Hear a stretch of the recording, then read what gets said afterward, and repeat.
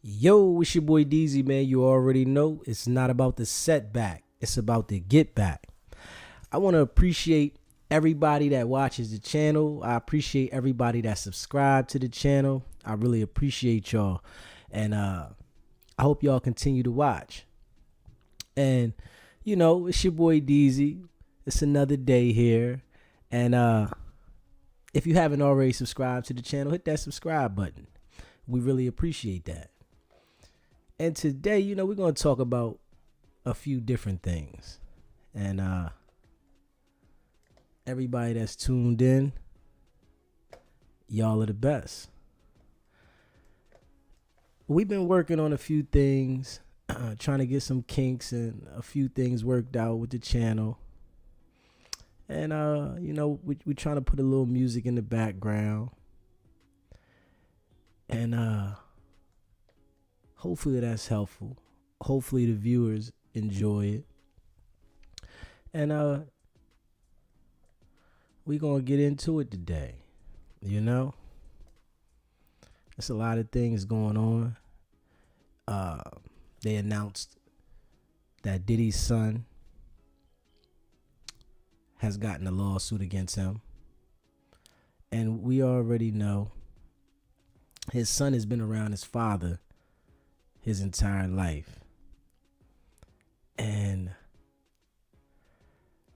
we can't say, or we can say, like father, like son. And in this situation, they made allegations against the son, just as they did Diddy. And I wonder what y'all think about it. Do y'all think his son did it? Because it was a woman that said, he was touching on her when she didn't want it.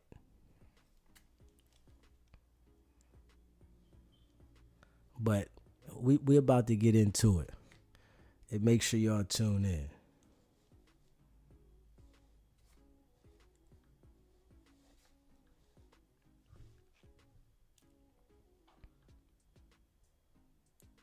We about to get into it. Where y'all at? What's going on? What y'all doing? Where y'all at?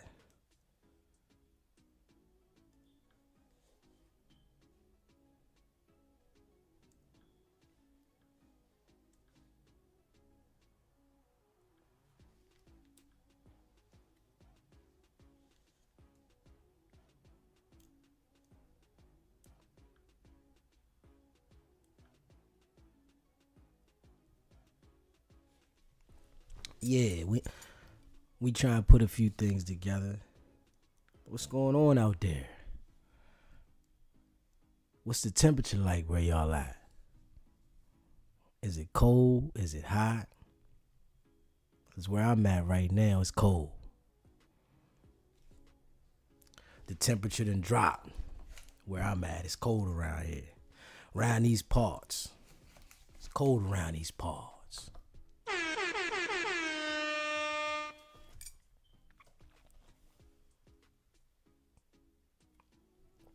Well, check out that SBGB TV mug. Yes, sir. Yes, sir. It's your boy Deezy. You already know.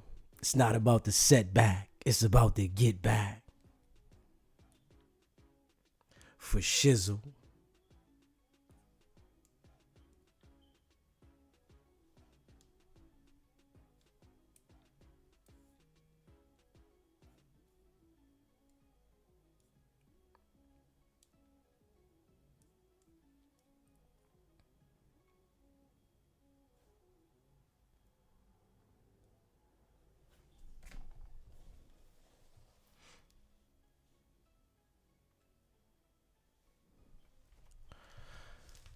As we try to get these few things right, just give me a quick second. We gonna get into it. We gonna get right into it. Trust me.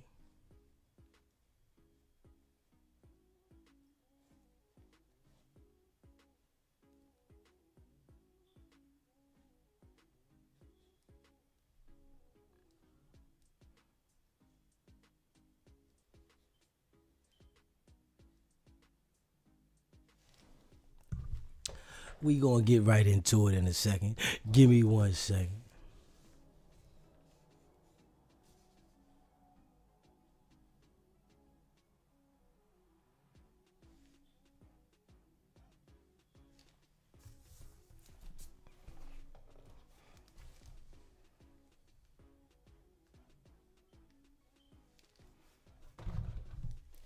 And you know,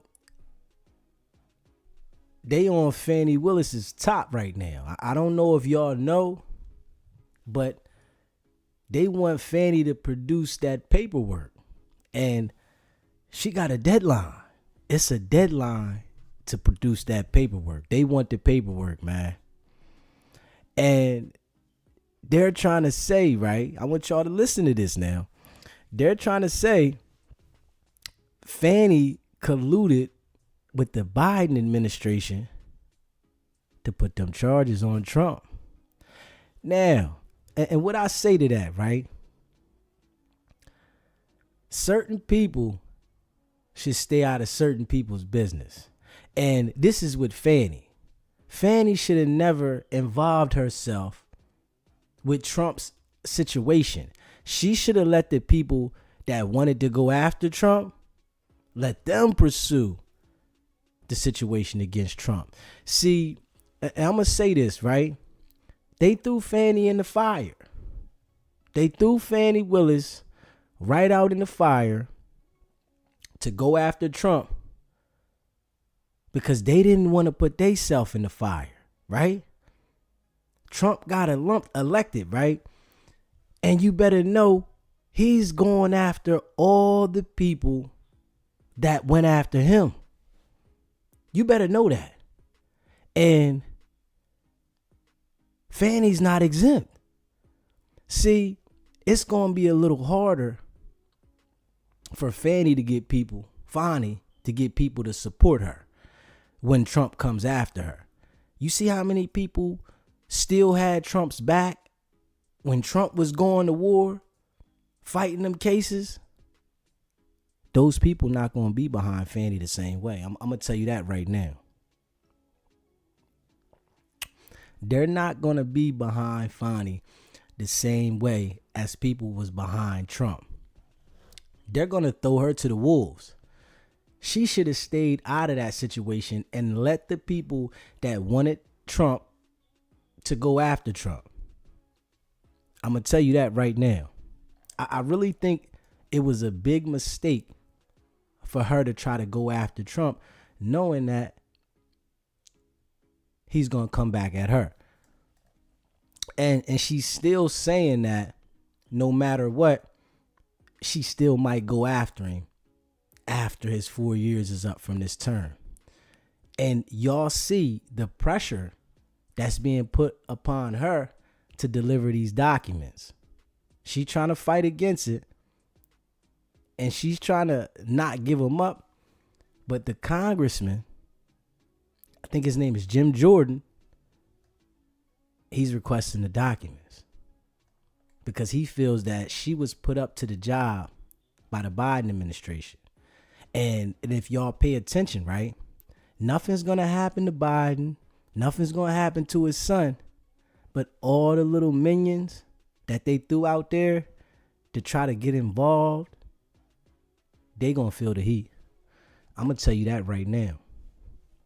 All those people that felt that they was going to jump out the window and try to make a name and a statement, they're going to be the ones that wish they didn't get involved. I'm going to tell y'all that right now. They are going to be the ones that wish they didn't get involved with that situation. It's a lot going on. It's a lot going on. It's a lot going on.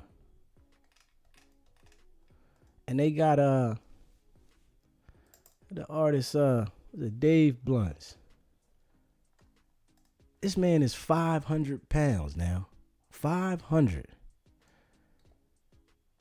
And I guess he don't think it's a problem that he was performing on the stage with an oxygen tank. Let's see here. I guess he feels that it's not a problem that he was on stage with an oxygen tank. He wanted to invite Snoop Dogg to his private parts. But it's because he had some concern for him. He had some concern that the brother was overweight. He needed to get himself together. But he don't want to hear that. You know, sometimes people don't want to hear the truth if they feel you disrespecting them. And sometimes the truth will come off disrespectful when you're not paying attention to the truth. It's the truth.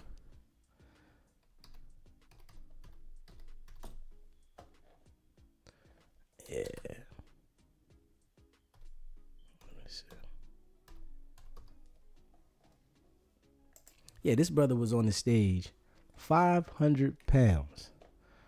500 pounds, man. And he got asthma. Let me see. The health is out of control. And he knows it. He knows it. The health is out of control, man. Anybody that gets this big and not try to get that health under control, you better know your heart is going to have a whole bunch going on around it. Your body got to pump all this extra weight that it really shouldn't have to.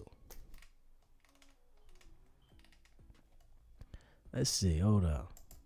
Hey, Chicago, do y'all have a problem with me sitting down on this stage? Yeah. Exactly. Get the fuck off my dick, Snoop Dogg.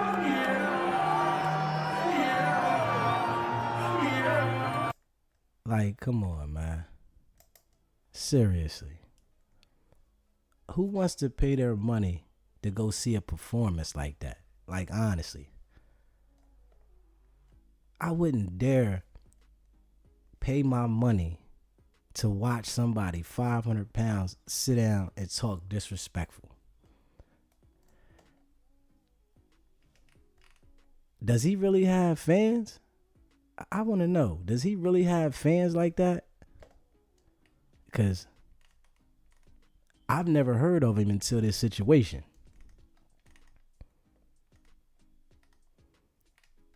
It's like you should be worried about your health before you trying to tell somebody to suck your wee-wee. Come on, man. You know, you try to give somebody constructive criticism and tell them about themselves. The first thing they do is think you disrespecting them. Then that's crazy. If you try to tell somebody, now listen, chat, somebody giving you advice about your health and the whole world sees it and you don't want to do nothing about it and you think he disrespecting you, it's something going on up there mentally. You know, a lot of people live in a delusional state about things that are really, should be really important to them because they think somebody is disrespecting them by telling them the truth. For real. He really thinks that Snoop Dogg disrespected him. But bro, you look horrible. You look disgusting. You look nasty. And I can't even believe they let him go out there and perform like that. Like, people really paid money for these tickets. They put their money up for these tickets to sit there and watch that? Come on, man. Like, seriously. And he been gone for a minute, but I just don't know him. Never heard of him until that time. Don't know none of his music. But I know I wouldn't pay to go see somebody 500 pounds sit on the couch and talk slick to me. for show. You know what I mean? I wouldn't dare do it. Yeah, let me see. Dude is 500 pounds, man. Dude is 500 pounds, man.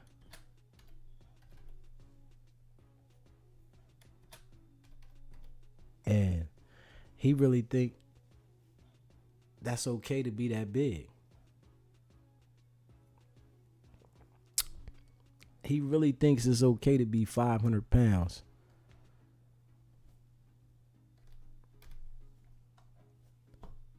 He's on his way out the door. I'm going to tell you that now. We all go and check, but he's on his way out the door with that. We all seen from Big Pun. It's going to take a toll on your health. And he's up there with an oxygen tank. Come on, man. Bro is literally up there with an oxygen tank.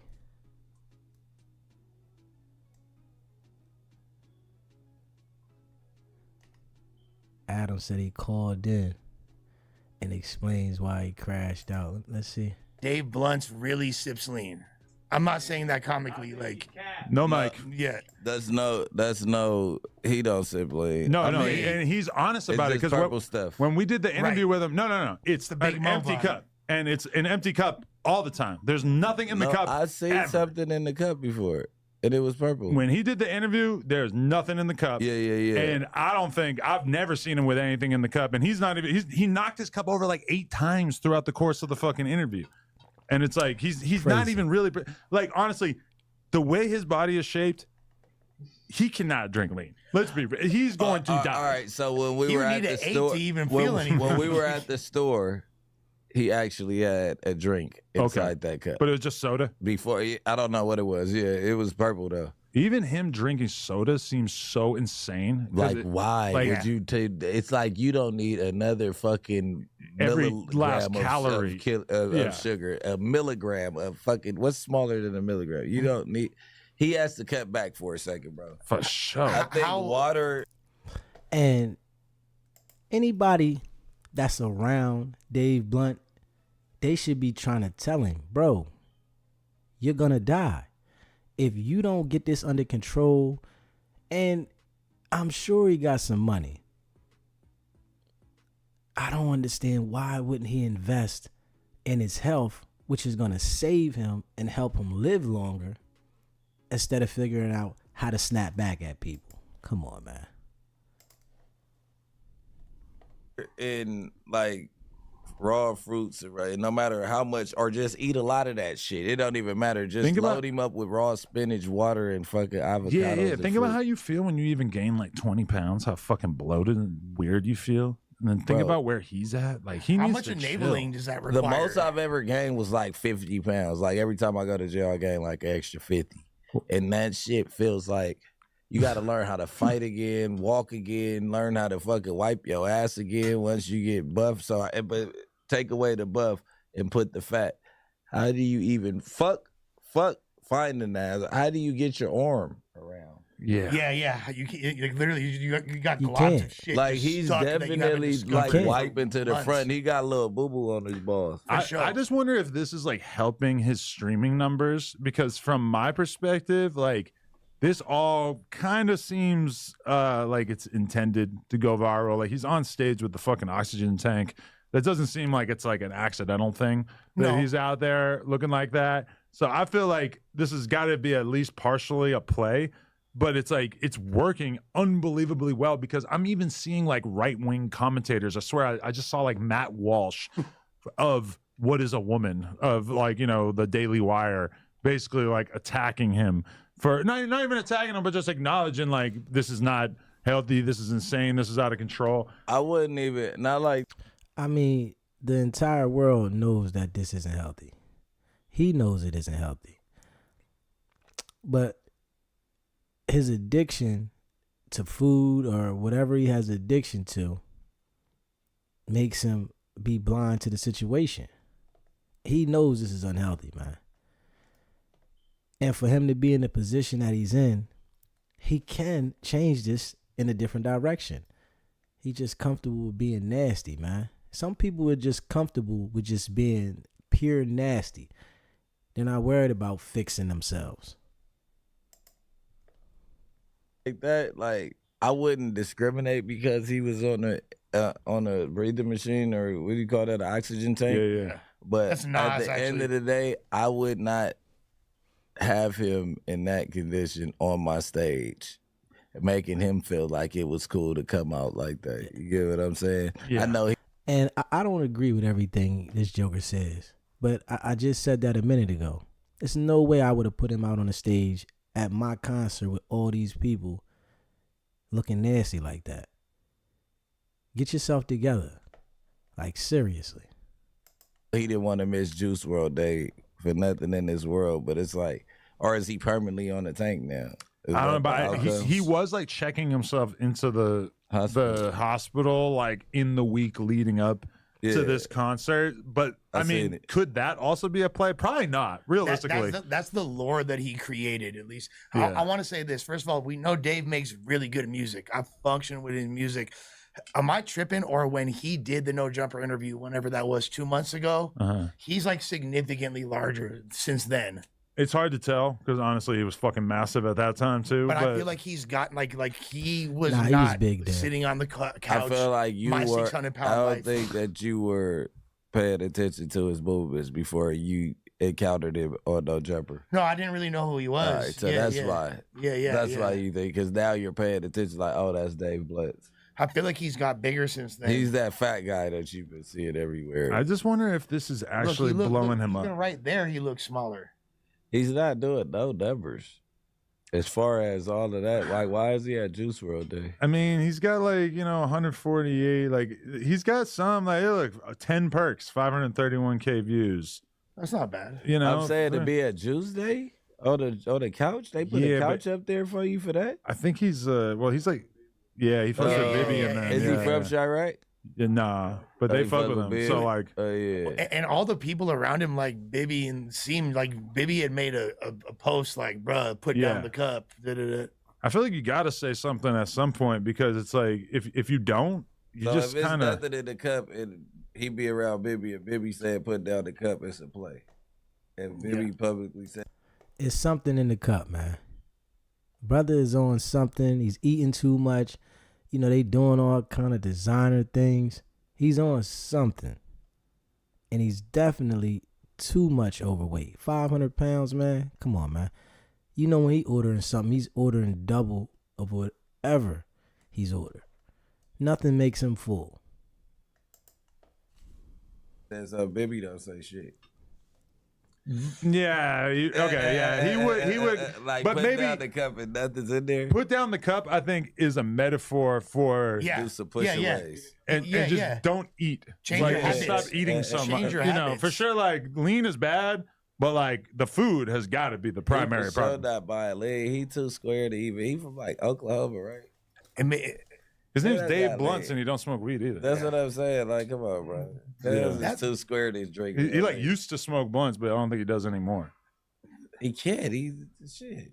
All of these drugs that are like not a big deal to us, I think are probably like a pretty big deal to someone who's in that kind of condition. And where is he from exactly? I'm already forgetting, but it's some from like some middle boring- America. Yeah. It ain't just no lean. Niggas don't just sip lean in them cities like that. Not really. Iowa. Not really. He's from Iowa. No, they sip purple. They are. He said he from Iowa. Yeah. Like, nigga. They said I'm gonna try to see what he called. Case we had, I got. Hold on, let's see. Hold on. Hey, look. I'm not gonna tell the world why I said that. I'm gonna tell you when we get off. Hold on. Let's see. I feed my family. I give opportunities Let's to see my what he's friends. saying. Right. You should, and we know. Look, Dave Blounts. Dave Blounts calls in the No Jumper, so we gonna hear what he say. Say what you want about him. Has an awesome personality. Great dude. Cool fucking guy. Maybe I could call him right now. Call Dave Blounts. Maybe I could call him. Let's see what we got going. Do I have his number? That's the question. Yeah, he about I to do call not have Dave it, but Blounts maybe right Remo now. will give it to me. Yo, Yo, Dave Blounts. Dave Blounts, what the fuck is going on? What's cracking, The fool? biggest capper. How's it going, man? Where you at? Did he just call me the biggest rapper? He did. Oh, 6-0. I'm not standing for that shit. What? Hey, look, I'm not gonna tell the world why I said that. I'm gonna tell you when we get off camera. This man's stupid. What's good? What you doing, nigga? Bro, I guess we are trying to decipher if there's any element of the hype train that you've been involved with over the last week or so that is a play, or is this all organic? Beefing with Snoop Dogg is organic. The oxygen tank, was that organic? I'm just trying to figure out from the horse's mouth where you're at with all this. Okay, I'm gonna assume that we're on camera, correct? We are, yeah, we're on stream, sorry. Okay, so I'm 100% gonna be honest. Yes, I am on oxygen currently. As you guys seen, I was in the hospital a few days before my Juice WRLD show, and they said, you're gonna need to be on oxygen, and you're gonna have to stay in the hospital. And I said, fuck no, there's no way I'm missing this. Is there any way that I can do the show? And they said, well, if you take oxygen with you, we can okay you to leave the hospital. Okay. And I'm like, all right, fuck it. Like, bro, I'm not going to stop nothing from achieving my dreams and achieving my goals. Uh-huh. You know what I'm saying? And as far as the Snoop Dogg... Hold up. He's about to kill himself because he doesn't want to take care of himself. And he's saying that I'm not going to let nothing stop me from reaching my goals. You're about to not reach your goals. You're about to cut your goals short, honestly. Shit. Yeah, I mean, that's real. You know, I had got on the first altercation we had, I got on the stage and he said, you know, put down the chips, put down the all that other shit. And I'm just like, my whole thing about that, why I didn't like that was because that was a very proud moment. You know, that was my first time performing, and I didn't do nothing to nobody. I didn't say anything to anybody. I just performed, achieved my goals, and that was a really proud moment for me. And so for me to get online the next day and to see people shame me for that, I don't necessarily feel like that's cool. And like that's in Snoop Dogg being who he is, it's like, why would you add on to it knowing you have a platform of 88 million followers? And we all love Uncle Snoop. Yeah, exactly. It's not just anybody. That's Snoop Dogg getting on your helmet. But exactly. And people were saying that he was trying to help me. And it's like, bro, I don't necessarily see that as you trying to help me. You trying to get some jokes off.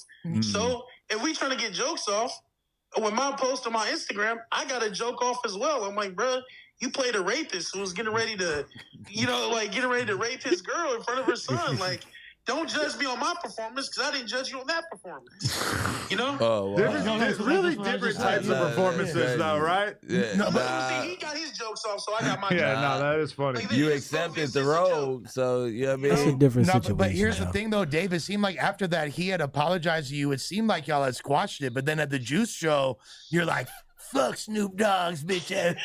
Yeah, well, I'm gonna explain that. So, so before the Juice WRLD show, like I'm backstage. We got like 20 minutes before I go on, and I'm nervous. I'm like, I can't do this. Fuck no. There's 20,000 people out there. I can't do this. No. And I'm just like, the only way I'm gonna do this is if I can get drunk. So, man, I downed a whole bottle of Jameson before I went on stage. 20 minutes? What? In 20 And- minutes? Mixing Jameson and oxygen is crazy. Crazy. Well, Yeah, the that's tank not a good version. combination. That could probably help you Crazy. drink it better. Like, I feel like that would, aid in a bed. Yeah, thank you for that, Lush. Yeah. Nah. But That's always so I wrong drink shit. the bottle of Jameson, right? And I'm on stage and I just did the cup and I'm looking around and I see all the people and they're like cheering and I'm like, I think back to that moment. I'm like, bro, why would anybody try to shame me for this? You know, I'm just this is my dream, bro. I'm just chasing my dream and accomplishing my goals. I'm not doing nothing to nobody. I'm not out here doing weird shit. You know, there's rappers with pedophile allegations. Like, I'm not doing none of that shit, but I'm getting treated worse than the pedophiles. Like, what the fuck? So, I mean, you definitely shouldn't get treated bad like that. But We're trying to keep some sense of monetization around here. No, that's fine. I'll but- play I'm with sorry, you. no, real talk though, DZ Beezy, like people want to see you win. Like you're super talented, bro. We want to see you win. We want to see you as healthy as possible, brother. That's all I gotta say, fool. Wait, yeah, no, okay. I feel that. Dave, I do feel you- that, and I understand that. Do you consider yourself an icon in the body positivity movement, or do you consider yourself just like a guy who's in an overweight body right now, but ultimately you are planning on emerging as a more fit person at some point in the future? I just see myself as a nigga living life, bro. I mean, I'm not trying to be a body positive person or any of that. I'm just somebody living life. I'm just making music just like every other artist out there. You know what I'm saying? So, like, when it comes to all those other things, like with my weight, like, I'm working behind the scenes on that shit. Okay. You know what I'm saying? We so appreciate that because we love you. Yeah, we love real. the music, and we're worried about when you say the bottle of Jameson. I'm like, oh my god, that sounds insane. You got to beef with Snoop Dogg if you want to like be the next Snoop Dogg.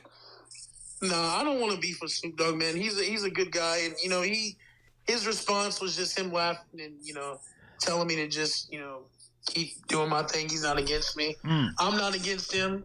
I'm just a nigga who got drunk and went on stage, man. A great response would have been like, you the reason I'm on this oxygen tank. I've been watching you smoke blunt after blunt since I was motherfucker, I can't breathe, trying to look up to you. Blame it on him. Yeah. Yo, Yeah. and okay, Dave, one last thing is that we have a friend named Yuri, and he is verbally abusive towards his girlfriend, and we were just wondering if you could kind of like ask him to chill out a little bit. Because Hey, man, he's a huge fan. Listen, man, I see nothing wrong with verbal abuse as long as it's not physical. You know what I'm saying? You can say whatever you want about a bitch, You but don't understand put me. your hands on her. Don't put your hands on it. That might be the realest advice that we could have possibly asked for right there. This is the wildest take ever, but I fuck with it. Damn. And Yeah, let's be you real. fucking with it. She kind of needs some straightening at times. You know, she might need to hear that message. But she need the right messaging, right? That's the problem. You see- You know what I'm you see how saying? the When baddie you rubbing tired my of back destruction while I and was you want some restructure, baby, come holler at you. Know what I'm saying? The real one. Wait, what happened with your back? You see, I said you seen how the baddie rubbing my back while I was performing? Oh yeah, she looked pretty good. Yeah, don't interview her, man. Don't do that shit. Oh, You the type of nigga to track her down and try to interview her. what are we gonna interview her about? Does she have negative things to say about you now? See, now you're looking for the interview. What Nah, type- I'm what- not trying to put you under the bus. What type of Jergens does Dave no, Blounts cool. like on his neck when he's Yeah, getting yeah. Just, give us like a 20-minute explanation of what fucking him was like. Hey, you hit that in the backstage? Tell the truth. Come on, man. Hey, listen. No, I did not, man. I'm very respectful. That's my And we got to be honest, man. I don't know if he's getting no coochie. girl. You know what I'm saying? Oh, that's your Come on, girl. disrespect her. Yeah, man. That's the love of my life, man.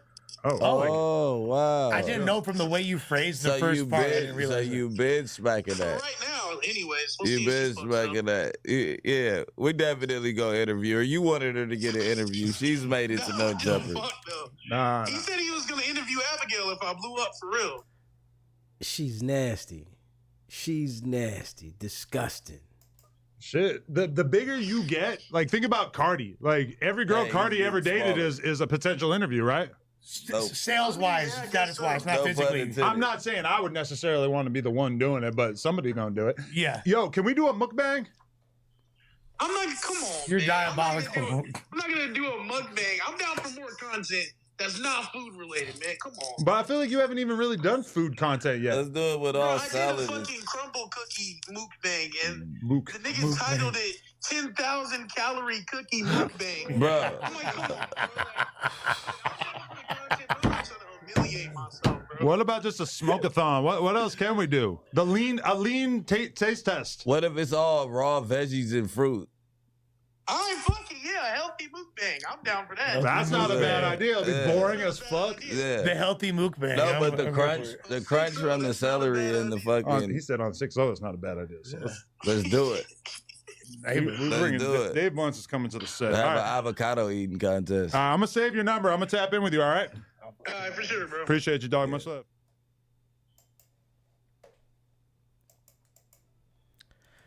Dave Blounts. No, he needs to get his stuff together. Totally out of control. 500 pounds, out of weight.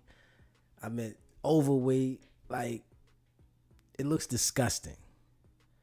And any woman that wants to put herself in that situation for some money, she's disgusting. Straight disgusting.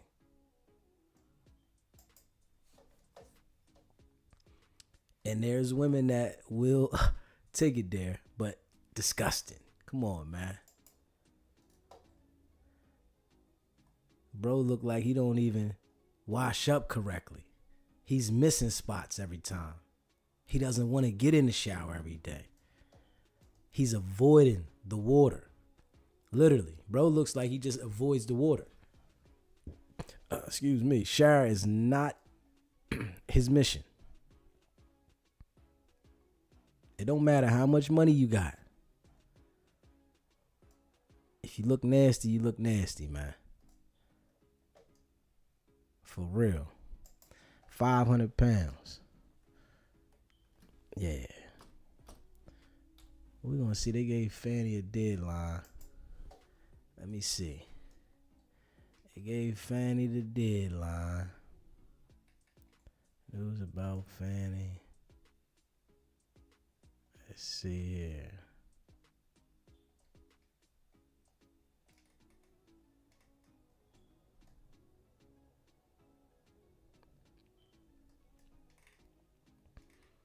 Let's see here. Hold up.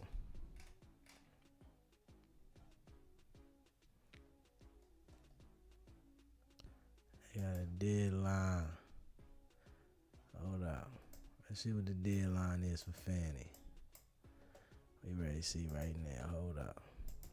We about to see what the deadline is for Fani right now. Congressman Jim Jordan has given Fulton County DA Fani Willis a deadline to turn over documents. It's part of an investigation into allegations that she colluded with the Biden administration while investigating President-elect Trump. Jordan has accused Willis of conspiring with the Justice Department, expressing concerns about the motivations behind her investigations of Trump's interference in Georgia's 2020 election. In turn, Willis has accused Jordan of violating the U.S. Constitution to try to interfere with her prosecution of Trump and his co-defendants.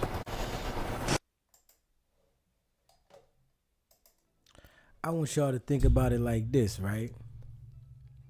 By her getting involved and going after Trump because somebody else instructed her, if it comes out that she colluded with the Biden administration to go after Trump and she loses her career all behind trying to help the Biden administration, she gonna feel like a straight clown. She's gonna feel dumb. To work this hard in your life to get somewhere, to be put in front of the people as a puppet for somebody else's job, you got to pay attention, man. And, you know, some of us don't know how to tell certain people no. Some of us think that those certain people, when they say something, it's golden. In a situation like this, she wanted to make that name for herself to say that she went after Trump. But I really think that it's going to get reversed on her. And that's my personal opinion. I think that they're going to reverse it on her. And she's going to wish that she never got involved with that. That's just my opinion. So, you got to be mindful of what situations you want to get into. I don't think that was something that she should have got involved with, being as though the circumstances of who it was. Somebody else was instructing that they go after Trump, and she did it. So in that situation, I think that she's going to really wish that she didn't do that she didn't put herself in that situation. That this is my opinion. This is what I think, and we shall see. Yeah. Because they want her to turn over those documents ASAP.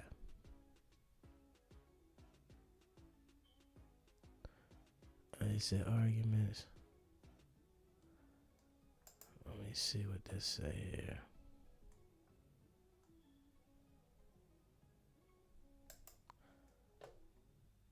Hold up. And you do have about 7 minutes left.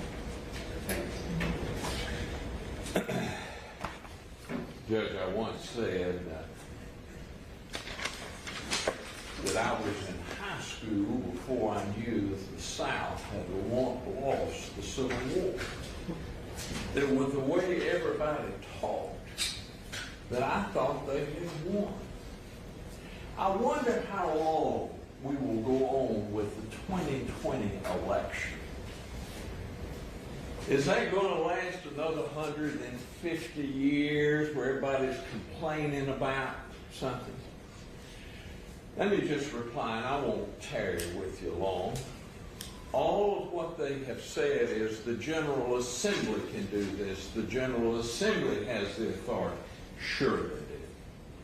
But it has to be the General Assembly and not just some one body of the General Assembly. Let's just use a little common sense. Does the General Assembly have the right to issue a subpoena by a proper resolution? They do. If it's signed by the government, it has to have the force and effect of law. You know, the first thing I do when I'm researching something, I go to the title. So you go to Title 45, which deals with subpoenas. And it says, in addition to the power conferred on the Attorney General, the Governor or the General Assembly is authorized to likewise make investigations, issue subpoenas. Not just the Senate or some committee of the Senate. Now, let me, you know, Mr. Belafonte, who's a good lawyer, his daddy was one of our oral surgeons in Cobb County. Good fellow. He was a Democrat, too. He slipped me a little contribution every once in a while. I don't know what happened to Josh. But in any regard, he's had a tough, what he's trying to say is, well, we can do anything. One body of the General Assembly can act on behalf of the General Assembly. That is not what the Constitution says. The Constitution says the General Assembly shall be composed of a Senate and the House of Representatives. It is not one body. And then he says, well, the Constitution says we can investigate. You can investigate till the cows come home. You just can't subpoena anybody. And there's a reason for that. There's a reason when we pass this statute. There's a reason that we didn't put in the Constitution. They shall investigate and shall have the right to subpoena or compulsory service. There was a reason. And you know what the reason was? Because from time to time, one body of the General Assembly could go crazy and could do something. And my brother says, well, all we're doing is just investigating the district attorney's office, all of the district attorneys, and how they hire special assistants. Let's look at what they said in the resolution. Whereas it has come to the attention of the Georgia Senate through public reports and court filing that Fani Willis, District Attorney of the Atlanta Judicial Circuit, which comprises Fulton County, has been accused of various forms of misconduct relating to the prosecutions of cases related to the 2020 presidential election. If that is, this is not saying let's go investigate how district attorneys operate so we know how to appropriate. This is singling out one person in one case, the 2020 presidential election, and one district attorney. It is not an investigation as to the general authority and the general appropriation and how in the Okmulgee circuit or in the Glenn circuit, how they're expending money. Singles out one person in one case. And as the Supreme Court said in Trump and Mazars, we would bleed blind not to see what all others see. This is nothing but seeking to embarrass a district attorney, one district attorney, not all of them, one district attorney. And it is nothing but to determine what the case was against Donald Trump. Now, I'll leave it to another judge or another court to say where he can be prosecuted under a state statute or under a state law while he's president. People of the United States, in their wisdom, has decided to elect him as president. But that does not mean that they should be allowed a vendetta against one district attorney to embarrass her when she's already been embarrassed. Mr. Belafonte?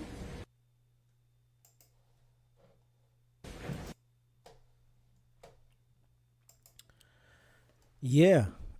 Fani stepped in to that field with them people when she should have been doing what she was doing in Fulton County. She wanted to worry about Trump. And now Trump got the minions on her. You better know they want to know, what was the case that you had against Trump? They want to know. They want to see. They want her to reveal all the documents. And she fighting back.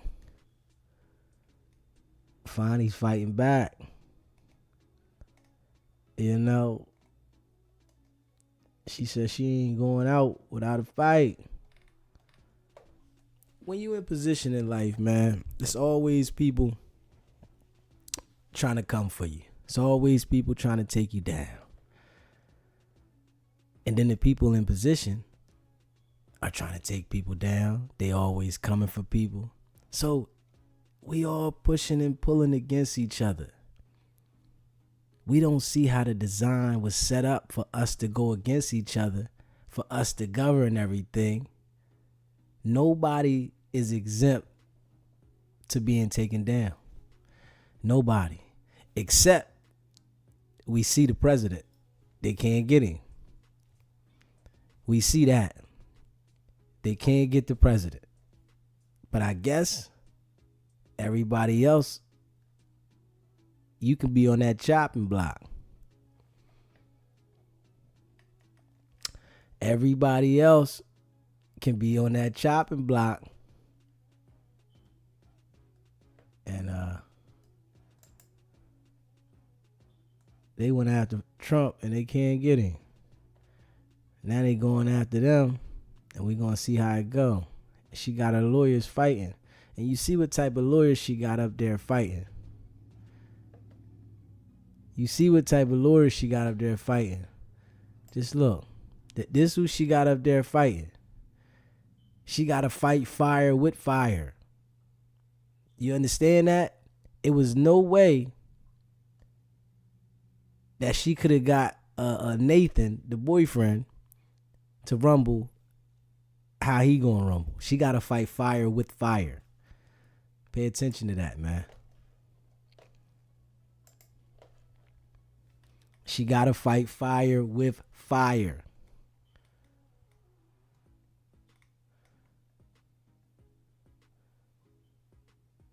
It got crazy. Yeah, it got crazy, man. Let's see what Tank was talking about on the Breakfast Club, man. Let's see what Tank talking about on the Breakfast Club. Tank, Breakfast Club. Let's see what Tank was talking about on that Breakfast Club interview. Hold up.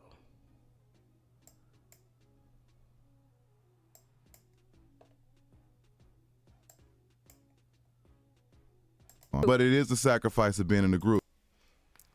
Yeah, let me get this other one.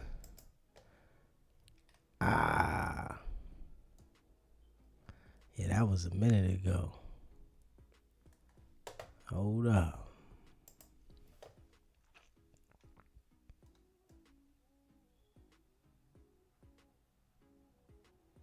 This here.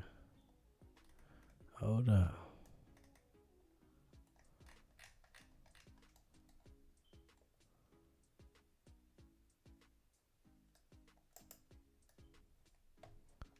Let's see. Hold up. Outshot, and this is what he had to say. These want to play with me? Yo, you with the wrong person. I'm going live in 30 minutes, and I'm naming all the names that me over out here. I'm out of the Ray country, J. and this production and everybody around me is going to pay the price.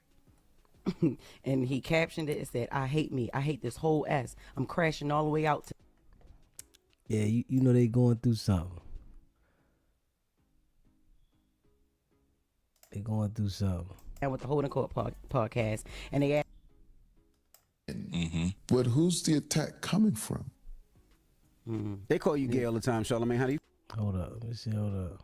Wait, moving on. Tank, when it comes to black men. About black men and the homosexual conversation, it is a mess. The phobia as it relates to black men is the elephant in the room. And no one will actually articulate their devastation. You have to think, like, for a black man, the worst thing to be called is gay. Is gay. You see it. You see it everywhere. Yeah, for sure. There's an attack on. There's an agenda. Strong black men. But who's the attack coming from?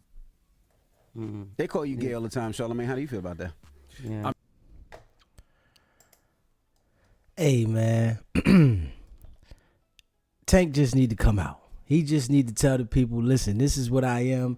He done beat around the bush so many times, and he's trying to justify why certain things is, why he acts a certain way, and he wants to look gorgeous and all that. He just need to come on out. You need to tell the people, listen, this is what it is. And I never heard him directly come out and say it, but he hinted all around it, you know. Then he got on there. Hold on. This is what he said on this bar. Hold up. Let me see. Hold up. Those conclusions that I've come to. You know, I always kind of have this thing where it's like, I desire to be attractive, and not overly trying to be, but I pray that I'm attractive. And being careful what you ask for. Being attractive doesn't have limitations. Exactly. Yeah. I agree with him as an attractive man, but that still sounded gay. That's a lie. Yeah. That sounded sweet. And I think the whole world knows Tank is sweet, man. And that's his preference. But, you know, you got to stand by your preference, man. If that's what you want to be, that's what you want to be. It's okay now. The people are just coming out left and right. It's okay. If that's you, just be you. That's all.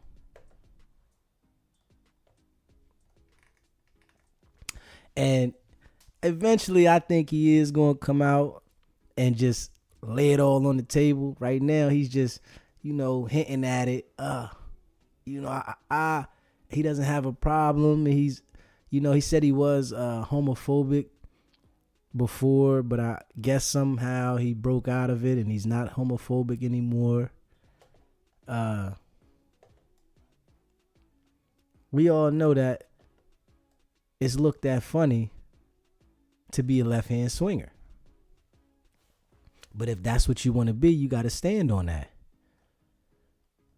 You got to stand on that, man. And, you know, Tank don't want to stand all the way on it yet.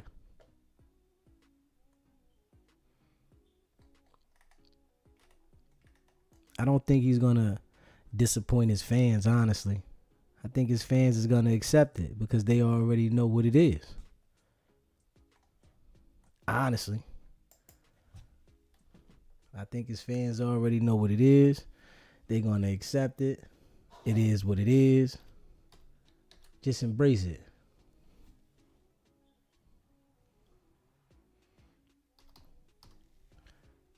Yeah, you just gotta embrace it. Straight up.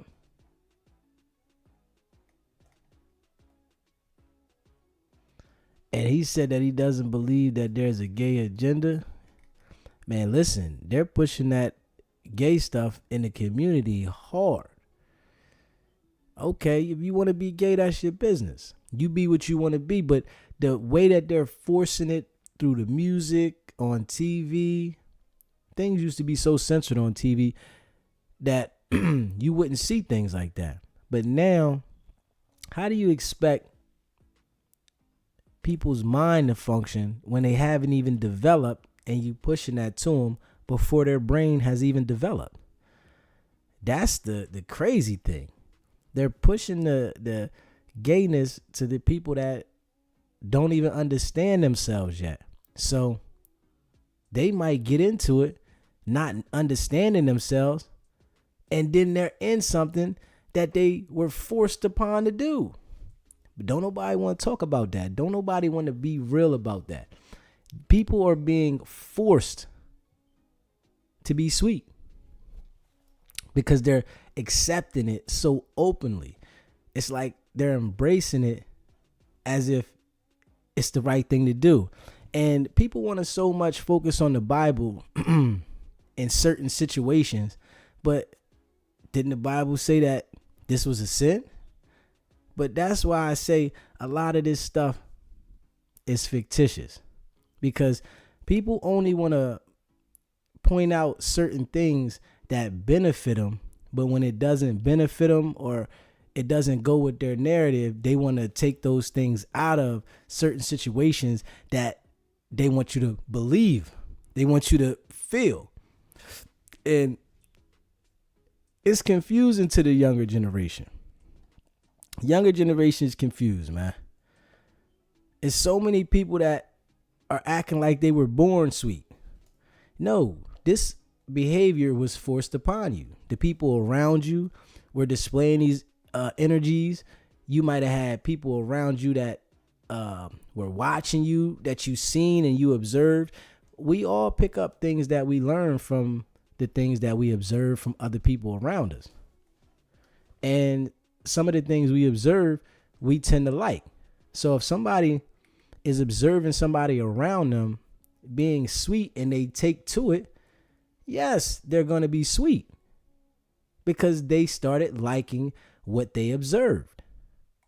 You're not just born that way. And that's in my eyes. I don't think you're just born that way. I think that when you see this type of behavior, and if that's all you see, you're going to start liking it. And I think things in life that are put in front of you when you're young, you don't really know what to stay away from. So if everybody around you in the household is acting sweet, you're going to end up acting just like the whole household. A little boy in the house with a whole bunch of girls, he sees all the girls in the house doing makeup, and that's all he sees. He's going to start playing with the makeup. And it's just real. He sees everybody running around the house in heels. He's going to start wearing heels.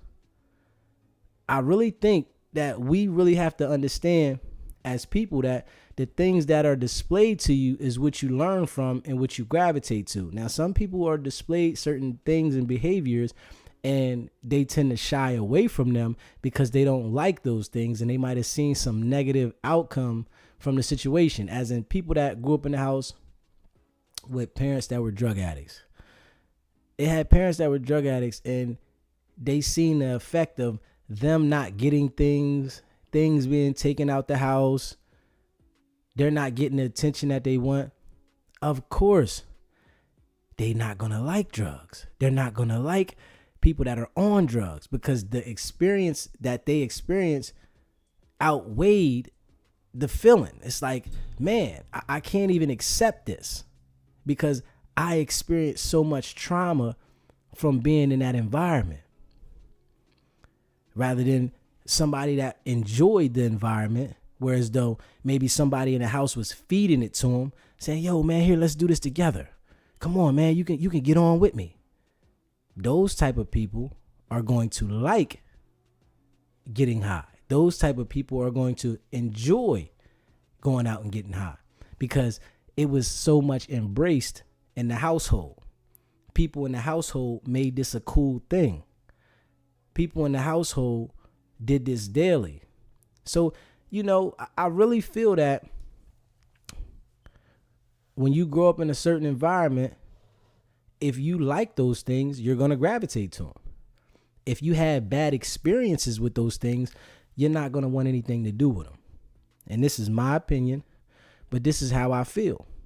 So I don't think anybody's born that way. And that's just my opinion. Everything that we tend to learn in life is because of the things we see that was put in front of us or somebody taught us it. We don't just wake up and say, I know how to do this. If these things were never displayed to you, you would never have the idea to think these things were okay. Being in the streets, people that are in the streets heavy, it's because you grew up around people in the streets and you felt that they had some type of success from being in the streets. So it'll make you go out in the streets and think that you can have some form of success from being in the streets. But you're not looking at what can happen if things don't go right. You're just looking at the successful part that you've seen from people, and you're not weighing in that it's a big downstroke from the streets. So when you see the success from people, you want to say, maybe I can do it. Maybe I can do it a little better. Maybe if I do it this way, I can. Oh, and you might look at how someone got locked up, a situation that they got in, and say, maybe if I don't do this, I can get through this. But you're solely weighing on the successful part of the situation, and you're not weighing on the downstroke. This is the thing that people don't pay attention to. You seen all the good and the glitter from the situation, but you're not paying attention to the outcome that really comes out of this situation. And people get themselves involved in these situations because of what they see. We have to understand that. You don't get involved with something just out of the blue. It's something that you observed that made you want to get involved with it. And that's what I feel about the guys that are sweet. They observed situations around them, people around them, and they gravitated to that. Some people might feel like they're a little weird. They feel that they're weird, so they gravitate to these type of people because they feel that they comfort them, because they feel like they can be themselves. And everything in life that we learn, we're taught. If it's from somebody around you, if it's from somebody that you've seen on TV, if it's from somebody that you heard on the radio, you learn from what you observe and what you encounter. You don't just wake up that way. And you know, that's my opinion on that, and I stand on that. When people say, oh, they was born like that. Nah, they wasn't born like that. You weren't born a thief. It's people that go out here and steal every single day for a living. They steal because they're trying to get high. They steal because they're trying to do whatever they're trying to do every single day, right? That doesn't mean they was born a thief. That means that they seen something that they liked, they gravitated to, and they got addicted to it. Because anything in life that you like, you will get addicted to. Anything that you like in life, you will get addicted to. That's how we are addicted to things, from the things we like. We want to do it over and over and over again because you like it. Some things are easier to break the addiction than others, and some things will keep you trapped longer than others. It's a part of life. And that's real. Yeah. And that's real, man. And what I say to that is, you are what you surround yourself around. The type of people you surround yourself around, that is what you're going to become. It's some people that might indulge in some of the things that they're that people do that they're around, but they don't really like it, so they get away from it. They might indulge in it a little while, and I don't really like this, but they're trying to fit in with the crowd, so they do certain things. And some people do those type of things trying to fit in with the crowd and get trapped in situations and get totally grabbed in situations, and then they start to doing things that take them down. And this happens all the time. For sure. Yeah, this happens all the time, man. Yeah. And they on Diddy's son. We gonna jump on to Diddy's son. They got a lawsuit on Diddy's son. And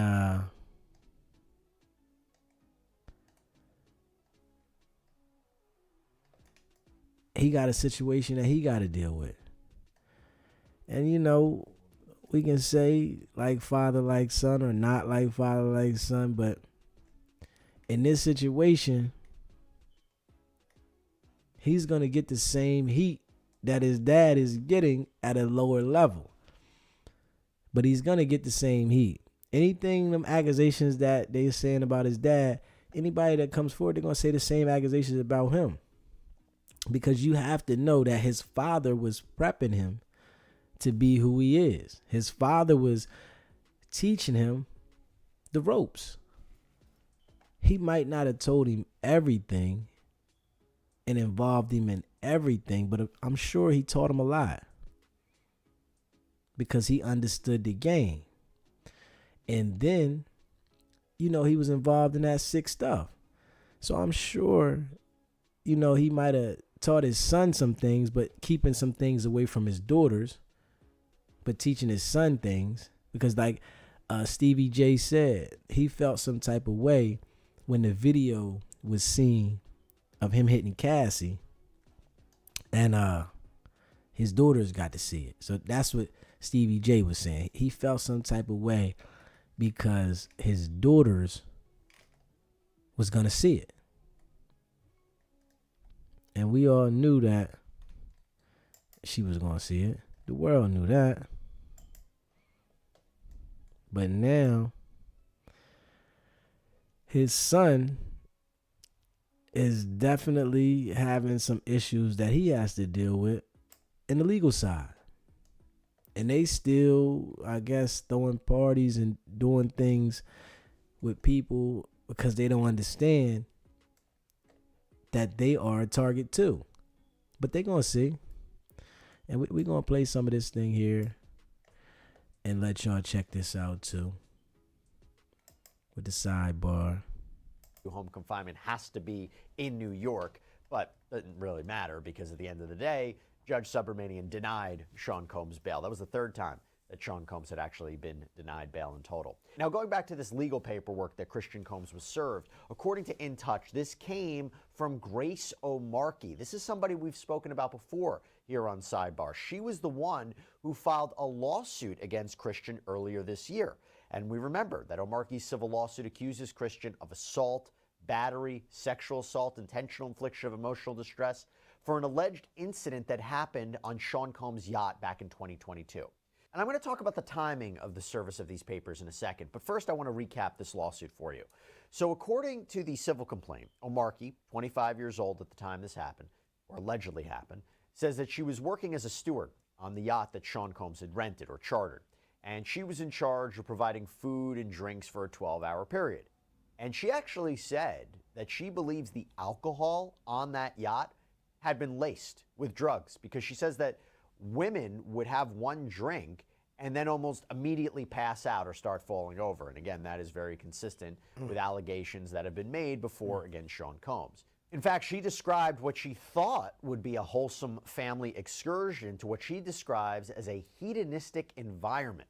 Now, going back to Christian Combs, O'Markey says that Christian, he'd been staying at a villa on the shore, but then he would come onto the yacht in the evenings to party and have a good time. And now we focus on December 28th, 2022. She says that Christian reportedly arrives on that yacht very intoxicated and then pressures her to take shots of tequila. She says that she did, that Christian allegedly tried to get her to drink more, and she tried to get her to drink more in the yacht's makeshift recording studio. And that's important, and I'll explain why in a second. The complaint reads, at this point, defendant C. Combs violently grabbed plaintiff's arm and began hurting her. He pulled plaintiff to the seat beside him and prevented her from getting up. And she says from there, she claims from there, that Christian allegedly kisses her neck and face as he gropes her legs, her breasts, her private areas. And according to her, she reportedly tells Christian, quote, excuse me, you don't touch my legs like that. I'll move my legs where I want to. If I want to do this, then I will. You don't touch my legs like that. Now, remember where I said this was happening, this recording studio?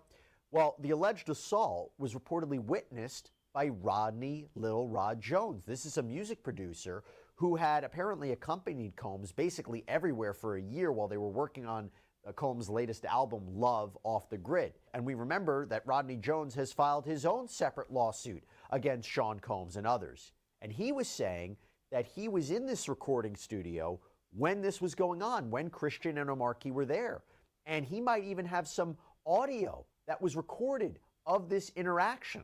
And as I said at the time when we first broke down this lawsuit, that is key evidence if they really have that.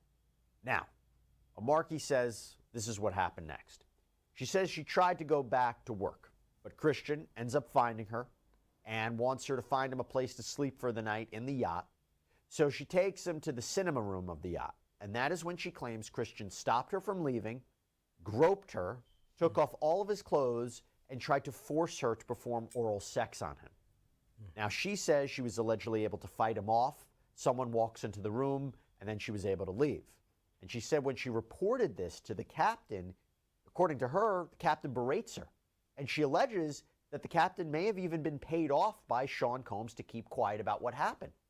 And I will tell you what's really interesting about this complaint, embedded in the complaint are photographs that purport to be Omarky's arms with bruises on them. And that is really interesting. You don't usually see that in a complaint like this. Now, she's not only suing Christian Combs, like I mentioned before, for all those different causes of action, but she is also suing Sean Combs, too. You see, Sean Combs is named as a defendant because she accuses him of aiding and abetting Christian's behavior, as well as having premises liability because he was the leaseholder of the yacht. Premises liability means that you have a duty to keep people on your property safe from injuries, so she's seeking unspecified damages in this suit against both of them. Hey, so I want to quickly thank Upside for sponsoring this episode of Sidebar. They help us to... Now, listen to that. Anybody that you bring to your house, it's your duty to make sure that they're safe. You hear me? Anybody that you bring to your house, it's your duty to make sure they're safe. If something happens to them, even if you didn't do something to them, they can sue you. Because it's your property.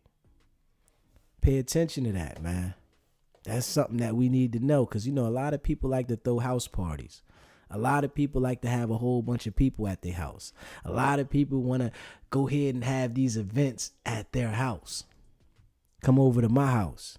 Well, if something happens to somebody at your house, you better understand that you're liable. That's the game. They make all these laws and rules about when people interact to keep the structure, so the structure doesn't get out of control between humans. And a lot of times it gets out of control when people feel like they have a certain level of control over people. This is what happens in Diddy's situation, man. Diddy really felt like he had a total different level of power when you really don't. Just because you got some money, you got the ability to travel and do what you want to do and buy what you want, you don't have control over other people. That's why they are designing more and more laws to crack heads. And people think because they got the money, and you know, the money makes people that don't have money jump. And we all know this. When you got money, people gonna jump. They're gonna do things for you. Especially the rich people. Girls that'll say, I never do, I won't do, they will go to these parties and do all kinds of crazy things. But then later, when they come to their senses and they understand that they can flip on you, this is the things that happen. And then at some of these parties, some of these guys, they influence the girls to do more than the girls want to do. That too. It happens both ways. And then after, when they want to come sue you, they're going to sue you. You are responsible and liable. And with this situation with his son, the girl had pictures. She took pictures of the bruises. And you already know what that is. That's evidence. That's evidence, man. And in that situation, it got messy. I want to see what he say. Let me see. Hold on.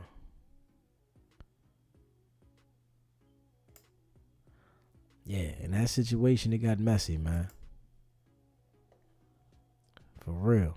Padilla, friend of the show. He's represented some very high-profile defendants in high-profile cases. Good to see you once again. So I don't think we've had a chance to talk about this lawsuit. And now that the news is reporting that Christian has been served with papers here, why is that significant?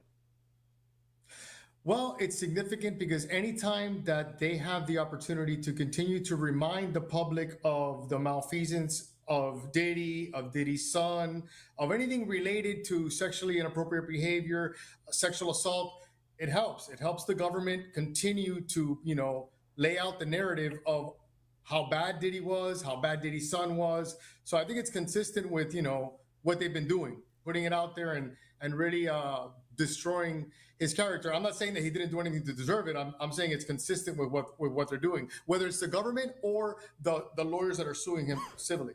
Sure. I think I meant more in terms of the service of the papers. Serving of the papers, that's a requirement in a litigation, right? So now this is a real Yes. moment where he has to respond. This is not just a filing. This is the next step once he's actually served papers. And he's served, by the way, as I mentioned, at his father's Miami mansion. That's what's being reported.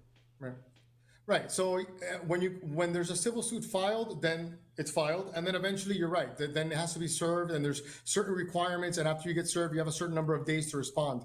I can't remember the last time that a defendant being served even made the news, which goes to show the type of case that this is. It's not newsworthy that he got served, but this is the only case that I've seen that. But this case continues to come back, and it seems like if the public isn't getting tired of it.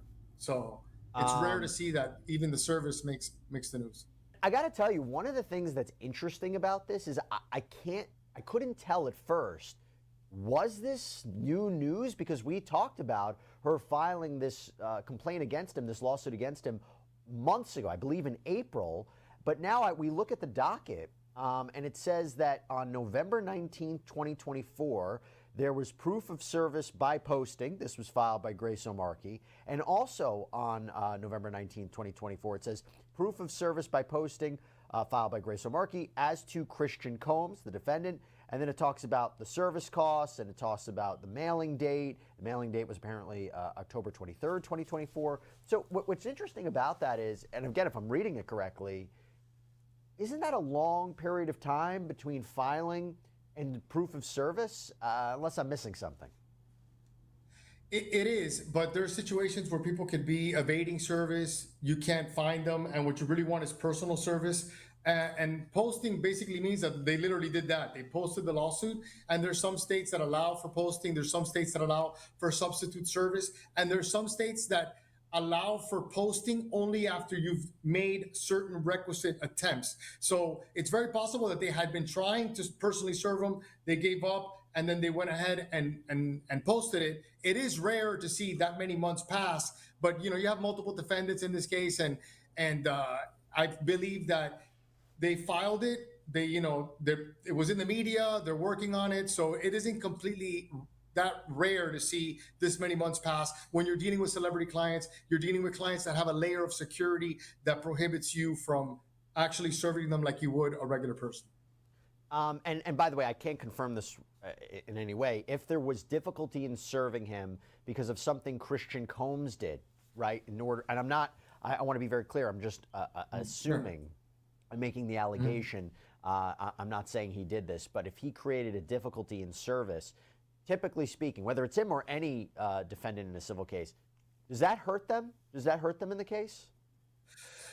Well, I mean, hurt them in the sense that, yeah, I mean, anytime that it looks like you're evading service, it hurts the how the public views you, because it feels like if you're not facing up to the lawsuit, and in the eyes of the judge, they could look and be like, this guy's in the affidavit for the process server, it will detail the attempts to serve and what occurred. So if you have someone that's fighting with the process server, not opening the door, which is situations that I've had in my career, yeah, that goes in an affidavit. And when the judge reads it, the judge already knows that you're not acting professionally, you're not dealing with things the way that you should. So yeah, it could hurt, but it shouldn't affect a judge's decision in the case. But as we all know, anything can affect the way a judge views you.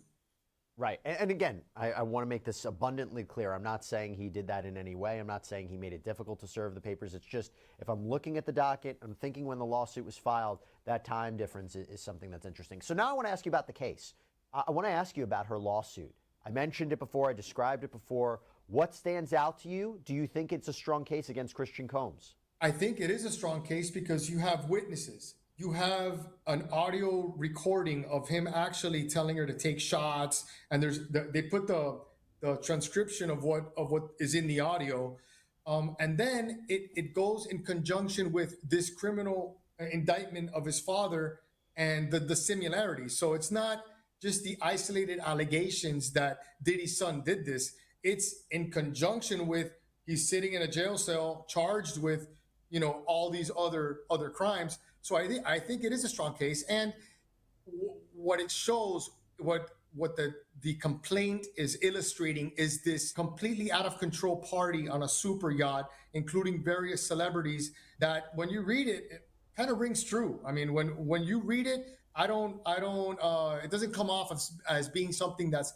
completely unbelievable. You have to take into consideration that someone like Diddy, that's been living this type of lifestyle for a long time, and then you have his 25-year-old son that maybe just acting like a 25-year-old, but a 25-year-old that's had no control in his life, that doesn't know what boundaries are, or what the appropriate parameters between a man and a woman are. Because when you read it, the way it describes he was acting is completely inappropriate, and there's going to be a lot of witnesses, people that worked on that yacht. That we're talking about. I don't know how many 20, 30 crew members.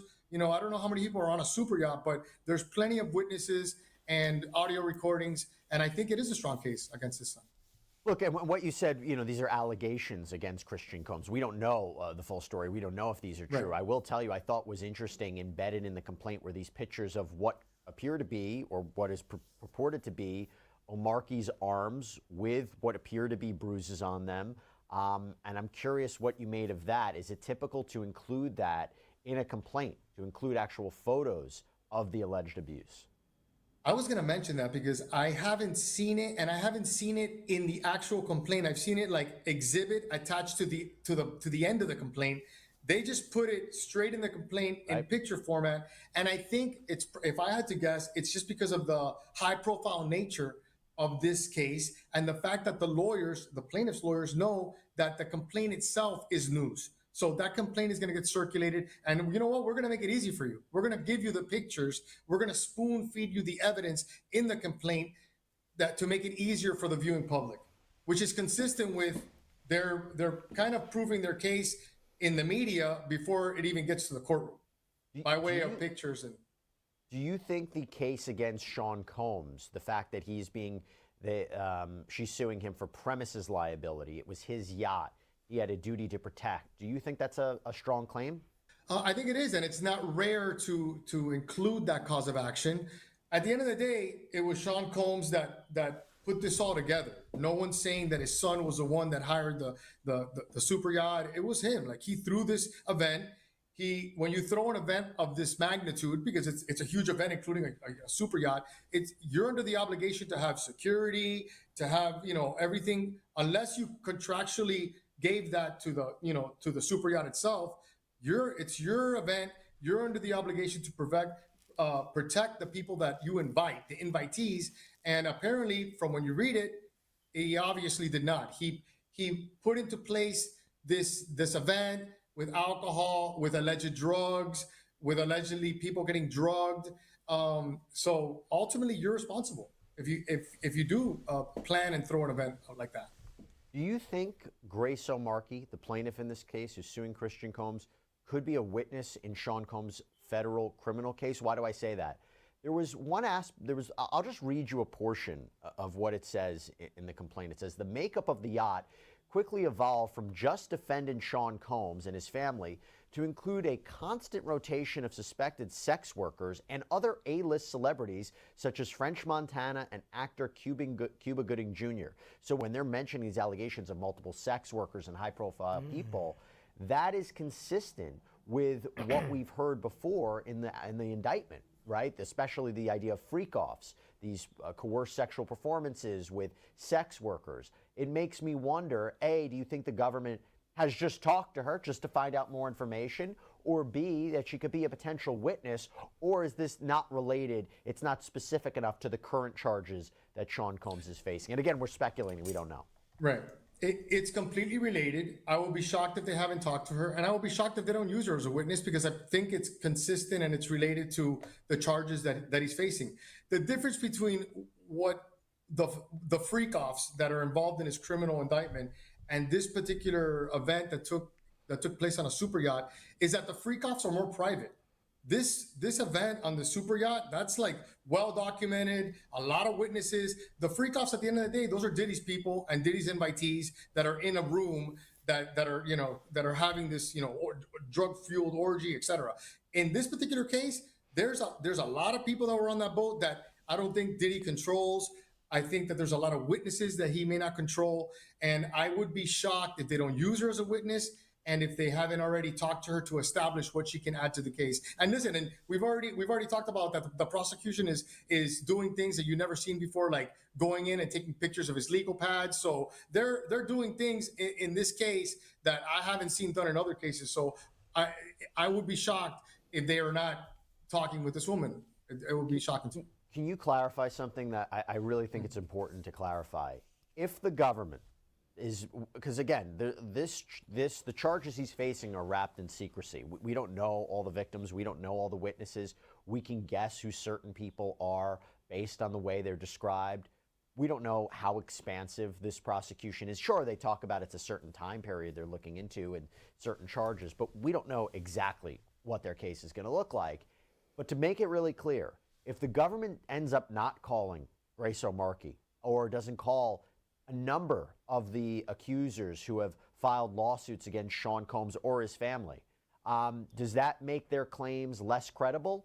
Or are we saying, look, that's a criminal case, these are civil cases, they're different? But again, there is an overlap, and there's people out there who would expect that all of the accusers who have filed a lawsuit against Sean Combs, that they are going to play a role in the criminal case. But I wonder if you would be saying, don't look at it that way. That would be a mistake to look at it that way. I think it would be a mistake to look at it that way, because even though I don't want to quote the rules of federal civil procedure, but I believe that type of attack on a plaintiff, you weren't called as a witness in the federal case against Sean Combs. Isn't that true? I don't think that would survive an objection. I think that may be objectionable and not really probative. It's more prejudicial. Not even from a legal point of view, but from a PR point of view, of us looking at these lawsuits, I guess you would say, doesn't take away from the credibility or doesn't take away from the weight of their accusations, because a criminal case is different, right? Yes, it is different, and I don't see people out there in the public realm saying, you know what, you didn't testify in the criminal case, so you don't really have a case against you. They're going to focus on the evidence, the audio recording, the pictures, the other witnesses that are going to bolster her story of what occurred. By the way, what role? Again, we have no idea, but right now Sean Combs is the only one charged in that criminal indictment. That could change. They're presenting evidence to a grand jury right now, the prosecutors in New York. Maybe they're going to file new charges against him. Maybe they're going to amend charges. Maybe they'll add additional defendants. The reason I ask is Christian is being accused of sexual assault. What role do you think he plays in his father's trial? As a witness, potential, co-defendant. He hasn't been accused of committing a crime. Well, I mean, this is essentially an accusation of a crime, but in terms of an actual criminal case, he hasn't been charged with a crime. I mean, the closest that we saw is when he and his brother were put in handcuffs during the raids. And I think initially when people saw that, they said, oh, they must be getting arrested, but they were just detained as part of the raids. But what role do you think it's possible Christian Combs could play in his father's criminal case? The government loves superseding indictments. The government loves indicting your relatives. Why? Nothing is worse. Right now, Diddy's sitting in a jail cell. What could be worse? The thought of your son also sitting in a jail cell. So if they can prove it and they have him committing crimes and they can involve him in a superseding indictment, I don't see why they wouldn't. They do it all the time in narco cases and in other cases that I've worked on. And it seems to me like Diddy wasn't or never created these broad defined lines between his children and the alleged illegal acts that he was committing. So it's completely possible that they could get wrapped up in a superseding indictment. Look, the last time we heard about the family, it was the idea that while he's in the MDC, the Metropolitan Detention Center, he was recruiting his family to post messages about his birthday, that they said that the allegation was from the prosecution. That was a way for him to tamper with a future jury. There was allegations that he was engaging in three-way phone calls. He was trying to have family members or people reach out to people on the outside. So we'll see where this goes. I just thought this was an interesting kind of update in the Christian Combs legal saga that he's facing now, the legal case that he's facing. But listen, Mauricio, really appreciate you taking the time. Thanks so much for coming on. Mauricio Padilla, thank you. Thank you so much. Yeah, man. Diddy's son got a lawsuit filed against him, and they gonna come down on him too. We already know when the feds come, they want to snatch everybody. They want to make sure that they can scare you when they start grabbing your family members up. But his son got a lawsuit, so maybe allegedly he was involved with some things too. At 25, I know him having a dad in position, and then you make a strong song, but nobody's paying attention to your music now. It's crazy.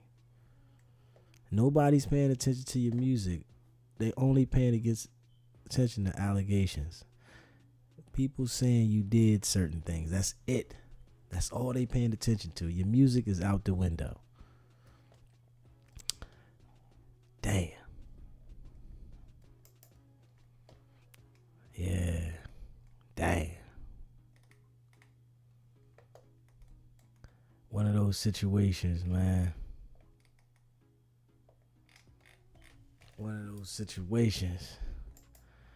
Let me see. Let me see something here. Yeah, let me see something. Hold up.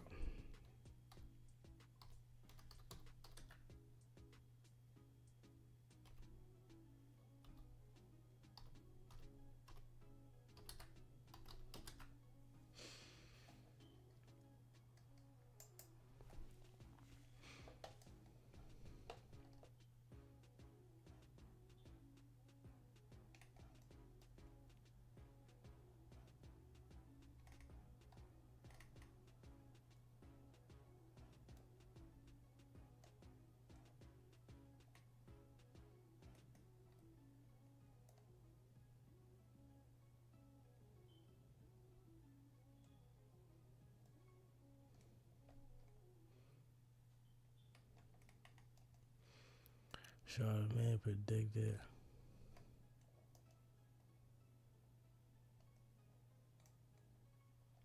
Let me see.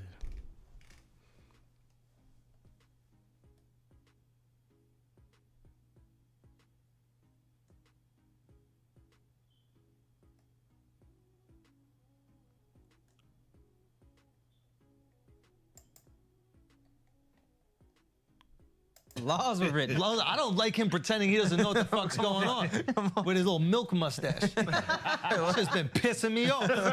Okay? Was it on there? Now listen, guys, we gotta take this seriously. Listen, rappers are telling comedians we need to be more respectful to women, so we gotta sit back and reflect. Yeah.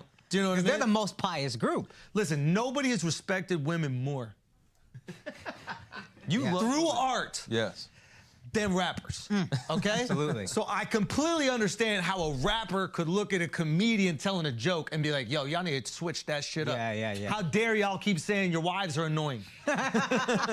Be more like us and, bitches ain't nothing but hoes and tricks. I beat my bitch with a stick. What? You can lick on the nuts or suck the dick. I beat my bitch with a stick. What? Did you just think of that? That's a real lyric. Oh, wow. Yeah, that's a real lyric from music that protects women. And for decades protects what. And listen, right now the guy on top, Kung Fu Kenny, he is the guy on top. He is making sure that comedians, he put a law in. Yeah. He put a law in place. All right, let's see the exact line, okay? Don't let no white comedian talk about no black woman. That's law. Now, technically speaking, if we're going off of grammatic English, okay, he's saying, I can talk about black women, and that is law. Don't let no white comedian talk about no black women. So he's basically saying all white comedians are only allowed to talk about black women exclusively. That's what I'm talking about, Kendrick. That's what I'm talking about. It's a law. Finally, he understands It's a law. Now I understand why he's doing a comedy with the South Park creators. That makes because sense. he appreciates white comedians that make fun of black people. There you go. And they've done that brilliantly for decades. Yeah, that's true. And he would never want to, break one of his own laws. No, that's true. I mean, didn't they have a character called Token on the South Park show? Yeah, they do. Which I'm sure Kendrick is a big fan of. That's true. He must be a big fan if true. he's going to do a comedy with them. I mean, we can look that up. Apparently, he has a comedy coming out. Yep. Yeah, that's fact. But Al, you're getting groomed right now. We need to ungroom you. Yeah, you are. We need to ungroom you right now. Let's see. Okay? I mean that, listen, because he sent people, he said, slide on. What he said, slide on, where's the line? He goes, let me get it. I'm so old I had to squint my eyes. And that was not a racist joke. Okay, the N-words that being groomed, slide on both of them. Whoa, that seems like a call to violence. It does. Why would he call to, if he's about protecting black people, why would the call to violence be towards the black dudes, not the white guy making the joke? Well, you gotta understand. What? Well, no. You gotta understand. Because I snitch. I cooperate. I tell. Litigation. Okay? You gonna squabble up in a jail cell. Here's what you gotta understand about Kendrick. It's very important to him to protect black women. That's why he's never done a song with an abuser confirmed. He's never done a song with anybody that's suspected of abuse. He's never threatened to remove his music from Spotify because they removed R. Kelly's music, who for sure fucked and held captive underage black women. Hold on. This is all very important to Kendrick. Wait, just let me understand what's going on here, because I think that you're using sarcasm as a comedic device. It is a comedic device. But you're so fucking smart right now that I don't know if you're serious. They're both, all of them are using sarcasm. And the guy on the couch is just sitting there. I guess he want to be a part of the crew.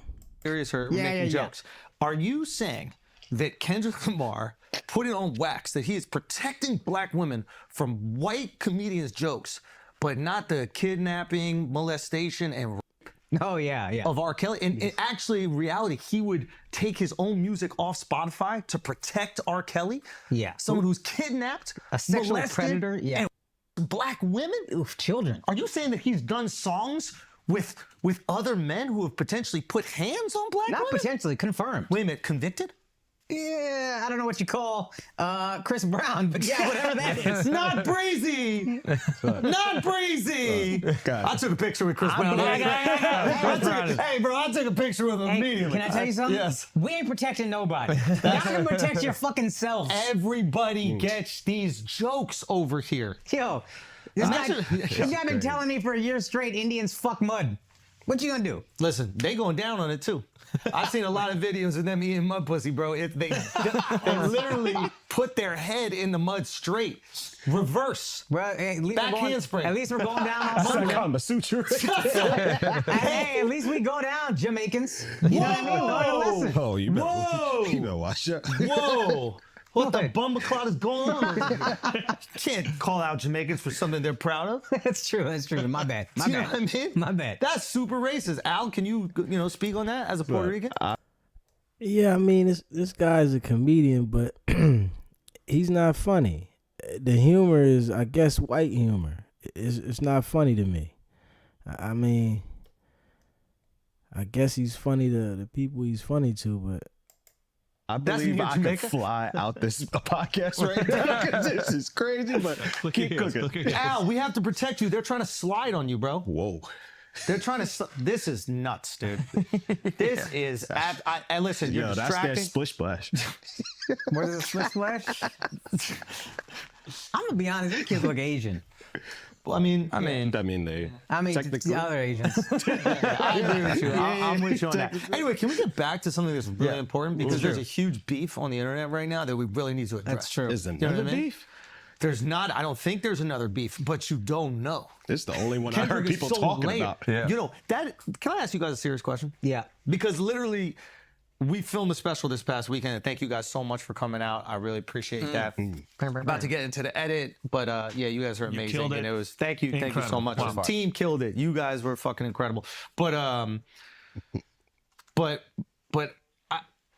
listen. I shut off my phone for the week. Like the week before, Kendrick dropped his album, right? Yeah. Every black person that texts or calls me is like, yo, Kendrick just took a shot at you on the album. Every white person or Asian person or Latino person that calls me is like, yo, good luck on your special. Okay? Yeah. So clearly there was a separation in who was, indulging in his content. Okay? So I've been a little out of it.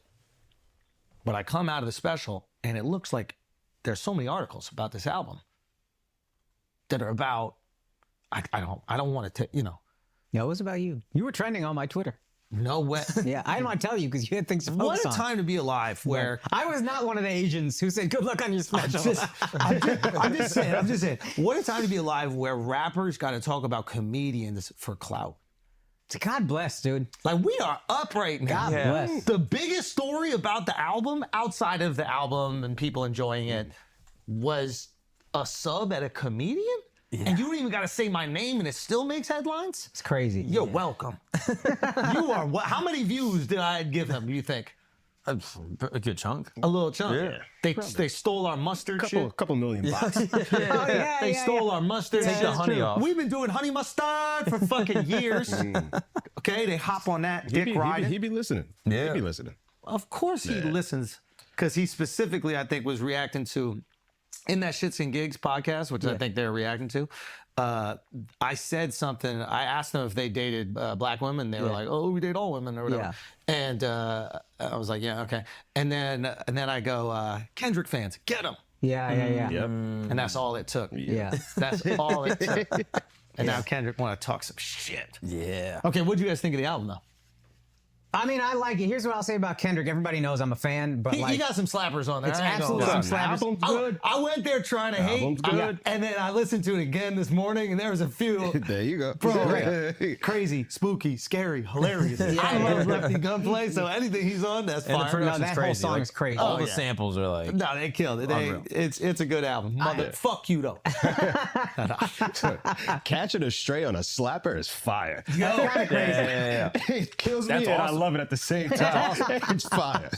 But I don't like him threatening the violence. I don't like that. I don't like him telling people to slide on you. I'm a civilian. I'm going to the cops too. But what if it's too late? What if they fucking do something to you? I mean, I don't leave my house. But my feeling is like, yo, Kendrick. I feel like Kendrick is talking all this shit, and for whatever reason, we just letting him talk all this shit. Yeah, You know what I because mean? we decided we love him right now. I get it. I do get it. But at the they saying we letting them talk all this shit, but y'all already know y'all gonna call the cops, as y'all should. But everybody wants to play this hard role until gangster stuff happens. I don't understand that. Everybody wants to be so tough and portray the image that when the action happens, they don't want no parts of this. same time, like, And I've always been a fan, but I also said this even in the Drake thing when he said the shit about your next show at the Bay, whatever he said, basically kind of like call to violence. Yeah. And remember when Rick Ross got beat up? I was like, yo, Kendrick, you gotta fall back on that call to violence like shit. Trump on January 6th. Yo. Yeah. You know what I mean? Like he's trying to get people to storm the Capitol a little bit. He's trying to get people to go to Al. Get people to go to Charlotte. That's dangerous rhetoric out there. It really for is, woke dude. Kendrick. Yeah, You know? stand back, stand by. Stand back and stand by. He's not even saying that. He's saying get up in that ass. Yeah. I mean, it's crazy. But I need Kendrick. I need you to do it, Kendrick. You want squabble up with Kenny? No. I mean, here's the thing. This is the thing that is kind of funny about it. Is like first of all, Kendrick's people and the gang affiliate, everybody, his security, they will kill me. They will destroy me. They'll find me in the street. They'll fucking cut me up. They'll shoot me. They'll do whatever. I'm not a tough guy. Y'all would do. But just Kendrick, I would make love to him, and there's nothing he could do about it. Just Kendrick Lamar, I would make love to him, and the only thing that he could do is decide if it's consensual or not. That's the only thing he could do. If it's me and Kendrick, this is about physics. It's about physics. I don't even know if I'll get hard. But if we're in a cell, there's a chance that if we're in a cell and we're bored and we done tattooing each other, whatever you do in the cell, and we ran out of board games and we did all the other things, we cleaned everything, and I'm like, man, I might as well fuck you. There's nothing he could physically do to stop that. Now he went to the straight sick talk. Straight sick talk, man. Talking about doing it to the man. This dude's sick, man. For real. Besides, put his legs in the air and choose a position. Maybe I'll let him choose a Why are you position. pulling this picture up, Mark? Why are you doing this? Put up that picture of him and Travis Kelce's girl. Look at that shit. Oh my God, dude, that's unbelievable. Yo, I'll be honest. I would go so far as to say, I don't think he could stop most people on the planet from having sex with him. Like, the only reason he got security is to stop people from having sex with him whenever he wants. Now, don't get me wrong, there's people who could fuck me against my will. I was in an elevator once with this drag queen, and this motherfucker was like 6'5". Oh, yeah. And we're in the elevator, and we're going down. I'm like, yo, if he wanted to take it, I gotta cause a ruckus or something like that. Like, I gotta shit my pants. I gotta do something. I gotta do something to stop. He might enjoy it. I have no clue what they're into, but I know with Kendrick that he's talking a lot of shit, but if it came down to it, I could put him on my lap.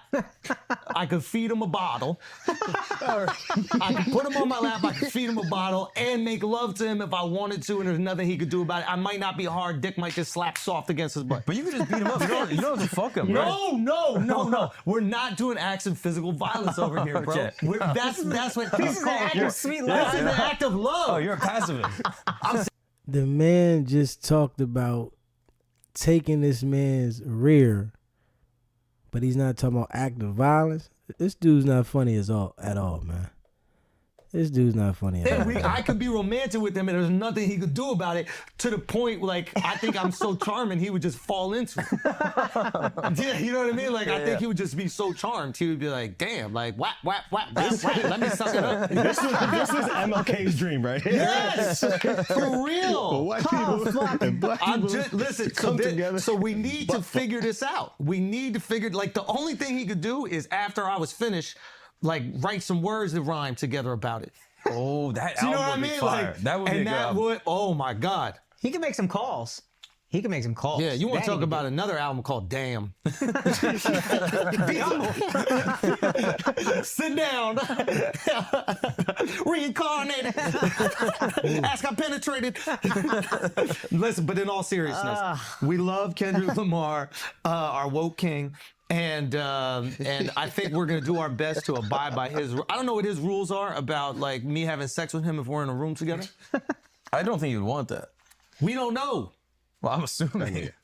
We got to wait about 5 years for him to make another album. That's right. There is a chance in 5 years he would make another album, and the song about this is gonna be sensational. It's gonna be absolutely sensational. Don't you think? So he's gonna have some bars for you in the Super Bowl. Watch. He's gonna have some bars for you. I mean, the irony that he's like, we need to protect women, and he's performing at the Super Bowl, which is literally the Super Bowl of beating the shit out of women, guys. This is the problem. It's like when you're on your way up, nobody looks at your hypocrisy because they want you to be on the throne so bad. Like naturally, human beings, we all have this. Like we look at the number 2 and we're like, I see myself in you. Go out there, go get it. Once you're on the throne, all we see is hypocrisy. It's like Joe Biden with his son right now. Yeah. Right? It's, you know, it's anytime the person is in power, and clearly Kendrick is number 1 right now. Anytime he's out there, we're looking back at what he's done and we're like, oh, you're this woke guy, but then you really do shit with people that are completely inconsistent with what you say you care about. Maybe you're just using this as an identity to feed your narcissism, and you can't just go out there and be a complete narcissist, so you're gonna masquerade as an altruist, someone who protects the community, but you only do it when it benefits you, when you put out an album. Like, where's all this love for black women when Kamala was running for president? Like, was he out there riding? She's Indian, apparently. Good ass point. Yeah. Good ass point. She locked up too many of his dudes, you know. That's true. Yeah, she did. What I hope is he's just a person who fucked up. Like, this was a line, it was a throwaway line, you should have thrown it away. Yeah, just say you weren't talking about me. That's the best thing you could do, Kendrick. Yo, I don't know who Schulz is. That guy's scary, stupid, hilarious, or whatever. Like, just say he's scary, and I don't know. I don't even know who he is. I never even heard of his comedy. I don't know anything about that guy. That was for someone else. That bar was for someone else. I think that's the smartest thing that he could do. Yeah, he don't want this. What you don't want to do is say my name. Well, it's hard to Say my rhyme. name 3 times, I'll feel like Candyman. That's facts. What rhymes with Schulz though? Like that's so hard to put into a song. Electric bolts. Oh, sick. Oh, that could be sick. That'd be kind of cool. Yeah. Yeah. What other things? Indianapolis Colts. Oh. John Smoltz. Lou Holtz. Oh, this rap shit is low-key easy. Here we are thinking there's some geniuses. They're just rhyming some words together. That is true. And making shit up. Yeah, it's not that hard. Do you know what I mean? Mm-hmm. Fuck. Go back to talk about Drake, how he's a fucking deadbeat dad. While you do songs with Future. But boy, the woke always get exposed. Are you gonna make a commitment to not making any more racial jokes? I'm gonna make a commitment right now that if Kendrick wants to squabble up, I'm tongue kissing him. Why? You don't have to do that. What the hell? What? I was like, you're married. Like What the fuck? Reincarnated. What voice should I make him singing? What song should I make? But listen, So, if we're in a jail cell, you gonna pull your back out, having to duck that look. listen, if we're in a jail cell, low-key, if we're in a jail cell, right? and we're making sweet love, you know, because there's nothing he could do about it. I like that you're making it consensual sweet love. Can I say that? No, it's consensual sweet love because at a certain. This guy just keeps talking about if they were in a jail cell. Yeah, he's definitely a comedian. Definitely, because you know. That kind of energy is just crazy. He's just talking about straight, weird, fruity stuff. And whatever beef they got, Kendrick said something about him on the song. So he wants to go to that level.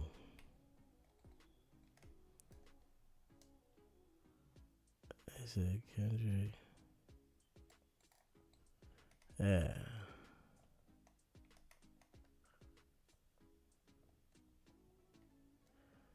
Crazy.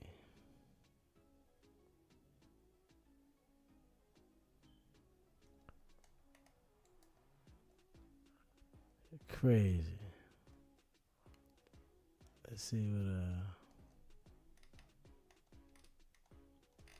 Let's see what Tracy Lee said about T.I.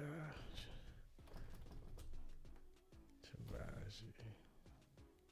What's his name? Something Lee.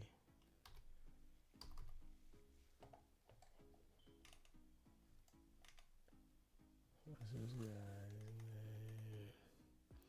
Keith Lee. That's his name. Keith Lee. Let's see what Keith Lee said. Hold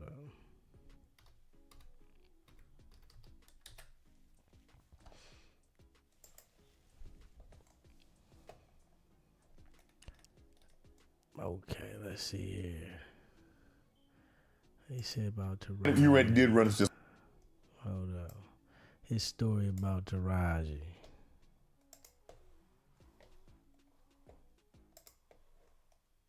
This, that, and the third. So she read off of the prompter for Flajay specifically. She do like 2 or 3 more people. She come over to us and she immediately walked past me, walked to Jordan, and she started talking to Jordan as if as Jordan was me. And I'm reading the prompter, and the prompter is saying like, tell Keith Lee, give Keith Lee his flowers, this, that, and the third. And she look at Jordan and she go, I bet you rate this award show 10 out of 10. And Jordan go, oh, no, that's him. Mind you, at this whole time, I'm not upset at Taraji at all.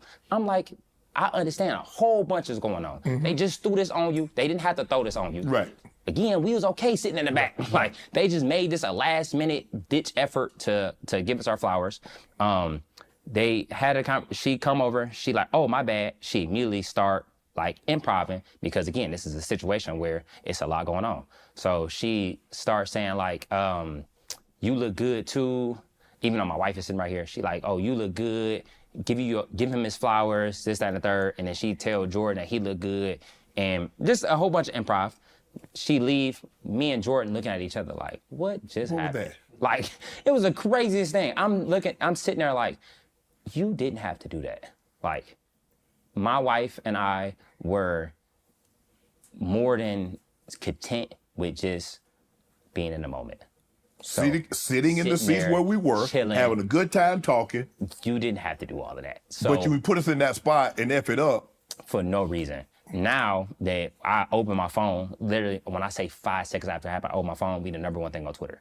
And it's like, Keith Lee looked so embarrassed. His wife looked humiliated. And his wife, she was flirting in front of his wife. She was this, that, and the third. And they was just dragging the situation out. And I took the rose that they gave me. I dropped it on the floor. The reason I dropped it on the floor, because this whole time, I'm like, that's not for me. That wasn't meant for me. What was meant for me was to sit there where I was sitting at and mind my business. Mm-hmm. Because if it was meant for me, it would have went just as smooth as everything else was going. Like I said, we were sitting there laughing, right, smiling, having fun. When I dropped the rose, I was speaking directly to production. Like, don't do this again.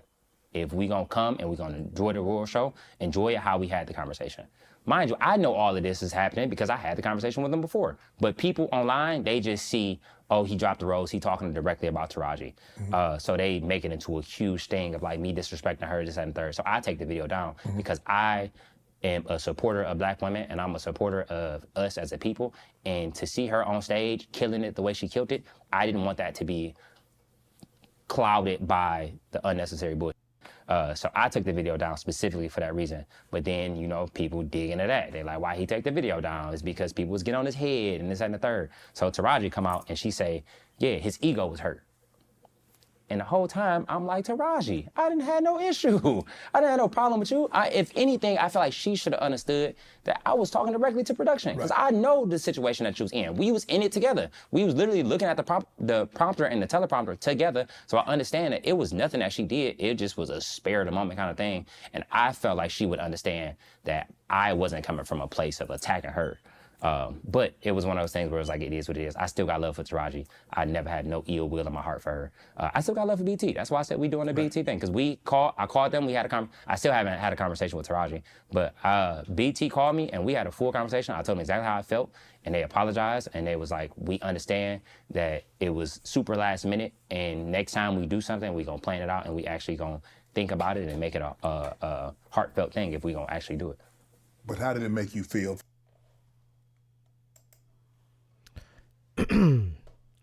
Nobody's your friend, man.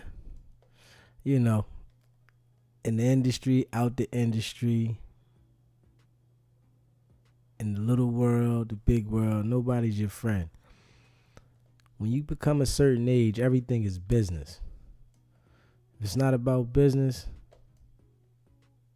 there's no talk. That's why a lot of people be experiencing a lot of trauma they have with other people because they want to be friends with people that really not your friend. You know? You have respect for everybody, but everybody's not your friend, man.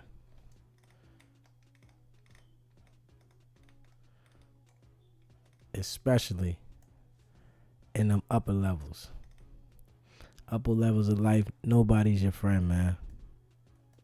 Understand the game.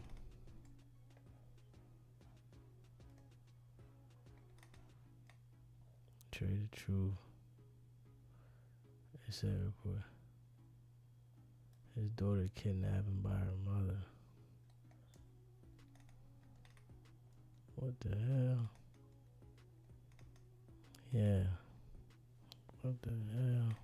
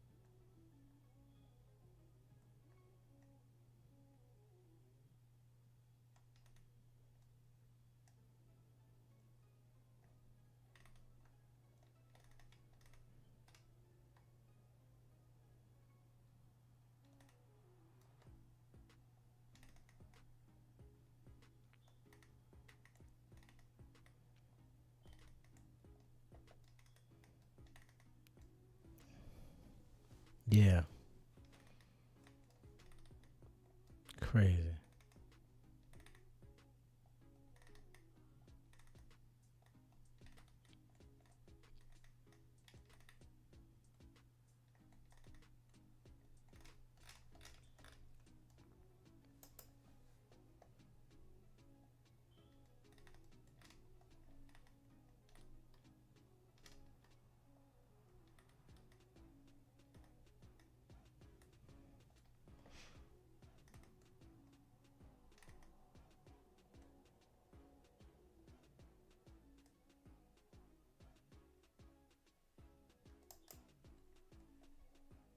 Let's see what they saying about this guy here, man. Let's see what they talking about. Murderer still on the loose. Photos taken at an Upper West Side hostel where he stayed reveal his face. Look at these pictures where you can see his full face captured on camera, removing his mask to reportedly flirt with a hostel receptionist on the Upper West Side. Law enforcement say they believe he used a fake New Jersey ID to check in.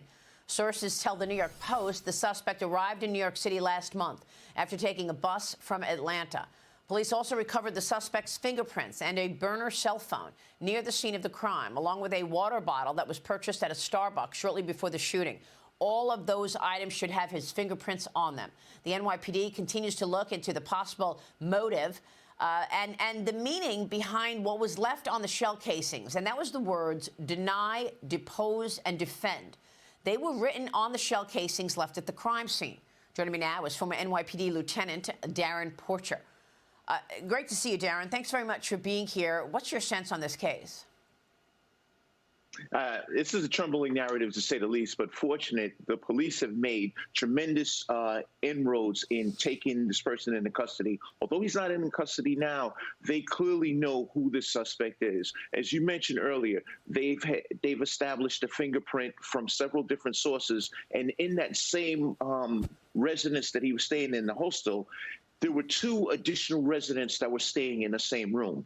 And it's impossible for you to enter and exit a room without leaving a trace of your DNA. So as a result, the NYPD's crime scene unit is going to work that room, and they're going to gather as much DNA as possible from that room. You're going to have things like skin fragments, hair follicles. This stuff is all going to manifest into the ID of who the suspect is. I believe they genuinely know who he he is. But what's interesting about this is he was in New York 10 days before the United Healthcare CEO was here in New York. Therefore, it clearly establishes that this was a premeditated attack. So, I mean, we understand that the DOJ has been investigating people at the company for insider trading, Darren. What does that tell you here? And also these words that were written on the casings, the shell casings of the bullets, deny, depose. What do you think that's about? Any thoughts on what could be behind this? You know, I was saying yesterday that could it have been that he was about to sing, about to talk about other people who were being probed for insider trading and potentially do a plea deal for himself? Is that why he was being targeted? What do you think? Well, the first piece in terms of the investigation by the Department of Justice, it's ironic that prior to this information becoming public to the shareholders, he and another counterpart sold millions of dollars in stock in the company. So that begs the question of the financial impropriety, and is there a possibility that he was looking to expose further information based on a consent with the DOJ and himself moving forward as it relates to prosecution? The second part, when we look at the writings in the shell casings, I mean, it's no surprise. We all have issues with healthcare companies because we've all been denied coverage at one point or another. So it begs the question as to, was this suspect a person that was denied coverage, or was there a loved one that was denied coverage? So these are all things that law enforcement is going to look through the lens of to determine exactly what the motive was as it relates to the death of the CEO. Yeah, I mean, this could be broader, right? I mean, how big is this going to get? You know, what are investigators looking at specifically? You say that they could be looking for hair follicles. They could be looking at his fingerprints. I mean, what if he wasn't convicted of anything before? Would they have fingerprints? Are they going to be able to get a match for those fingerprints? If he was not convicted in the past, it creates a more challenging narrative to find out who this person is. But I give you an example. Ancestry.com is something that we used that's been used in the past to make an identification on a relative or a counterpart that has DNA in the system. And that's how police would be able to leapfrog and find out who this person, who the identity of this suspect would be in this particular case. Wow. And look at this video that we're showing. There was a person there, standing there, a witness there, as the shooter takes him down. And then that person, the woman on the right, she walks away. Do you believe all of those people were questioned about what they saw? Because you got a woman on the right, you got cars on the left, you know, black cars. I guess drivers were in there. Right. Well, I want to say the person that was in that vehicle to the left, they were actually questioned, and they were very forthright in what they saw. And I'm sure the person that's standing next to the door frame was questioned as well. But what's also important is the firearm that he's using is something that is referred to as a B&T 6 9mm. This is not a common firearm that's sold. So there's only a few retailers that actually sell this weapon. So you had investigators from the NYPD that have visited an assortment of different gun retailers to find out who possibly sold, who sold this weapon and who it was sold to. So that's a very significant piece in the equation in making the identification. But I genuinely believe that the NYPD has already identified who the shooter is, and it's just a matter of time before he's taken into custody. So how is that timing in your view? So if they have identified a suspect, do you think we're going to know that today? How quickly will they turn that around to actually go in? Well, it depends on how the NYPD feels as it relates to the location, a possible location of this individual, and would it possibly shake or deter him, because a lot of times these suspects believe that they're better and more intelligent than police departments, and they feel that they can still ride under the radar. And one thing that we have in the NYPD is the Crime Stoppers unit, and what they're going to do is they're going to circulate a series of posters to people throughout the city to show them who this individual is that they have in question. And the public is the greatest asset for taking these violent offenders into custody, and the NYPD is going to use that asset of the public to assist. Darren, does it seem to you that this is a professional or an amateur here? I mean, the fact that he had, you know, a coffee cup, he threw away the Starbucks into the garbage, had a water bottle, threw that away, threw the phone, a burner phone, down the alley. Are these amateur mistakes on his part? But then again, when he's holding that gun, he's got a silencer. Initially, it looked like the gun got stuck, and he fixes it real quick, goes right in, shoots him again after shooting him first in the leg. Is this an amateur we're dealing with, or is this a professional? All criminals make mistakes, whether it's an amateur or a professional, and we clearly see that he blinked as it relates to exposing his face or using a cup and discarding it. But just bear in mind, when we look at a lot of video, he is wearing gloves. So it seems as if he's trying to be as surreptitious as possible in covering his tracks, but it's just a matter of time. And so the amateur perspective, it just, I don't think it really matters, because he's exposed enough to us as law enforcement to ensure that he's taken into custody.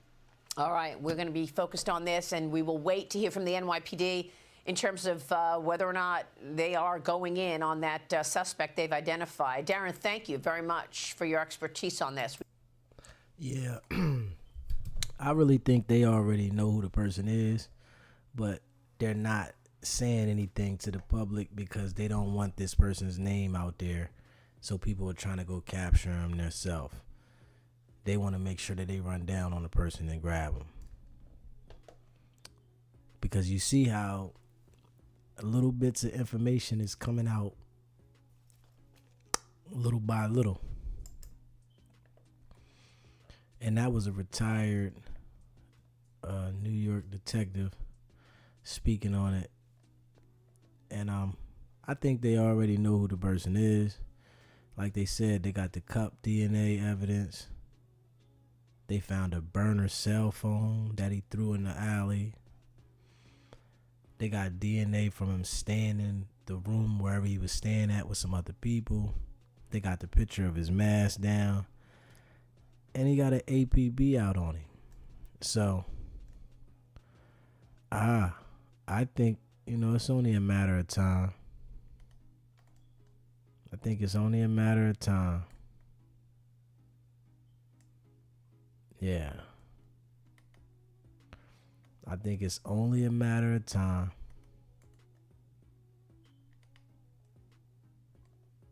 Let's see.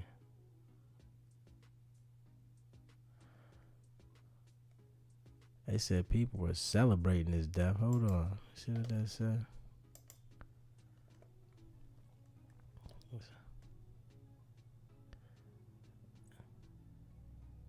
Murder of the United Health CEO. The biggest question right now is, to me, not where is the killer? We'll get to that, of course. It's a manhunt. Got to find him. But whether the assassination of Brian Thompson is a one-off or only the beginning. We have an insider with some outsized concerns about what may happen next. Why? Well, is this the fruit of the poisonous tree of all this talk about anti-establishment and anti-corporations? Maybe. We'll discuss that. But here's what we know about the state of the investigation. Was the killer a New Yorker? Seems no. He arrived in New York City some 10 days before the assassination by bus. Bus is smart. Why? Less detected, less cameras. Not none, but less, okay? Different class of travelers. The bus originated in Atlanta. So did he get on there? No. The suspect boarded at some stop between there and New York City. Where? Critical question. They figure that out. They'll start to develop a locus of maybe that's home base. Where was he staying here in New York City? Not at the same hotel as Thompson. And Thompson was not staying at the Hilton Hotel he was shot in front of, which people keep saying he was. It's not where he was shot. We all know this video now, right? The assassin wasn't staying at that Hilton either, though we now know he visited it at some point before the shooting. Very interesting. Unless random, how did he know Thompson would be at a hotel across from where he was staying and when? Very key about how he developed this understanding. Remember, the assassin wasn't staying there. It wasn't dumb luck. The killer was staying at a hospital, a dingy dump hostel uptown with 2 other people in his room. He used a fake ID and cash to check in. Who were the other 2 people in the room? We don't know yet, but we do know that the killer did let his guard and his mask down. After finding video of the suspect purchasing water in a protein bar at Starbucks, a search near the crime scene led police to a discarded water bottle that matched the appearance of the one that they saw him buy, and part of a protein bar that they saw, and a burner cell phone was found nearby. Are there any contacts on the phone? Any DNA on the water bottle or the protein bar? Could be critical. The biggest development to date, the picture. What authorities believe is the face of an assassin. Reportedly, he lowered it. Why is he smiling? Reportedly lowered it to shoot a smile at an employee at the hostel while flirting. Look familiar? Call the police. On the forensic side, 3 rounds hit Thompson. 3 shell casings, the back part of the bullet, were recovered. It was not one shell with 3 words written on it, as you keep seeing. It was 1 word on each of the 3 shells written in a... And what I'm going to say to that, right? When they showed the shooter racking the gun, he was making those bullets, those shells pop out so that it can be left right there. Sharpie. Deny, defend, depose. Okay? What does that mean? It's a well-known crisis management protocol. Specifically, in the insurance world, it's about being challenged about billing or payouts. Deny the allegation. Defend what you did, which also means in part, not just protecting yourself, but creating process that can be expensive and lengthy. And part of that process is to depose. Sit down the opponent and grill them and try to short circuit their claims. This is one of several unsavory aspects of that business. Goes with common complaints about how insurance companies want you to pay them immediately or they'll come after your credit, but they delay anything out of their own pockets. Slow walking claims, dragging out litigation. But as we will discuss in a moment, none of that justifies this. But did it motivate this? Let's get into who this killer may have been. Pro or not a pro? Pro, demeanor. Demeanor in the video. It is not easy to do what he did, the way he did it. His shooting acumen, the ability to handle the weapon, the ability to clear the weapon and continue calmly. Good observation, Betty. The cool in his exit.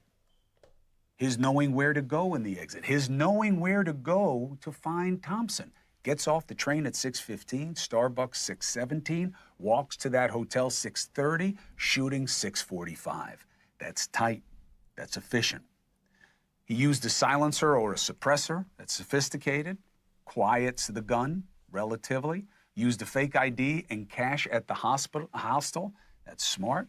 He knew to get away in Central Park. Smart. Why? There was less cameras. Less people, less density. More places to hide and secrete and change. He was able to mix with others. Why does that matter? He was able to show emotion. Why does that matter? Because it shows he's able to act in a regular way when he's about to do something highly irregular. It could go to training. He clearly wanted people to know why this happened, right? He put the words on the casings, left the casings for a reason. Yeah. Now, signs he may not be as polished as I'm laying out. He showed his face. He's mixing with people, which can be read two ways. Stupid to spread yourself around. Maybe he didn't know how that weapon would work with the elongated suppressor, which is how it got jammed in the first place. Dropping things, the water bottle, the protein bar, rookie move. The big question, though, is why? Why did this person do this? Now, you got a couple of things. One, Thompson was a very rich and powerful man, one of the largest, if not the largest, insurance companies in the world. He was the CEO, relatively unknown to the public. But he was facing an insider trading suit, accused of dumping $15 million in stock before a federal antitrust probe became public. Now, is that enough money for someone involved with that to want him killed? That's a question for investigators. Well, what about the words on the casings, though? They don't have anything to do with that deal. They give a clear point of animus. Or are they too clear? Is it a red herring? It's an investigative term for something that smells a lot and draws your attention, but it's a distraction. That seems less likely, given the overall circumstances here. I think there's a better chance that this is about what's on those casings than not, but we'll see. There had been ongoing protests against United Healthcare at their HQ over exactly what those terms refer to: improper coverage denials.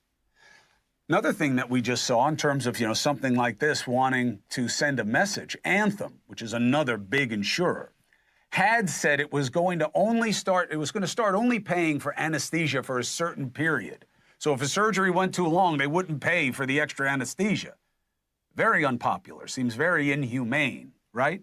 After this, they decided to not go ahead with that policy. So what does that tell you? This is reverberating as a message.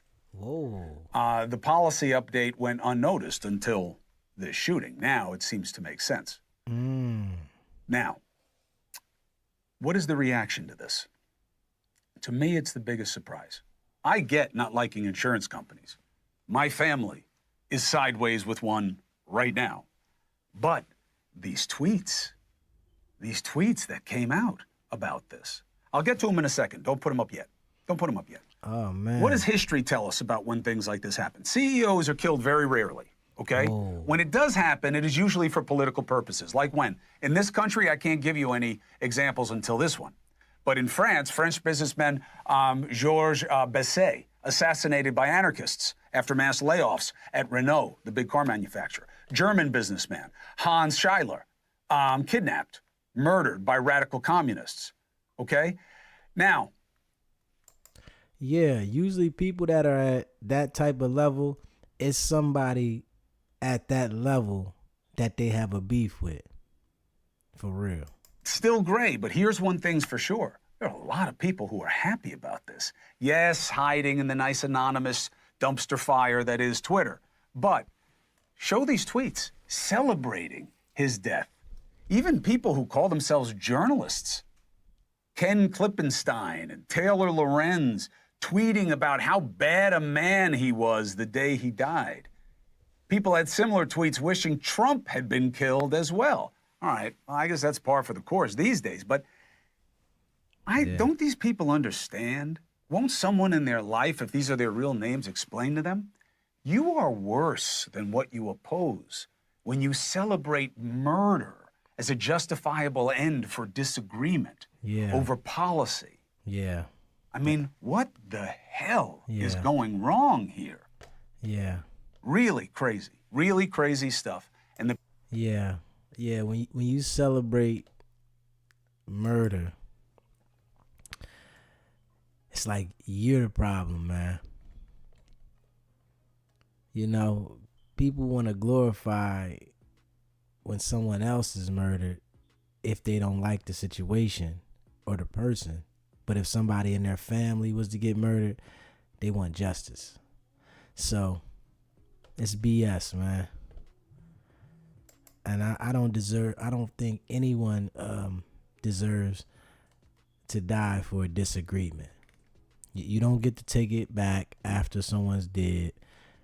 So I don't think anyone deserves to die over a disagreement.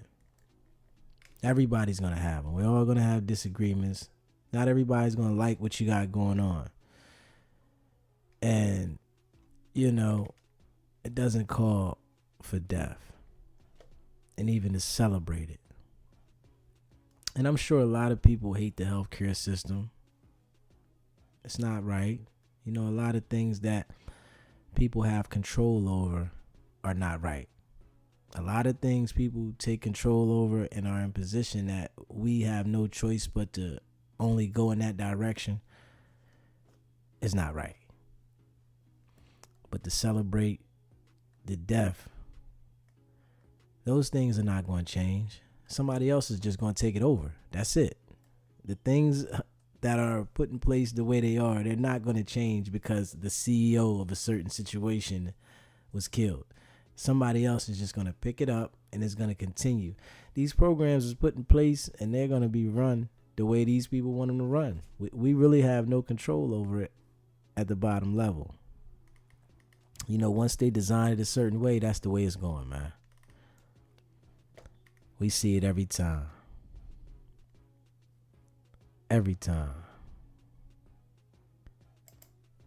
This is a story that has captivated the nation. The brazen killing of a Fortune 500 company CEO in the middle of Midtown Manhattan. And more than 48 hours since those deadly shots were fired, New York City police are leaving no stone unturned. Yeah, and this is perhaps the best piece of evidence detectives have so far. The suspected killer flashing a smile while checking into a hostel on the Upper West Side, where he stayed for at least 5 days before the killing. And it was only captured because the woman behind the counter there did ask to see his face, something that they do with everyone who walks into the hostel. This case and the investigation has been evolving really rapidly, right? Eyewitness News reporter Reagan Medji now outside that hostel. The police have been searching since yesterday. Reagan, what's the latest? Yeah, so let's start at the beginning. So police know that the suspected shooter arrived in this city on November 24th, and they do believe that he left after the shooting on December 4th. So in that 10-day period, they're really focusing in on collecting as much evidence as they can, specifically the surveillance video, to pinpoint where this suspect was throughout the course of that time. So they found that he was in the cabs, he was in the subway, and also at a McDonald's. But it is his time here at the hostel and what police got here that could potentially give them their biggest lead yet. This image is the best police have to help them identify who shot United Healthcare CEO Brian Thompson. It's from surveillance video from a hostel the shooter checked into on the Upper West Side. Sources say the woman at the check-in desk asked to see his smile, so the shooter obliged, allowing a surveillance camera to capture his face without a mask. Police sources tell ABC News the suspect checked in twice, first on November 24th, then again on November 30th, using a fake name and a New Jersey ID. The mayor appearing this morning on air, discussing the investigation so far. Our team is looking at all the leads that we see, and I cannot say enough about the New York City Police Department and the surrounding law enforcement entities. This was a fully masked person that we had to unmask and use good old-fashioned police work. We are on the right road to apprehend him and bring him to justice. Sources say the gunman arrived at the Port Authority bus terminal November 24th at 9 o'clock at night on a Greyhound bus that originated in Atlanta. It's unknown where the suspect boarded. Greyhound saying in a statement, quote, "We are fully cooperating with authorities on this active investigation." Police are also investigating whether the shooter left the city on a bus after the killing. The day of the shooting, early Wednesday morning, the suspect was seen with a backpack exiting the subway near the Hilton Hotel in Midtown. He stopped at a Starbucks to buy water and a snack. Police say he waited for Thompson, approached him from behind, and fired several shots, striking the CEO in the back and leg, killing him. The shooter then fled on a bicycle, seen in this video, about 15 minutes after the shooting, 30 blocks north, without that backpack. Police sources say shell casings found at the scene had the words deny, defend, and depose, echoing a 2010 book, Delay, Deny, Defend, Why Insurance Companies Don't Pay Claims and What You Can Do About It. So the interaction between the suspected shooter and the woman checking him in at this hostel behind me on the Upper West Side happened because the woman, as required, needs to make sure that the image and the photo ID used are the same images. Also, police are finding out that the suspect paid for cash everywhere he went and he kept his mask on, leading the police to believe that he came here to the city to commit murder.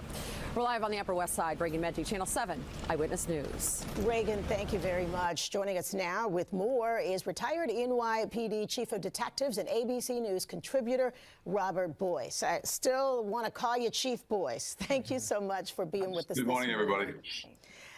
Look, there is just an incredible amount of information evidence. We have, this video diary, essentially, of where this guy went in the city. We've got pictures of his face. We know where he slept. We know when he came in. We know how he arrived. Now people are talking about the fact that maybe he has left the city in the same way. How much more difficult does that make the job of actually being able to track him down for investigators?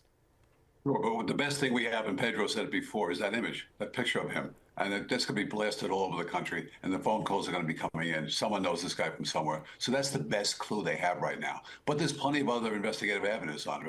Take a look at this phone, this burner phone. Give it to the FBI. They'll tell you where it was purchased, and you go visit that store and see if there's any value in that. So he may tell you where he lives as well. Look at the bicycle, the rentals, things of that nature. The Upper West Side, that hostels on Amsterdam Avenue. A block over is Broadway. There's plenty of restaurants there. Maybe you can get some video from there too, where he also drops his mask. Yeah, so they're gonna go back and search down all the avenues to try to find out who he is.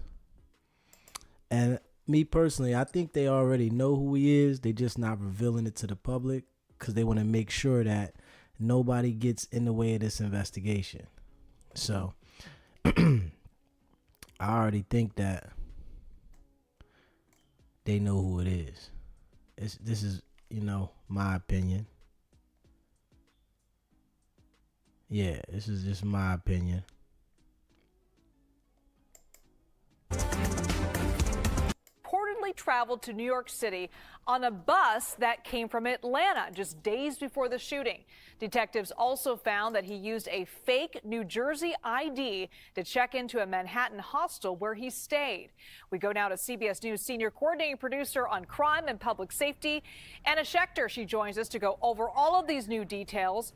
First, let's talk about the two newest clues, Anna. The suspect's bus ride to New York City and that fake ID he used to check into the hostel. How are police using these two pieces of evidence to help track down their shooter? Well, the bus trip is very helpful because it's a physical thing that investigators can take a look at. That's part of their casing. We know it originated in Atlanta. It's unclear when the person of interest boarded that bus. So that just gives you a sense of where we are in the investigation. There are a lot of tips that have come through with names, and investigators are chasing down all of those, but they still have not nailed down the name of the person of interest who took that bus ride, arrived in New York City, checked into that hostel using a fake New Jersey ID, and stayed for several days. He arrived on November 24th, so that's multiple days before police believe that the same person carried out the attack, Liz. And Anna, we know the victim, Brian Thompson, was shot in the back and the calf. What do police know about the gun that was used in the shooting? Well, the gun is an unusual gun. It's hard to find. It's got a very long barrel, a distinctive look that you can see in the surveillance video of the attack that we've seen on the show today. And it's that's what led investigators to go up to Connecticut to gun stores that actually sell this type of gun. It's a B&T Station 6 gun that he used. Police have told CBS News that it has a silencer on it, so it's quieter. It doesn't make the same kind of sound when a shot is fired. And you saw in the video We actually stopped that video before the shot came, but having reviewed the video, he fired multiple rounds. And of course, we know that on the casings and bullets, some evidence and clues towards a motive were found by investigators. And that surveillance video, multiple surveillance videos, Anna, that we're looking at are serving as key pieces of evidence in that. How are police using the technology to try to locate this suspect? Well, the technology is key to this. What they're doing is they're casing the entire area, and that started happening as soon as the investigation kicked in. Investigators started physically going to businesses and buildings and residences in the immediate area to try to trace a pathway and screen through the surveillance footage captured by all of these cameras. There are hundreds and hundreds of cameras in that area. And so they were able to track him going into a back alleyway, grabbing a bicycle, riding it up into Central Park. They lost him in Central Park. There are fewer cameras there. But then they captured him exiting on the west side of the park, somewhere between 70th and 80th Streets. And then CBS News obtained video from a building owner on West 85th Street that showed the bicyclist, the suspect turning left onto West 85th Street and riding west, and that is the last known image. So you can see how important all of that technology is to piecing together a timeline of exactly where he went. And still, despite all of that evidence, more than 200 images captured the suspect that morning on Wednesday morning. They still do not know where he is, and they do not have an identity on him. All right, CBS News senior coordinating producer on crime and public safety, Anna Schechter, thank you. Now, they're telling us they still don't know who he is, but I think the NYPD has an idea who he is, but they're just not going to tell us so that it doesn't stir the public up. They want to make sure that they get the person, and it's too many cameras. The cameras are everywhere. And they're going to go back and review and follow the trails. That's why they even know how he boarded on the bus. That the bus came from Georgia and where he got on the bus at. For them to know all that information, they've been doing a lot of homework. It's an APB out on this guy. So all hands are on deck in this situation. All hands are on deck.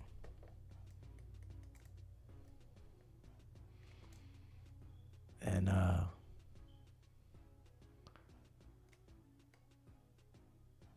they're gonna end up getting him.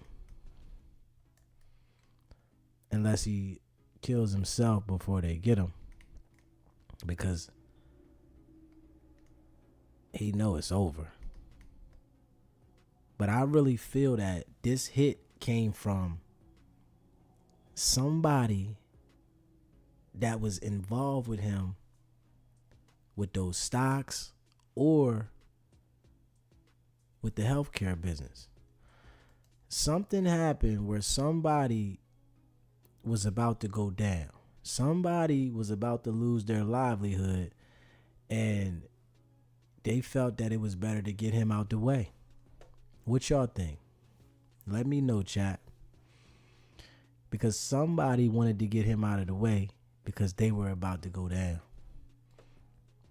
And that's real common for when there's about to be a big takedown, and people that are rich, they don't want to go back to the bottom. They're willing to do anything necessary, even if it's risking their freedom.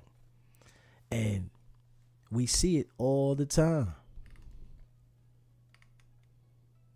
We see it all the time.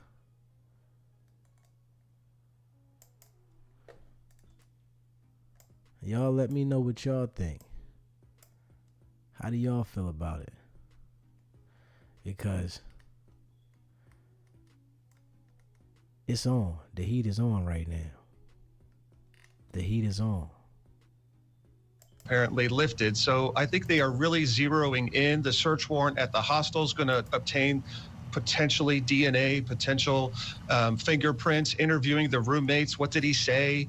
I think we're really, really close to identifying who this person is and then catching him really quickly.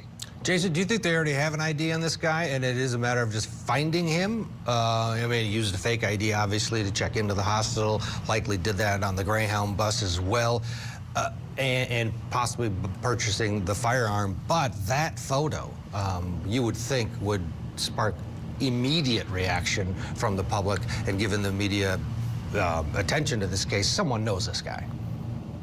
Someone does know him, and you did bring up the point that this photo is out there. They may know who he is, but law enforcement's going to keep it close hold until they could track him down. You never want to tell them that you're coming to get him.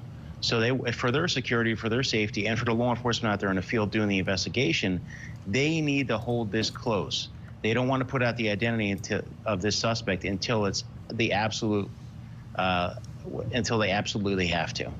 There's about 3 miles between the hostel and the hotel outside of that Hilton where he was, where the assassination took place. And apparently he's using an e-bike. The first reports were that he was using one of the city bikes. You always see those in every city where you have, you can just pick up a bike and go. Now it appears as though surveillance video shows him carrying a bike for a period of time at some point. This was well thought. I mean, people have debated, is this a professional hitter or not? And a lot of people, no way, this is professional. Don, it was well thought out, was it not? Oh, absolutely. I mean, this screams premeditation. From leaving in Atlanta, using cash to pay for your bus ticket, using the fake ID to check in, the burner phone, the disguises, the mask, the hoodie, all of that screams premeditation, screams he's really, really thoughtful about his getaway, when he was going to target this individual, how he was going to target him, writing on the bullets. I mean, this screams premeditation. This is something this individual has thought about and obsessed over for days and weeks, if not months. And Jason, it also screams that his goal was to get away with it, not to go down in a blaze of glory and send, you know, have the bullets marked, but have everybody see him and hear his story. His goal was to get away with it. What does that tell you? And now that we're into day 3, do you think this is possibly a professional hit? Or do you agree with many others that think that it was not? You know what? I was in the city, in that area the other day when this assassination occurred. I was there visiting. And you know, you need an e-bike. You need to get around. You need to escape. And he thought that out. One thing people don't realize is that you don't have to be a professional to be an assassin. Assassins do exist. They exist all over the place. Look at Mexico with the sicarios. It really does happen. They really do exist. Was this professional? You know, he does have, obviously we have a picture of his face, so that's unprofessional. He had tunnel vision when he shot the victim, so he was so focused in on him, not a concern about witnesses. But yes, this was a professional, in a way, hit, but it was an assassination, exactly. Do you think, Jason, he's a dangerous suspect right now? I mean, how dangerous is he in this capacity during this manhunt? Absolutely. Flight or flight risk all the time. You know he's armed. You know he knows how to use a weapon, and we don't know if he has other weapons involved with this and other co-conspirators as well. And that's a good point, because where's the bike? Where's the backpack? How did he get rid of those things? And as this evolves, Don, that'll be an important part of this whole equation. It's a huge part, and it's hard for me to believe he was acting alone. I mean, he had some inside information, it feels like, about the calendar, about the schedule of the speakers, about the hotel that the CEO was staying at. I mean, that's not common knowledge. The CEO was not staying at the same hotel where he was speaking, the exact time that he left his hotel. So it certainly feels like he wasn't acting alone. And that's when that burner phone can really provide some essential clues to the FBI and local law enforcement. Absolutely. Who was contacting you? And it's just hard to get your head around that while people are saying, well, it wasn't a professional hit, it was so thought out. It wasn't just a willy-nilly guy reacting out of pure emotion. It was, there's something there. And we'll see what happens today. Every day, there's more information coming out. Dr. Jason Piccolo, thank you so much for your valuable time. Enjoy your weekend. Appreciate your time as always. We're going to get a break. Coming up next on Opening Statements. Yeah. Y'all think they're going to catch him today? Or y'all think that this guy is in the wind? Because it's definitely a possibility that he's in the wind. Definitely a possibility that he's in the wind.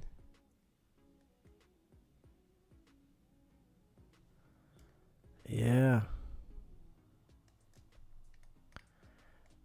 For this situation to go on for 2 days and they haven't caught him,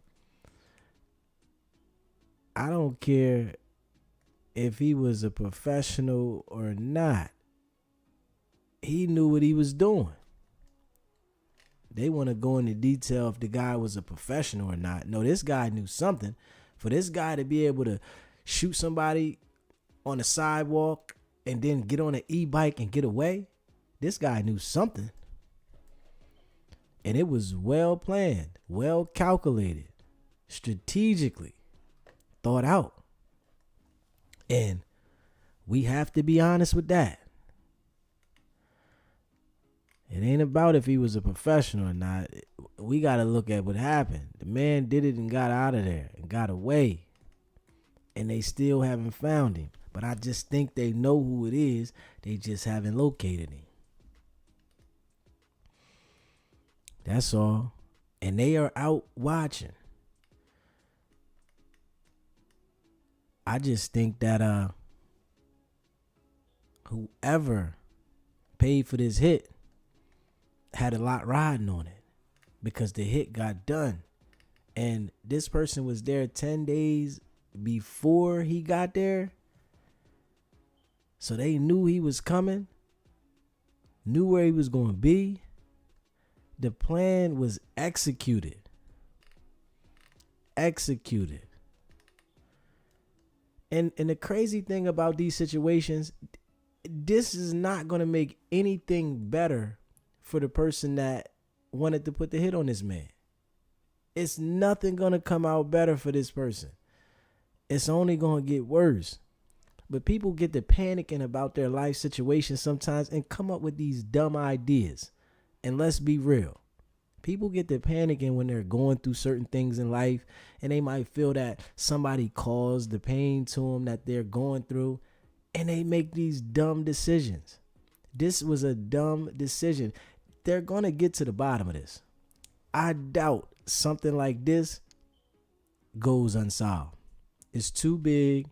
It's too much connected to it. The situation has bigger people connected to it. This dude was the CEO of United Healthcare. Stupid rich. They're going to find out where this came from. And they got these issues going on with the stocks, them pulling money out the stocks. He was under investigation. So, I really, really think whoever did this was stupid for doing it. And the person that paid, or whoever, the people that paid to get this done, was stupid for doing it because they only made things worse for themselves. They can't even sleep right now. They can't even think right now because they know they're on borrowed time. Whoever had involvement to get this done knows they're on borrowed time.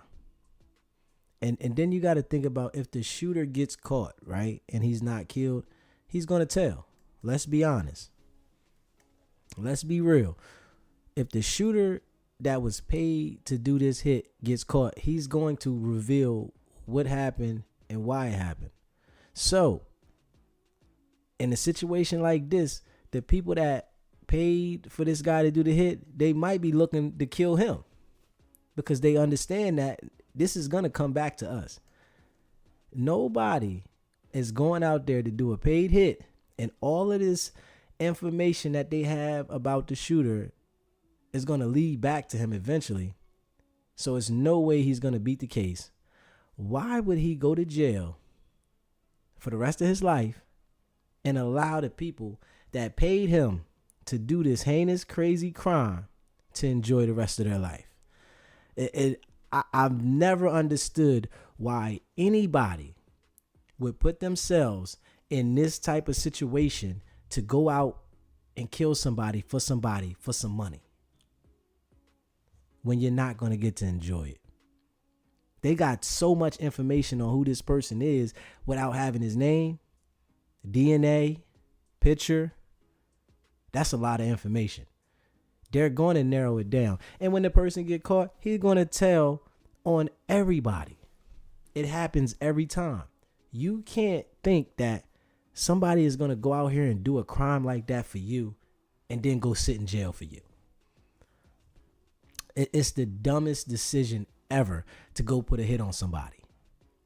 It's the dumbest decision ever. We are all looking at this and how these people are going back tooth and nail to talk about these stocks, different things in the healthcare. Come on, man. They're going to narrow this down, man. And I guarantee you. And when they do, the person that gets caught, if he don't kill himself, because I think he's probably going to take himself out. This is real big. This is real big. He's probably going to go ahead and take himself out when they show up at the door, surrounded the house. Once they find out the location, if he didn't get out the country. If he didn't get out the country and he tries to stay in the United States of America, when they find him, he's probably going to take himself out. And if he doesn't take his own self out, he's going to tell on every individual that is involved. He is going to name each person that had an involvement in this. And we have to be real. Why would somebody go to jail for life while the people that wanted this situation to get handled sit in the world free? Come on, people. Let's be real. Do y'all think this person that did this is going to get caught and go down by himself? If he does get caught, I doubt it. You know, me personally, I doubt it. I don't see it happening because they're going to look at it like, why would I let you enjoy your life while I suffer? The person that gets caught for this is going to suffer.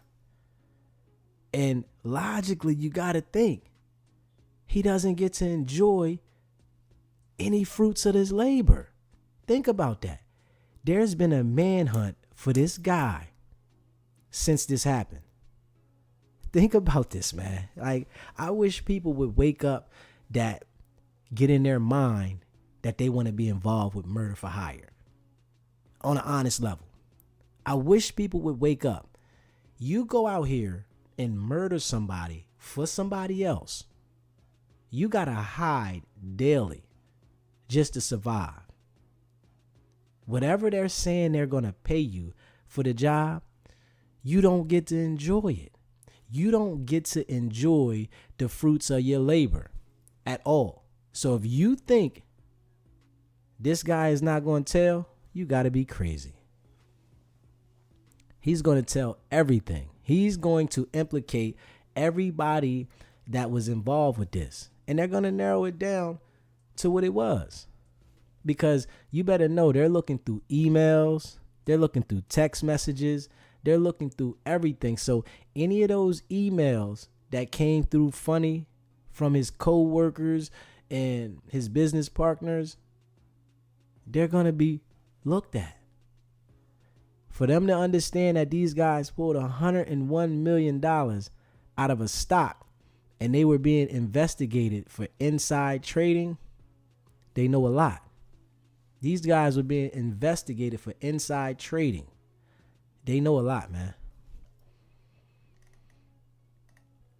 And somebody took him out knowing right where he was going to be at. Yeah. But check this out right here. I'm going to let y'all check this one out right here. They said it got a key piece of evidence, and they closing in. I'm telling you that now. They closing in. It's real rap. Less than a half hour before police say he assassinated Thompson in cold blood. Authorities tell Fox News that he arrived in New York City on a Greyhound bus from Atlanta last month. Investigators say tips are pouring in and that they are confident that they will catch him. Alexis McAdams has the latest on the manhunt. Alexis, what are you hearing? Hey, Kaylee, so I just got off the phone with a few NYPD sources who tell me they're doing everything they can to track this suspect down, including putting a DNA profile together. How are they going to do that? They're going to use possible saliva that was left on a water bottle that he threw out at a local Starbucks just minutes before police say the suspect killed a United Healthcare CEO. He also came in from Atlanta, Georgia, just the other week. Take a look on your screen. This is the Atlanta Greyhound bus terminal, okay? So now this comes into the investigation to lay things out in a timeline for people at home. So we're talking about him boarding that bus in Atlanta on November 24th. He takes like a 15-hour bus ride all the way to New York City. He'd been in the city for nearly 2 weeks, spotted at various locations, like at that hostel where he was caught on camera. I'm told he used a fake ID and he paid in cash, but hey, he forgot to hide his face. The morning of the shooting, he went to Starbucks. As I said, he bought that drink, threw it out in the trash. So now they're working on getting everything they can off that bottle. About 20 minutes before the shooting, the person of interest spotted again, this time walking toward the hotel. Then at 6:45 in the morning, people just waking up in Midtown Manhattan, including the victim, the gunman opens fire. He shoots and kills Brian Thompson. The first pop goes to his left leg, the other one straight to the chest, I'm told. The United Healthcare CEO was just in town on business. He took off on an electric bike, the suspect, someone that fits that description, spotted here near Central Park right after the shooting. You can see it there on your screen, goes by pretty quickly on the e-bike. Investigators say he also brought a backpack that he had on after the shooting and dropped it somewhere in Central Park. A message was left on the shell casings. This is interesting. It read, "Deny, depose, defend." It could be connected to ongoing complaints that so many people have about the health insurance industry. Back out here live, one other thing that this suspect left behind, Kaylee, was a Go phone, or like a, burner phone, okay? So he drops that before he gets on his bike. They're working to get prints off that too. So what I'm told is they're working hard and they're working fast to catch this guy. Kaylee. Alexis, keep us updated. You know, Jerry, as we think about this, he took a Greyhound bus from Atlanta. They know he took a fake ID, but all of these data points lead me to believe they either know his identity or are very close to it. Oh, I think so. Absolutely. He left trails of evidence like Goldilocks. If you can't find this guy, and I think we will in another day or so, I have all confidence in the NYPD to get that done. But I have to tell you, this is a major failure by corporate security. Yes. And hundreds of millions of dollars are being spent every year to keep executives safe. But the reaction on the blogosphere is appalling, what people are saying. Let me quote former New York Times reporter and current Washington Post columnist. Her name is Taylor Lorenz. She says, and people wonder why we want these executives dead. So the executive in question here, Brian Thompson, insurance executive in the healthcare industry. There have been questions, of course, about all these companies, about what they're willing to pay and what they aren't. But killing somebody on the streets of Manhattan is not a way to resolve this issue. Disgusting. Likewise disgusting, Tom, is the fact that this killer went to Starbucks and then minutes later killed someone. This killer, is talking to a hotel guard, pulls down his mask to flirt with the person, compromising his identity. That's crazy. Yeah, within minutes of this thing happening or it breaking online, a lot of people were saying this looks like a professional hit, and I kind of agreed with them. When you look at it, it's so shocking seeing this kind of thing happen in broad daylight, and the guy seemed very calm, and then he kind of walks away calmly, like Jason Bourne or something, and I thought, this is some kind of hit. But then as the evidence comes in, you realize this is not some professional thing. This guy was leaving evidence everywhere, and he was making all sorts of mistakes. He, the people talking about the weapon, his weapon jammed, things like that. So, yes, I think that, it's kind of gruesome looking at all this stuff online and then seeing people justifying it. Huh. And, and it wasn't Taylor Lorenz. Everybody knows she's completely crazy. I mean, she's nuts. But she's quoting people in the media, legitimate people, and they're all having a discussion. I don't want to talk about healthcare policy. A guy was murdered. Tommy, the biggest outstanding question to me is this. The conference is taking place at the Hilton. You could probably figure that out. A lot of people attending the conference. But this guy's lurking outside, and most people would stay where the conference is. So how did he know Brian Thompson wasn't staying at the Hilton? He was staying across the street at a hotel and seemed to know his movements. Yeah, again, this seems premeditated in that way, but this feels like this person is a martyr, what they believe is a martyr for a cause. And the online chatter, to your point, Jerry, is not helping that case, making this guy even more of a martyr. I don't think it was a professional hit job, but I think it's somebody who thought he was doing something noble. And then when you have the online trolls backing that up, it just puts everybody in danger. The fact that there are some celebrating this, it reminds me of the assassination attempts on current President-elect Donald Trump. People celebrating it, making these people into martyrs. That's what's so sick and wrong. This is a father, this is a husband that lost their life. If you don't like healthcare policy, this is not the way to go about it, and shame on the people online for cheerleading it. A father of 2 young boys. Haley. And, you know, the alleged reference to that book about healthcare policy that was left on those bullet cases, that's an important point because that's a book that proposes socialist policies for healthcare. And to Tommy's point, there seems to be a notable connection between the people who are celebrating what appears to be a deliberate assassination with the people who celebrated the attempted assassination of Donald Trump and the people who glorified violence on college campuses across the country. And you put all these threads together, and what is very apparent is that the political left has become a movement that uses violence and glorifies violence as a legitimate tool for its political goals. That should frighten every single one of us if that's the kind of movement that we have to deal with. Celebrating an assassination before Christmas. Imagine that. Wow. Hey, everyone. I'm Emily Campagno. See, it just lets you know that these people at that level, they're human. And, you know, we look at these people like they not supposed to do no wrong. They don't do any wrong. But these people at that level, when situations like this happen that might affect them, you see their true colors. I'm going to be real. Some people might not want to hear it. Some people might not like it. But you see people's true colors. A man lost his life. People really not caring about that. They caring about the health care. Why is this going on? Why can't I get coverage? Why have I been denied? I'm telling you, man. People really don't celebrate you like you think they do. Especially when you have reached that level at the top. When you down the bottom and you hoping together, it's a different story. But when you elevate and separate, people really not happy for you.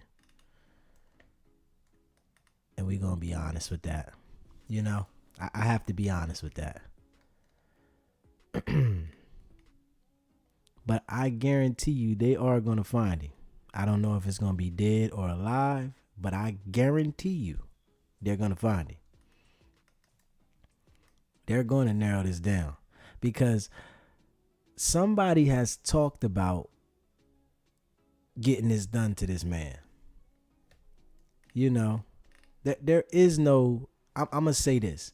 There is no professional when it comes to doing these hits. There is no professional because every human being makes a mistake. And anybody that goes out there to do something like this, they are going to make a mistake. They're not going to be perfect at it. This was well planned, calculated, and strategic, but he made mistakes, which any human being would have done. And they're going to close down on him. I can bet my bottom dollar. I can bet the bottom dollar they're going to close down on him. It might be tonight. It might be tomorrow. And this is if he doesn't do something to himself. Because I think if they corner him, he's going to take himself out because he's going to have to tell on the other people that put him up to this. And I don't think it's just one person that put him up to this. This is a collective group that was about to go down, about to lose. This was a group of people that wanted him out of there. This wasn't just one person. They work in packs. These dudes is millionaires, making a lot of money, millions. And somebody was about to go down. The organization, whatever they had going on, was about to go down. And it went too far. This is my opinion. You know, you might feel different, but you can let me know how you feel about this situation. I'm willing to hear.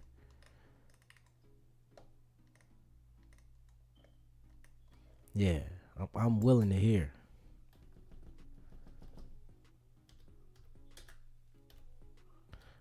Yeah, I'm willing to hear. Y'all can let me know.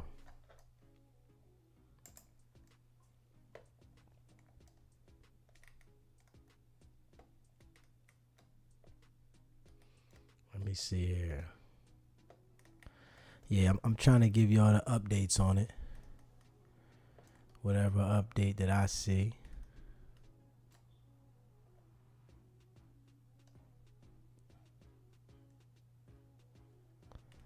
Yeah. Let me see here. Evidence.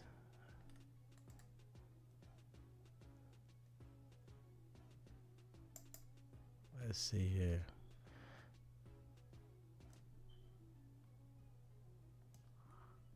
Hold on. They said it sparked outrage.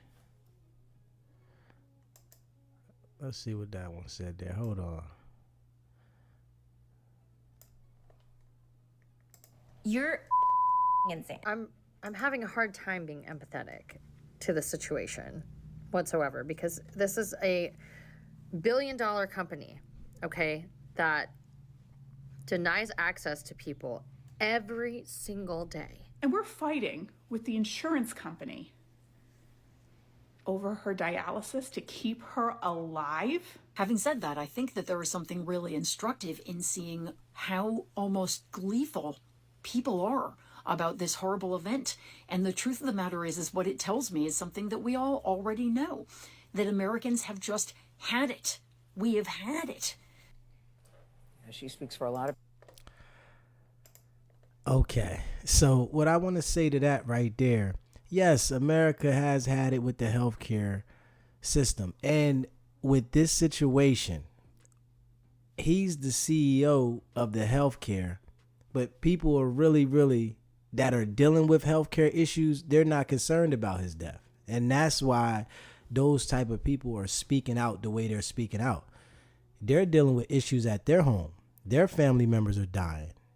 They're going through it. They can't get the healthcare. So him being killed, nobody's paying attention to that. The healthcare system is so out of control that people are not caring really that this man got killed. They're caring about their families. They're hoping that something happens in the healthcare system that changes, being as though that this man died. You know? And nobody's looking at it like the CEO got killed that are dealing with issues at home. And that's real.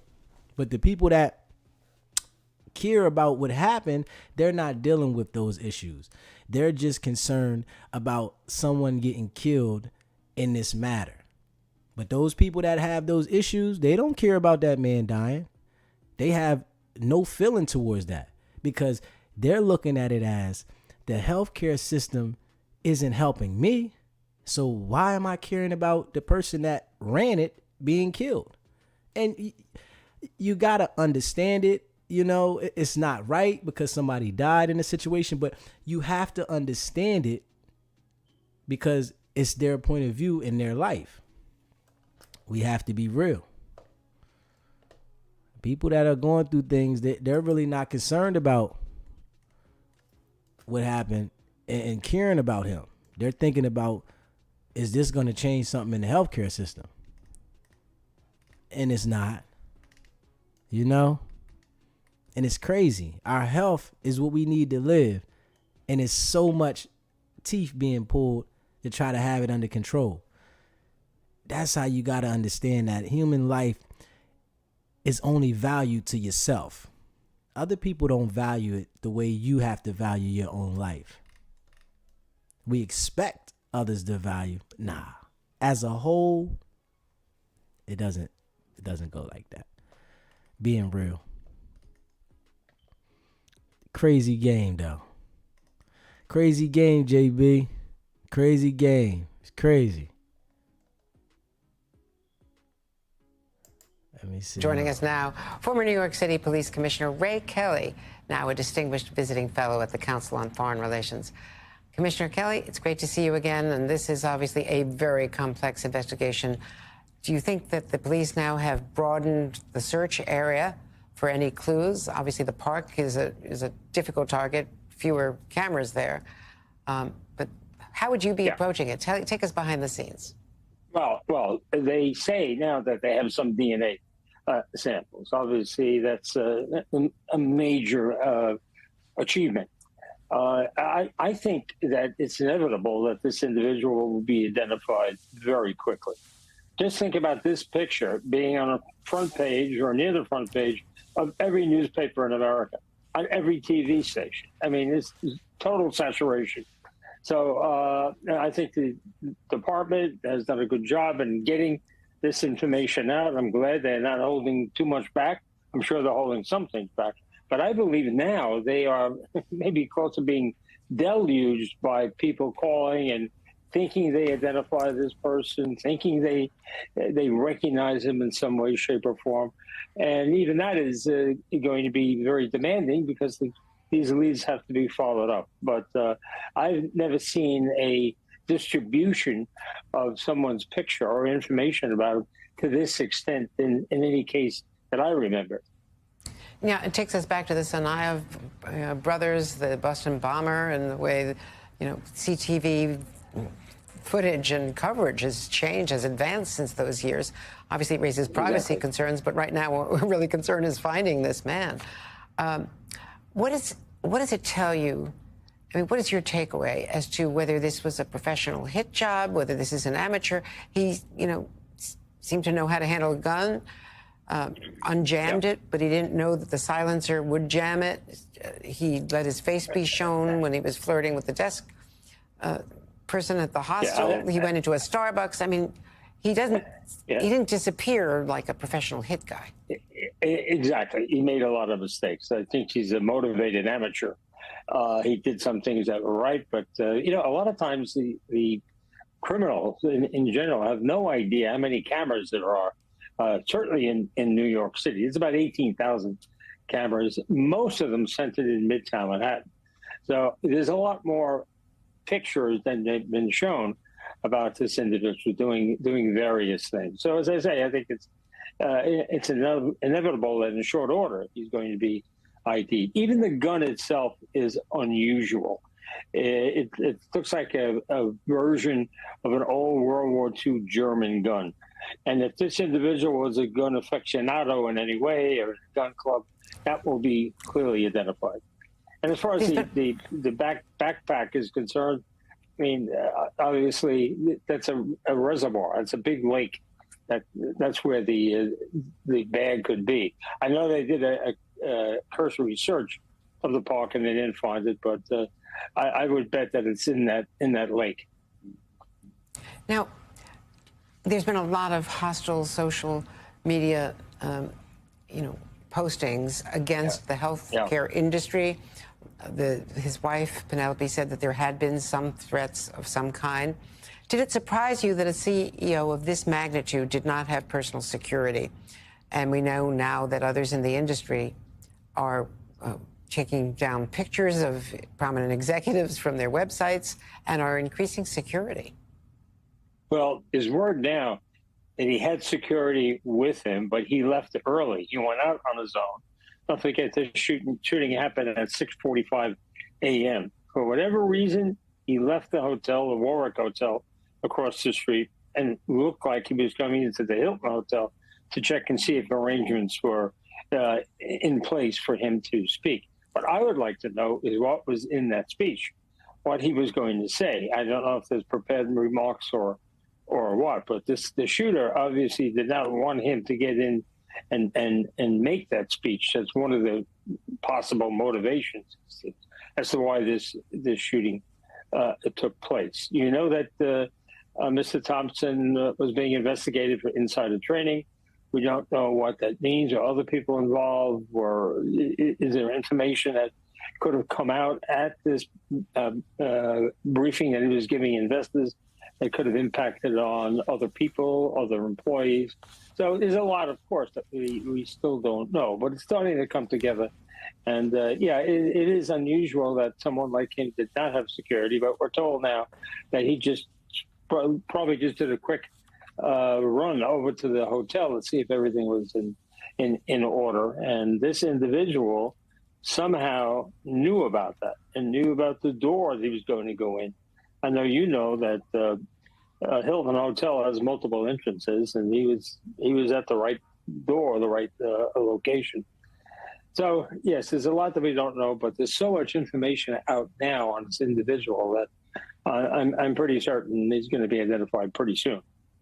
And finally, what do you make of the clue or misdirection from what was scratched on the cartridges of defend, deny, depose? Is that a lead, or is that trying to, send the police in the wrong direction? That's an excellent question, because we don't know.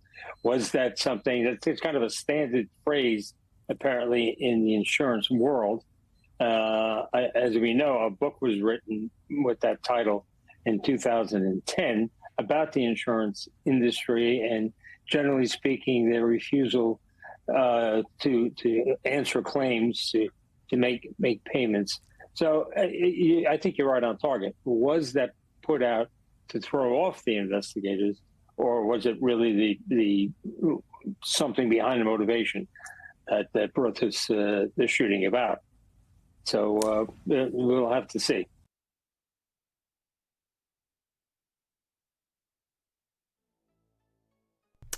Yeah.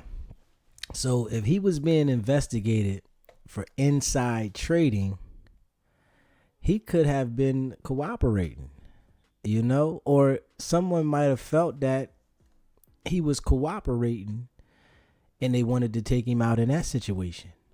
Because if it was some inside trading going on, it was probably a few people, a crew of people.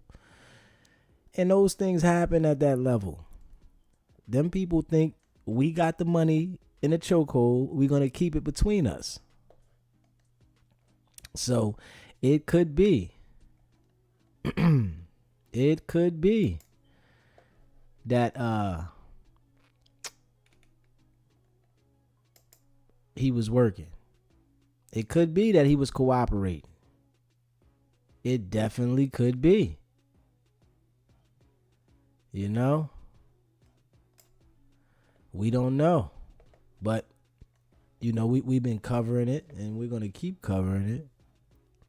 And I appreciate everybody that watches the channel. If you haven't already, hit that like button. Hit that like button for me. I would appreciate it. But still no positive ID. Yeah.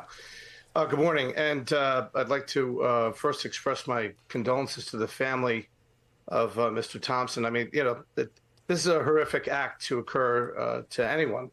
And I know there's been some reporting about some, alleged fraud investigations and whatnot.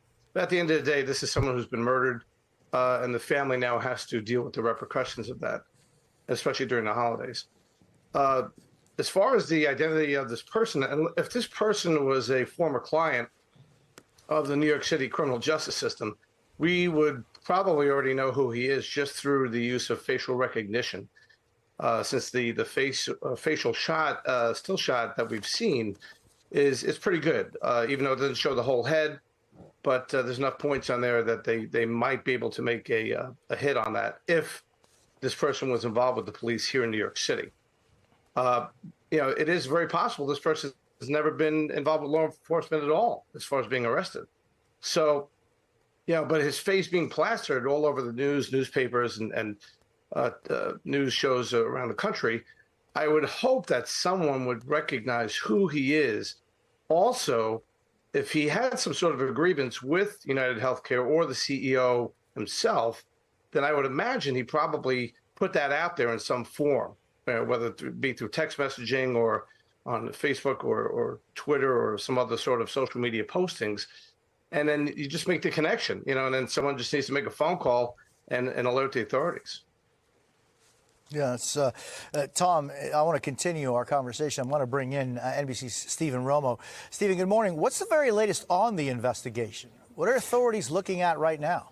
Yeah, Jose, just getting an update here that investigators have not found a name for this suspect. They have not identified that suspected shooter now. Concerning, of course, because it has been more than 48 hours since this shooting happened. Investigators have found dozens and dozens of images from surveillance cameras, and they're trying to track his timeline around Manhattan. We know that they believe he arrived here on a Greyhound bus that originated in Atlanta, perhaps a stop along the way. He could have gotten on board there as well.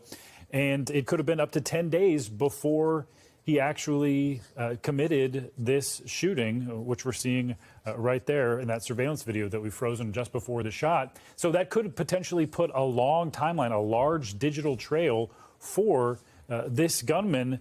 But we also are hearing that investigators aren't sure of a way that he could have left the city, if he left the city. More concerning there as well to not know which direction he could have gone and how he could have possibly made that escape out of the city, if he indeed has that. It seems like there is still a long way to go in getting that more information. And of course, we would like to have an update, a briefing from the NYPD, but that has not happened since the day of the shooting on Wednesday. Yeah, Tom, how do you see and how do you define, explain, I guess, the fact that authorities, 3 days in, don't really even know if he is still in the city? There are a lot of ways that a suspect can escape. Certainly, if it's him that is on those images in the video of him on the e-bike heading towards Central Park, that would mean that he could have done a number of things inside there. But what are some of the questions that you have, Tom, as far as why 3 days in there's no ID when there's so much apparent information in forensics?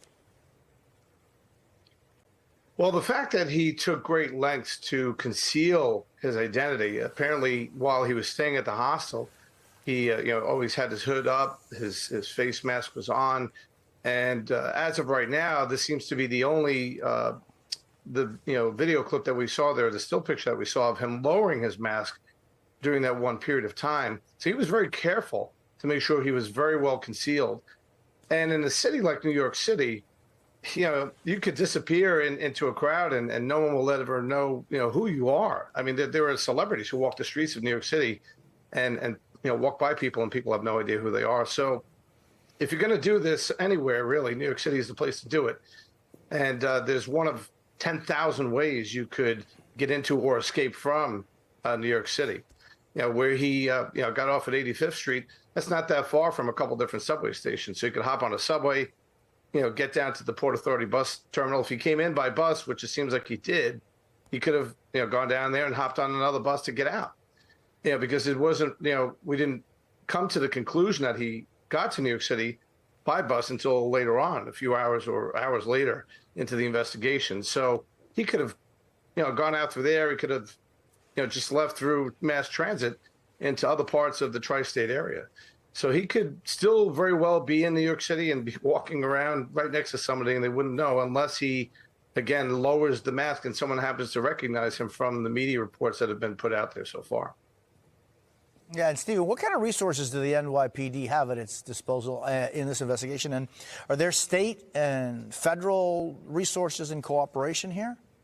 Yeah, there's no word on any federal resources or even state resources that may be involved. We know the NYPD does stay in regular contact with the surrounding areas, police departments for any type of investigation, really. But of course, NYPD is one of the most well-equipped police departments and well-staffed police departments in the country. So they have a force out to try to find, right now, these video clips from different surveillance angles to try to piece together a timeline for where this shooter may have moved, potentially in those 10 days before the shooting actually happened. They have a lot of legwork to do, but again, it has been more than 48 hours now for them to do that legwork, and we're still hearing that they do not have an identification for the shooter.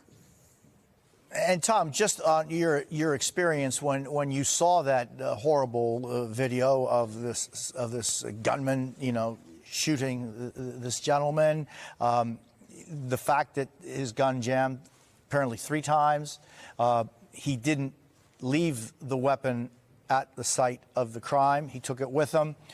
What are some of the things that you saw here and that you think maybe can help define who this person is? Well, there's a couple of footnotes. One is that the fact that they haven't been able to identify this person yet, a couple of days into this investigation, is not uncommon, to be honest. It's I think a lot of people get wrapped up in watching a lot of cop shows and movies where cop shows on TV, the crime is solved in 43 minutes without the commercials. These investigations are extremely daunting.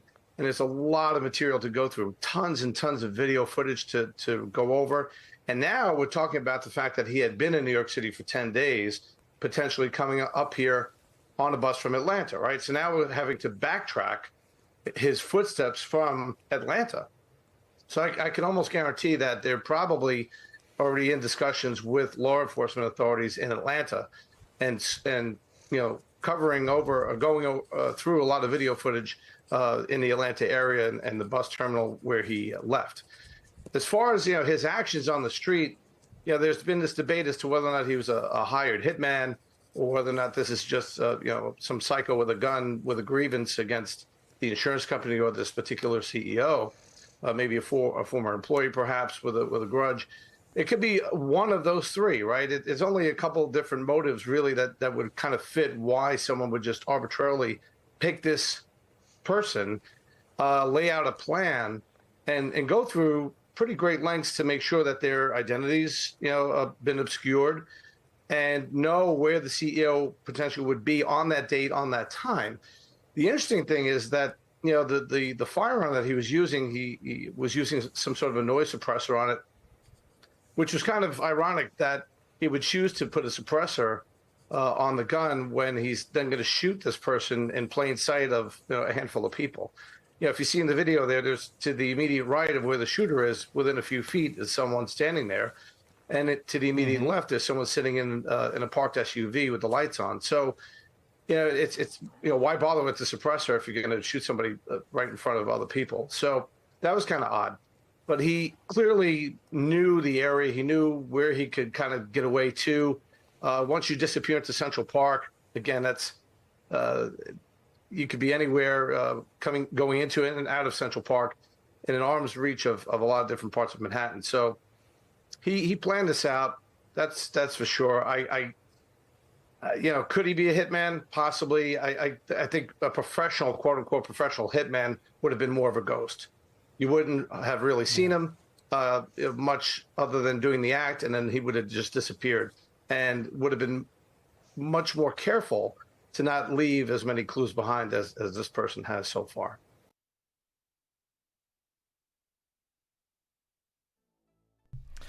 Yeah.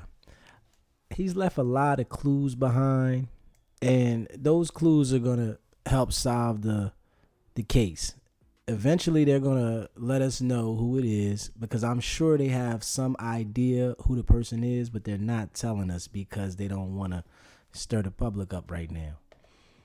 I appreciate everybody that watches the channel. If you haven't already subscribed, hit that subscribe button. If you like the content, become a member. I appreciate y'all.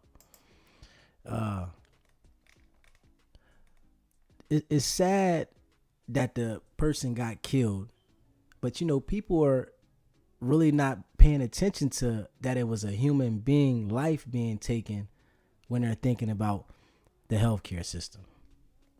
And it's sad, but I have to say it the way it is. People are looking at it as the healthcare system isn't fair. So that's overshadowing with a lot of people about this situation. And we have to be real. You know, people's lives are affected because of the healthcare system. The only person's life is affected, people's lives that are affected from this situation is his family. And it's a sad thing. But it's billions of people in the world that's being affected from the healthcare system. So they're like, I'm worried about my family. We can't get the coverage we need. Why should we be concerned about what's going on with him? And it's a messed up way to look at things, but that is how people are looking at things. And I'm just going to be honest with it. It's a messed up way to look at things.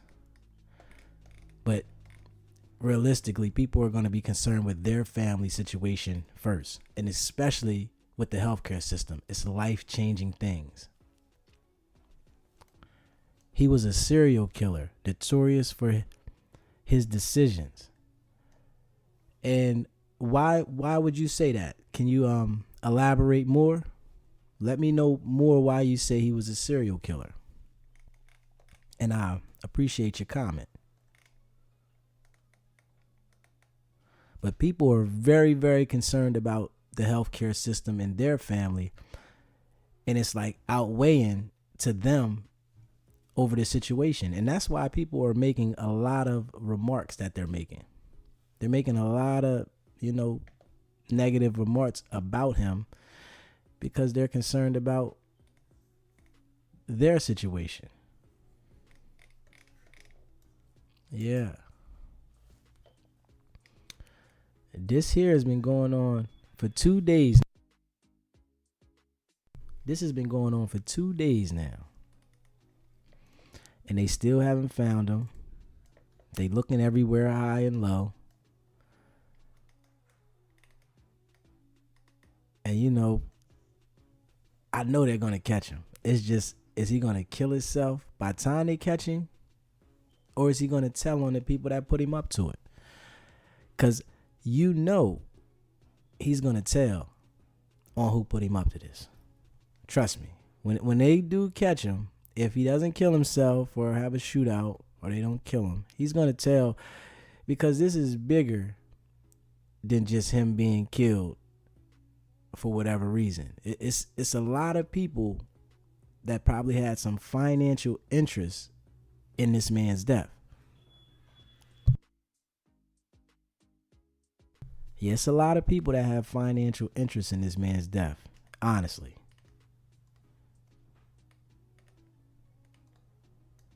Let me see. Hold on. Hold up. Let me see. Yeah.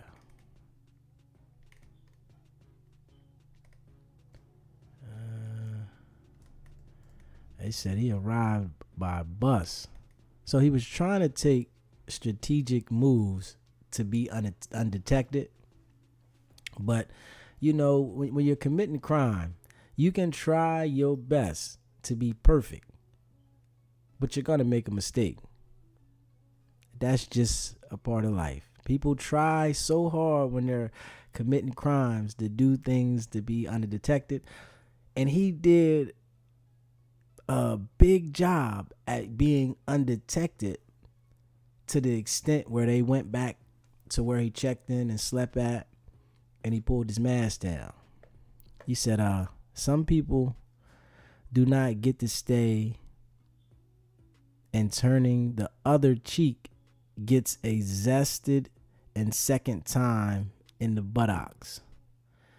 He said, some people do not get to stay, and turning the other cheek gets zested and a second time in the buttocks.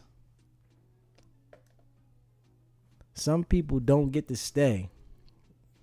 Tell me what you mean. I need to understand what you're saying. Some people do not get to stay. Like, enlighten me so I can understand what you're saying. Because we all gonna check. Everybody's gonna check one day. But this man was taken out from something bigger than I think somebody getting denied health care. They said he was under investigation for insider trading. He might have been cooperating. He might have been already talking to authorities and someone knew and they sent the hitman. Or it could have been somebody that was denied coverage that wanted to make sure he felt the pain that they were feeling. So it could be both ways, honestly. It could be both ways now. He said, read the part above it. Notorious for his decisions. So he said notorious for his decisions. Well, I mean, he was the CEO of healthcare, and we all know CEOs really don't care about the decisions they make. They only care if it's going to help them. They don't care if it affects you. So we know this. These big companies, they don't care that it affects you. They just want to keep the business going. He wrote the reason on the bullets found at the scene. Yeah, I seen that he wrote the reasons, those words on the bullets. We seen that. But you have to understand that sometimes things was put there to throw things off. We don't know if he wrote those things on the bullet to throw the case off. That could happen that way, you know? He said, neither serial killer. That's my point. People die behind his decisions. Yeah, and I agree with that. I agree that people have died behind the decisions he's made. Understandable. But in this situation here, somebody took him out. So I think it was a paid hit.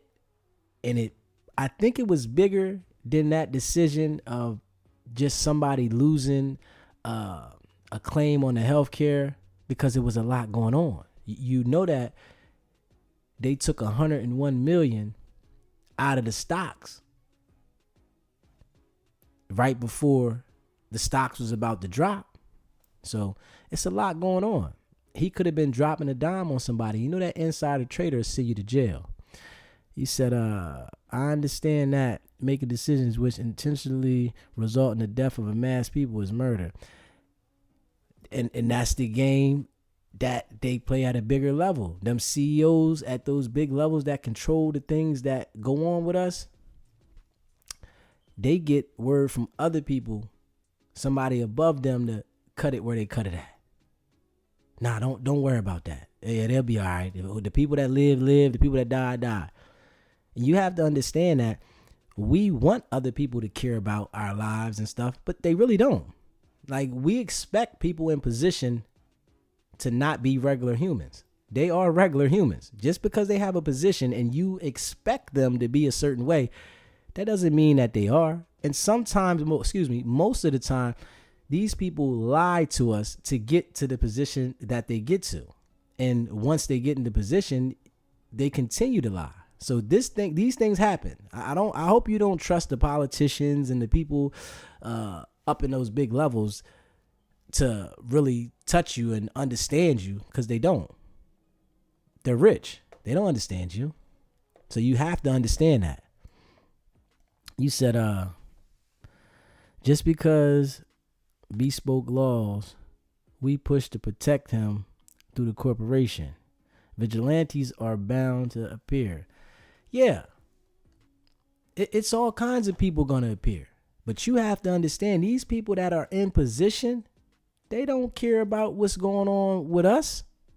You have to understand that. Just because these people are elected in these positions, stop thinking them people care about you. Stop thinking them people got your best interests. Stop doing that. I want y'all to stop that now. When you elect these people, right, they have a job to do in selling you something, and it's selling you themselves. So if they can sell you themselves in the best form, if they don't produce, oh well, I sold you myself. It's a game. He said, I really didn't mean to overspeak, but I'm typing fast and I'm pissed off. You have to understand that. That's why I'm speaking up. We need to speak up. Of course, I agree we need to speak up, but we don't just need to speak up at this time. We need to speak up when everything feels like it's going good. That's where I'm at with it. We need to speak up at those times. I think things will get done that way. Because when you speak up at this time, they only put a Band-Aid on it. And let's be real. Speaking up at these times, you only get a Band-Aid. We need to come together at the times it's needed, when everyday life is going on and these things are not occurring. When they're taking advantage of us every day, we all understand that the healthcare system is totally out of whack. It's people that die every day that shouldn't, but they don't care. This is the process. This is how life goes. And we all know this. It's people that die every day that shouldn't. It's cures out there that they don't even give us. Why? Because they really are not concerned about human life. And you expecting other people to be concerned for you, you're going to get disappointed every single time. You said you've been speaking up since the Bush administration. Now, I'm not excusing anything. I'm just being real. I'm on both sides of it. Like I know people are funny. You understand what I'm saying? I don't trust anybody. You understand what I'm saying? I don't trust nobody. So when these people get in position and you think that they're supposed to do something for you, understand that they got in position for themselves. They didn't get in position for you.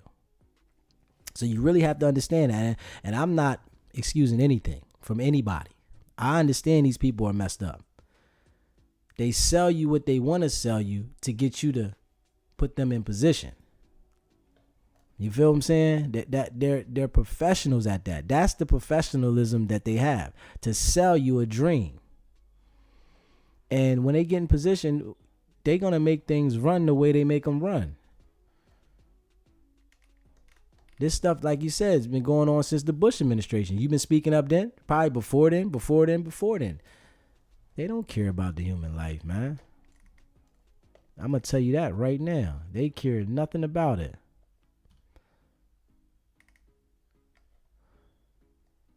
They care nothing about it, man. They said the bodyguard. Saying speaks up. What was the bodyguard talking about? He said the bodyguard spoke up. This was his old bodyguard, and we're going to see what he says. The bodyguard spoke up. Separated from his wife, and they lived in different homes. CNN's Whitney Wild is live in Minnetonka, Minnesota, where United Healthcare is headquartered. Whitney, what are you learning about who Brian Thompson was and what he meant to that community? Well, Laura, what is very clear in talking with people who knew him, they affectionately called him BT, is that he leaves behind a legacy of compassion and of leadership. He was a good colleague, a good friend, a good parent. What we learned in speaking with people who knew him in his past and in his present was that he took a lot of time to think about other people. For example, he spent quite a bit of time working with the Special Olympics. Here are a couple of the people who knew him way back when his roots ran through Jewell, Iowa, and today working with him at the Special Olympics. If you'd look at his class of '93 classmates, they would all tell you that they knew he was going to strive to be something big. You have somebody who was incredibly smart. He was very good at the work he did. He was had this attention, and he would get into the details. He also had this great energy. Laura, he was so young to have a job that prestigious. He was just 50 years old, again, the CEO of United Healthcare, working his way up through the ranks here, finally achieving that title in 2021, Laura. I mean, you can't overstate the magnitude of a company like that in my home state of Minnesota. I mean, it is so far-reaching, and to think that this is the CEO and a father, a beloved family member. What are you learning about his family and, God, how this murder is impacting them? I understand that the Thompsons' homes were actually targeted with a fake bomb last night? Right, as if this family hasn't been through enough, right? They had these bomb threats that were called in at Brian Thompson's home as well as at Paulette Thompson's home. They are close together. They're probably about a mile apart. But the Maple Grove Police Department, that's the police department that covers that area, said plainly those were swatting incidents. It was a hoax. But this tragedy has, it just left them completely shattered, Laura. They have declined much media interviews, but they did issue a statement saying that they are completely shattered, saying that Brian leaves behind, again, a legacy of compassion, of love, of generosity. They called him incredibly talented and a wonderful father, Laura. Whitney Wild, we can't lose sight of the fact that a human being lost their life as we look to see who this person is who took it. Thank you so much for your reporting. Look, Brian Thompson's widow told NBC News that there had been some threats against him, but as you saw in the surveillance video, he left that hotel alone, was walking alone. There were no bodyguards present that we can see, no protection, it seems.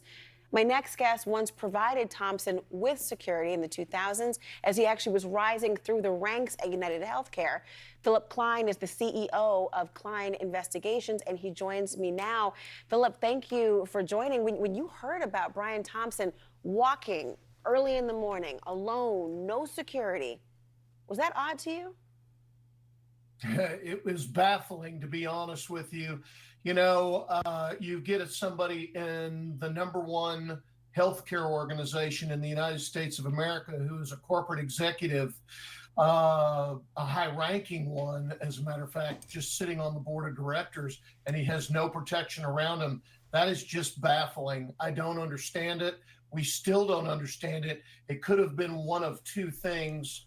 According to the teams that we've listened to today, and of course the news media giving us information. One, it could have been a personal choice. He may have not liked living in the bubble, and that's what we call somebody that is in the middle that we are protecting. It's called the bubble. We're around him. Even when he goes to the restroom, we're still right outside the door, you know, that sort of thing. Or United Healthcare chose not to provide security for him. I don't know the answer to that. I'm not going to speculate on it, but it is highly unusual for the CEO of a multi-billion-dollar corporation not to have people around him. It's just, again, it's baffling. That might be so counterintuitive to people to think that, you know, security, many people think are relegated maybe to high-profile athletes or entertainers or people in Hollywood. But the idea that there would be some vulnerability for people in such high-profile positions, I think is becoming quite apparent to people, at least this evening. And when you look at that video, the hour of the day, the landscape of Manhattan, just how vulnerable was he to any attack? Any attack. It could have been a person that had him targeted. It could have been just a street vendor. You just never know. I thought Mary Ellen kicked it out of the park. You know, I love Mary Ellen. Every time she's on television, it's just, I'm intrigued by her. But one thing I haven't heard from a lot of people are two things. Number one, when the event happened. The event happened at 6:30 in the morning. A lot of people say, well, you know, between 6:30 and 7. A lot of people say, well, why is that important? Well, that's shift change for the New York Police Department. So there's not a lot of street officers on the street at that point in time. Second, I believe, just from what I've listened to from newsreader reports and Intelnet reports, I believe that this man had his schedule. I think this man knew his movements. And I think he posted up, 5-10 minutes before he walked out of that other hotel and walked around the corner and was in front of the Hilton. You know, I think that that's important. And the last thing that I heard your other guests talk about is the gun and the positioning of the gun and how the gun jammed. You know, he did have a suppressor. He did have a baffler on that gun from what we've seen in the videos that have been supplied to all of us out here in the field. And the gun jammed because of the recoil of the action on it and the baffler. And not only that, but the silencer, let's just call it what it is, a silencer. And it did not set off any of the monitors in the city area that listen for gunshots that would have put police in the area immediately. Wow. So it just seems like the perfect storm. Well, Philip, I mean, we don't have much time, sadly, but let me ask you, how many bodyguards should have been around him? What would that detail have looked like to secure his safety? If he or his company had hired our firm, we would have had 10 agents around him at the minimum. Really?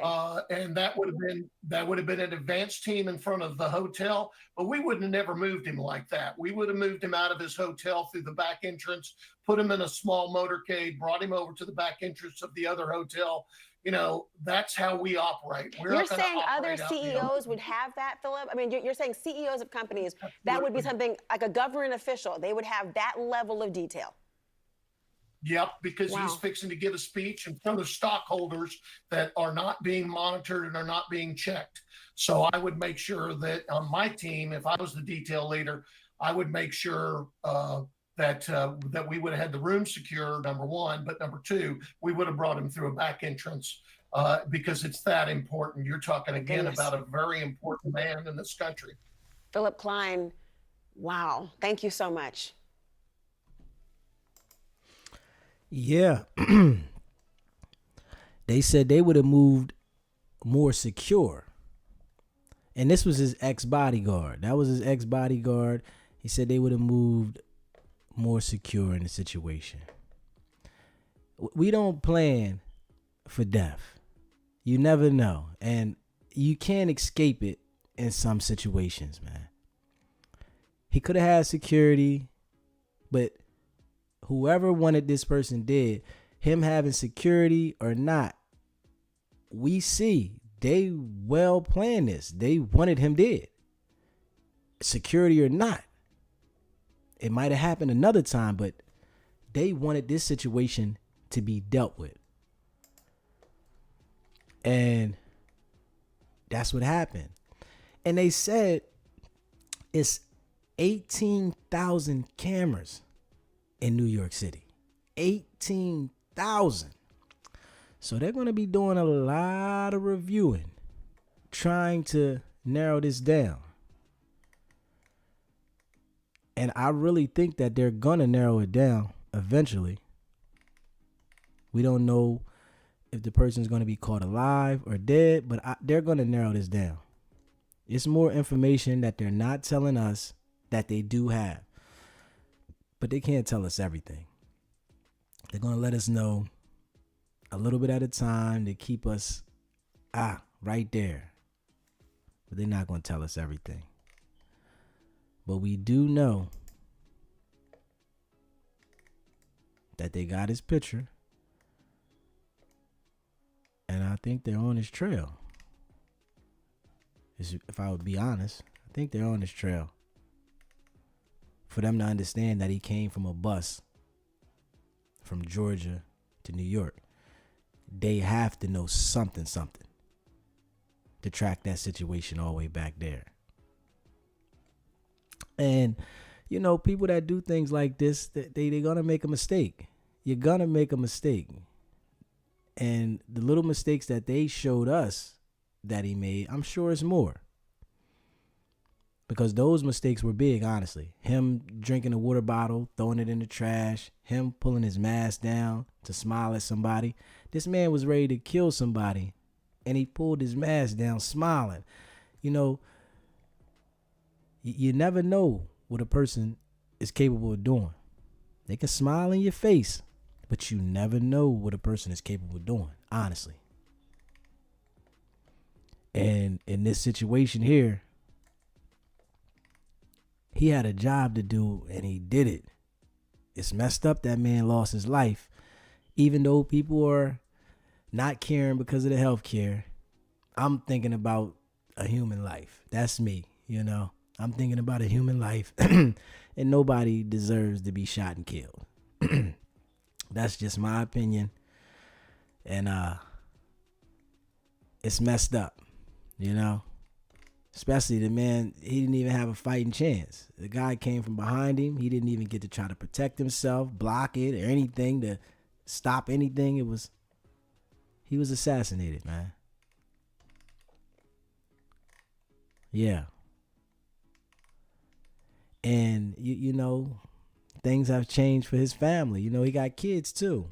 His kids, you know, but you know how people think, you know, and nobody's caring about his kids right now. I'll tell you that right now. They thinking about healthcare. Like, this is how life goes, man. People are always going to think about the things that affect them first. And we have to be honest. That's with anybody. You're going to think about the things that affect you before you think about what affects somebody else. And healthcare is affecting the entire world. You know, And it's crazy that it shouldn't be that hard. They print the money. It shouldn't be that hard for our health care to be in line. But we already know it's all business, man. Life is business. When you're a kid, you're in a kid world, so you don't understand. But once you become an adult, everything is business, man. Everything. You know? And some people don't understand that until they on their last leg, older. But once you become an adult, it's business. Straight business. That's why we need to stop encouraging people to just have fun in their 20s. Because then they get in their 30s and not understand anything. You know? For real, for real. But yeah. Do y'all think that this person is going to be caught in the next day or two? Let me know. Do y'all think that this was a professional? Because, you know, they want to distinguish if this person was a professional or an amateur. Do y'all think this person was a professional that did this? Because they did a lot of good things to get undetected, but they made a few mistakes. And this is from days of sitting in New York waiting for this man to come. And then where he went to stay, like, hold up. Seriously? And it's like, and then I did look at the picture, the video, where one of the bag straps was a different color. But I'm thinking maybe that might be the camera. Maybe that might be the camera. The camera was picking it up a little different. Because the camera's lighting probably was a little different. I don't know. What do y'all think? Do y'all think it's the same person that they're showing in both videos, from the guy pulling his mask down to the guy that did the shooting to the guy that they're showing walking down the street? Let me know. Because they do have the picture of a guy with black on and a black mask. Then you have the guy with the gray on and the white straps. So maybe he had multiple backpacks so that he could switch up different hoodies, different clothing. And he well planned that. It was well calculated, strategically planned. He carried out something definitely that has New York with the big eye. Like, how did he do this in New York City and get away with it? Like, and New York has 18,000 cameras. 18,000? So you already know the camera game is going to be stepped up in New York. They're going to step the game up with the cameras. Because for this guy to be undetected and they can't find him and they have to go through these measures to try to find out who this person is, they like, man, them 18,000 cameras ain't nothing. For somebody to slide through the cracks like that, them 18,000 cameras are nothing. Yeah. Let me see here. Hold up. Yeah.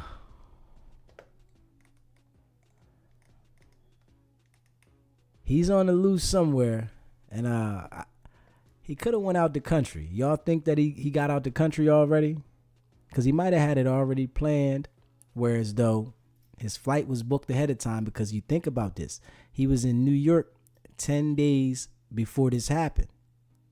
He was there 10 days before this happened, so he might have already had his flights already booked out the country and scheduled not to leave that day, but the next day or the following day. Because I already know that day they were all over the airports that were going out the country. You know that. So, and I'm sure they are probably still now. But this right here, whoever did do it, they definitely did a lot of planning. You said if he did, I wouldn't tell. Oh, so you saying if you knew where he was, you wouldn't tell? Yeah, I think a lot of people wouldn't tell. You know, a lot of people been affected by healthcare. A lot of people wouldn't tell. You know, it's like, hey, man, when y'all do your job. And it should be like that in a lot of situations. Let the people do their job. You know, but people only want to address the things that are affecting them. You know, we got to be real about that. People only want to have that type of mentality for the things that affect them. You know, and that's real. And, you know, all you can do is respect it. You know, people that have that mentality, they're feeling something from healthcare. They're upset with the whole system, you know? And we already know that, you know, that the healthcare system doesn't care if you get treatment or if you got coverage. No, it's business. Once you become a certain age, everything is business and business only. They don't care about your personal feelings, what's going on with you, if you make it through. They don't care. It's business, man. You know? And once we as people understand that, we'll look at things different. You know? We start looking at these people that get in position like they're going to be there for you. They're really there for you. No, it's business, man. If you were in that situation, you would treat it like business too. But you're not, so you don't understand that. And I understand that. You said talking and debating doesn't work. What you mean? What you mean talking and debating doesn't work? I'm just telling you honestly. If you was in that position, you wouldn't care either. It's how life goes. People only care about things that they think they understand what somebody else is dealing. You know, now I care. I'm concerned. But if you were in that situation, you wouldn't care about other people's health care either. Not at all. Honestly. That's real rap. But I'm just saying that. I understand he didn't care. And that's what I'm saying. And I said if you were in that situation, you wouldn't care either. I'm just being honest. People only care about the things that they're affected by that they can't touch. You understand what I'm saying? People are very concerned. You know, people care about that. You know? People are tired of being ripped off by insurance. And I understand that. Well, why can't we stand up a different way, though? Why can't we stand up? All right, so after they find out who did this and somebody gets arrested, why are we not going to all come together and stand up about it? People are still going to go out and purchase these plans at the prices they want them at. Nobody's going to take a stand. If we took a stand on things, things would change. But nobody takes a stand. Everybody wants to cry and complain and then be excited in these situations, but nobody's taking a stance. We have to come together to take that stance in these situations. For real. Insurance companies been ripping people off forever, and they're going to continue to rip us off. It's never going to stop. It's because after this goes by, people are going to continue to purchase these policies. They're going to continue to do the same things they've been doing. And that's real. We all are tired of being ripped off by the healthcare. Everybody. Healthcare, the justice system, all these systems that are put in place to control and run things are corrupt. We all know that. Every system that is put in place is corrupt, man. It's the game of life, man. We can be upset, but we don't know how to take a stance on it. Nobody. All we do is know how to complain and be excited at times like this. You know? If somebody was trying to put something together for us all to come together to get this rectified, it'd be people pushing and pulling against it. Straight up. It'd be people pushing and pulling against it just to say that they're not with the movement. Right. I understand he made $90 million last year. I don't care. I don't care about how much money somebody makes. I don't care. I'm be talking about the principle of this situation. And you're concerned, which probably most people are concerned about, that he made all this money. We're not concerned that people are dying, they're denying the coverage. No, we just concerned that he getting all this money. Come on, man. We need to be concerned about the effect that it's having on us. It's affecting us. If we focus more on that and then stop focusing on a tragedy and stuff like that, we might get a change. We worried about how much money the man made. But after this, right, after they find out who did this next week, are you just going to have the same energy about how much money the CEO people make? Or are we going to try to find out how to get it done? Are we going to try to find out how to get things changed? We as the people have the ability to make a change. It's just we don't stand up. We don't stand up for nothing. We just go with the get along gang. Whoever's in position, we expect them to make change.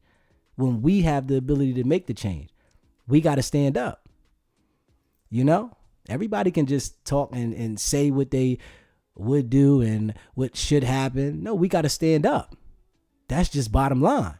If we knew how to stand up and stand for something, things would change. But they're never going to change.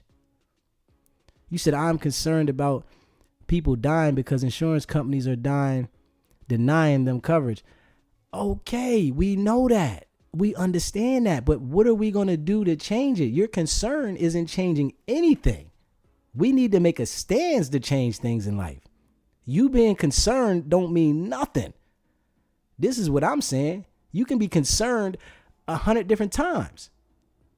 What are you going to do to make the change? We as the people have the ability to make the change on a lot of things, but we have to stand united as one when we want to make change. We can't have a few people saying they want to do this, they want this, and I'm concerned about this, and nobody's making no effort to put something together so we can make a change. You understand that, right? All the concerned people, right? All the people that are having these issues and that they're concerned about their loved ones dying, right? They're not addressing it any other time. They're not coming together. It should be a group put together. It should be a big group. The world should be fighting back at this. But you know what? People are not doing that. It's because when things is going smooth, don't nobody want to address it. They only want to address it when something's going wrong in their house. In the healthcare, people are saying, we're not covering this. Now they want to address. Don't nobody want to address it when things are going good for them. This is the point. You said you really think standing up against those CEOs will work. I said us as the world, yes. If we come together as the world, yes. But we have to come together. We got to start making a stand. You see when they start protesting, when they really want something done, when they really want to wreck something, things happen. But when you sit there and just want to complain about it and we not making an effort as a unit, why people can't figure out how to get the unit together? You said, how did BML work out for you? I don't care about none of that. I don't care about none of that. I don't care about BML. All that stuff. I don't care about it. I care about me. You understand what I'm saying? I care about what's affecting me. You understand what I'm saying? I don't care about all that.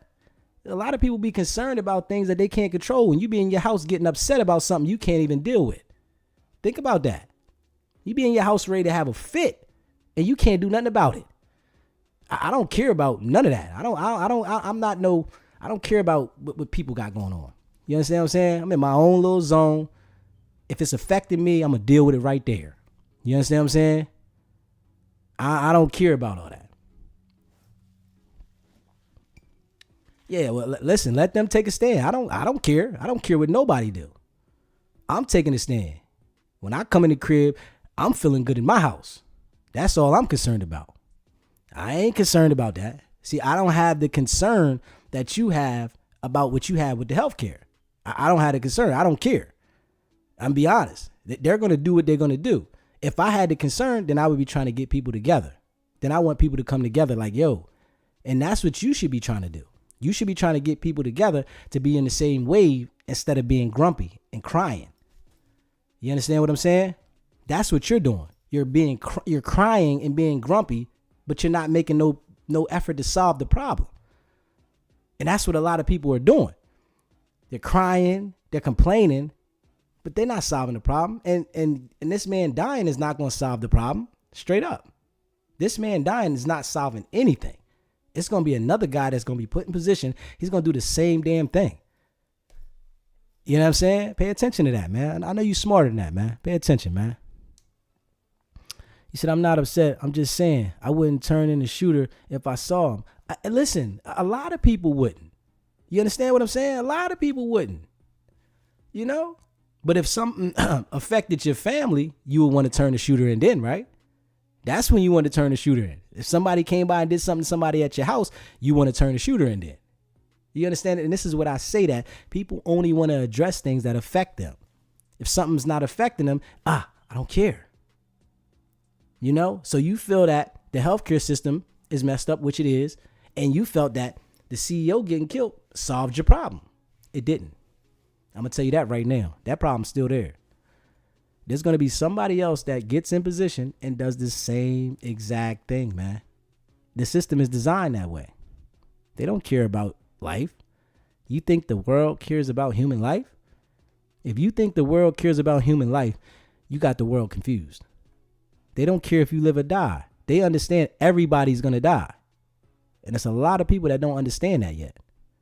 They understand it. I don't care what you do. I don't care what health care you have. I don't care what doctor you go to. You still going to go. So, and they understand that. So they're looking at it different. And you got to understand this, right?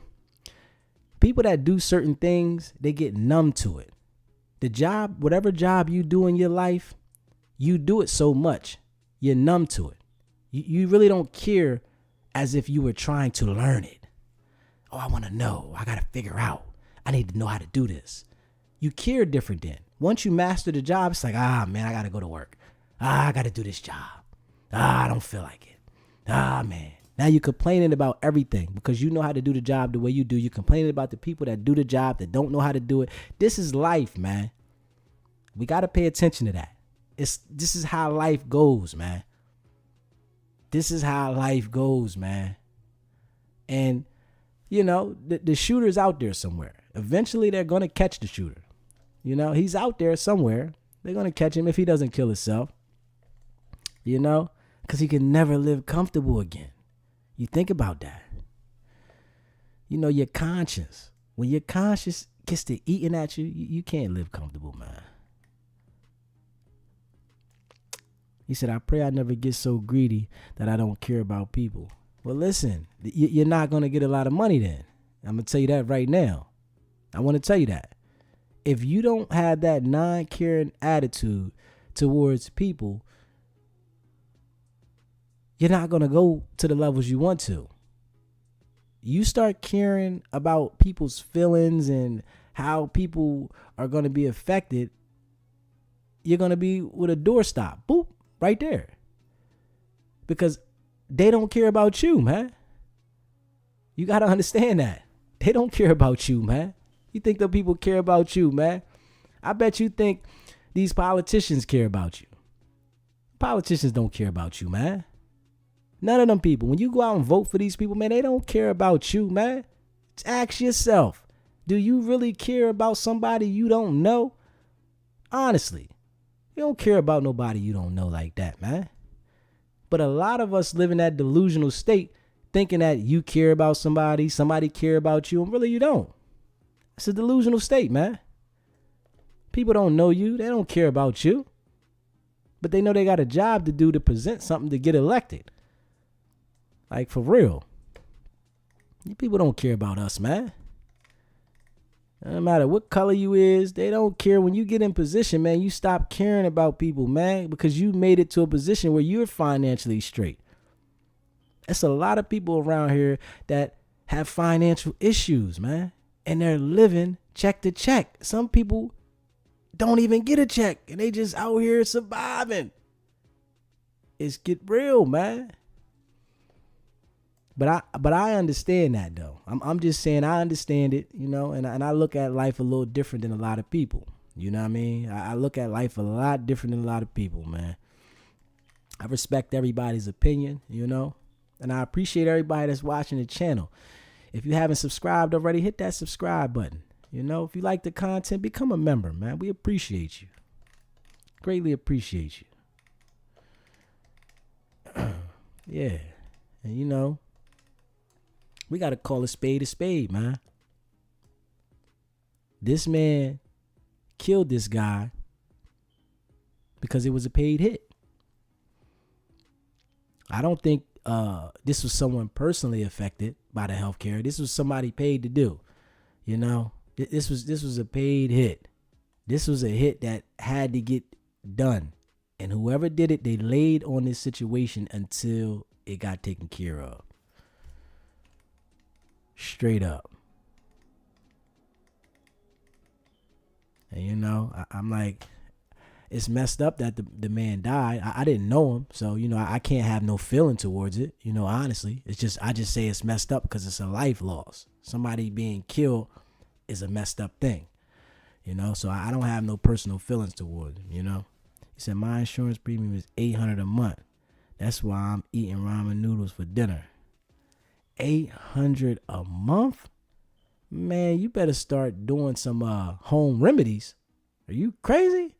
$800 a month? You better start doing some home remedies. You better start Googling what can you do naturally. There's some natural things you can do. You paying $800 a month? And you probably taking that medicine that them people giving you, and that medicine gives you all kinds of side effects. What? God. Yeah, I'm like, yeah. You got to pay attention and watch out for the medicines that they give out, man. You paying $800 a month. You better be doing the research on the things yourself. Don't just listen to your doctor. You better do the research on these things yourself. $800 a month? They must know whatever they giving you is not going to cure you. They must know that. For them to charge you $800 a month, they know you just on borrowed time. They just giving you stuff to stay alive. That's deep. You got high pre-existing. Yeah, man. You need to start. Watch what you eat. I'm going to tell you this. I'm going to give you a little advice, man. I know you might not want to hear it. You need to watch what you eat. Cut down on the beef. Cut the beef out for a second. Cut the beef out. Cut the salt out. Cut the sugar out. You have to change things up. You need to eat bland food for a second. If you paying $800 a month for premium insurance or whatever, you need to start eating bland food. You must like eating food that tastes good. Stop eating all those food that got all those tasty things in it. You need to eat bland food for a second so that your body can start fighting off some of those things that's sitting in there. And I don't know if you know, beef sits inside your body for at least 2 weeks. At least. It's not good for you. He said, I'm not dead yet. I don't need no rocking chair. I understand that, man. I understand that. But what I want you to do is eat better, man. Eat better. Eat better. If you eat better, you're going to get a better results. Trust me. Eat better, man. You said a lot of people pay for you, or do they pray for you? You know, we can say a prayer for you. You need a prayer, I'll say a prayer for you. I'm going to send one up for you. Redacted. I'm going to send one up for you. You know, hope Ed gets better. Hope things work out for you. You know what I'm saying, Ed? But cut back on that medication, man. You got to cut back on that medication because a lot of that medication got a lot of crazy side effects, Ed. You hear me? Cut back on it, man. Nah, it ain't your fault insurance company ripping you off. I'm just telling you, eat healthier. You know what I'm saying? Insurance company ripping everybody off, man. That's the name of the game, man. Everybody's robbing Peter to pay Paul, man. Don't you understand how this thing of life works? It's everybody robbing Peter to pay Paul. That's how life go, Ed, man. Honestly, man. I ain't gonna lie, man. I ain't gonna lie, Ed, man. If you haven't already hit that like button, hit that like button. I appreciate y'all. I really appreciate y'all, man. And, you know, it's coming down to the come down, though. I'm telling you this right now. It's coming down to the come down. Mark my word. You better know. They got an APB out on this guy. They're going to find out who he is. I'm going to tell you that right now. They got a straight APB out on him. All points bulletin. You hear me? And when they find him, right, he might do it to himself. He might end it right there. Because I'm telling you, it's over for him. I know it's over for him. It's it. It's it. And you know, they said they don't want to violate any of his rights, or I think that's what the mayor was saying, Mayor Adams. They don't want to violate any of his rights, and they don't want to mess the case up. Man, lock him up, man. He deserves to be locked up, man. Yeah, And I don't wish jail on nobody, but to walk up and shoot a man like that in broad day, you don't have no regards for the human life. You don't care. You have no regards for human life. And you get what you deserve. I'm going to be honest with that, man.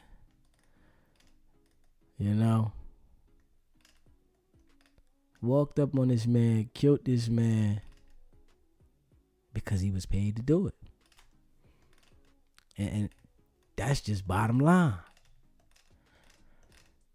Because I don't think it was personal, as in somebody in his family had a healthcare issue. Because, most of the time people will just talk, oh man, I wish this person was dead. And they really don't take it to that level of laying on the CEO. Because this guy laid on the CEO, man. He laid on him for weeks. Said he was out there 10 days before. Yeah, we don't know the whole story. It happens every day. We don't know the whole story, honestly. But what we do know is what we seen on that video. We looked at the video, and I showed it on here several times. We do know he laid on that man in between the cars, and when he came out, he shot the man in the back. And the crazy thing was, it was a person standing right next to that man. I know whoever that was almost shit a brick. I ain't gonna lie. Whoever that was standing next to that man when he got shot, they almost shit a brick. I'm gonna tell you that right now.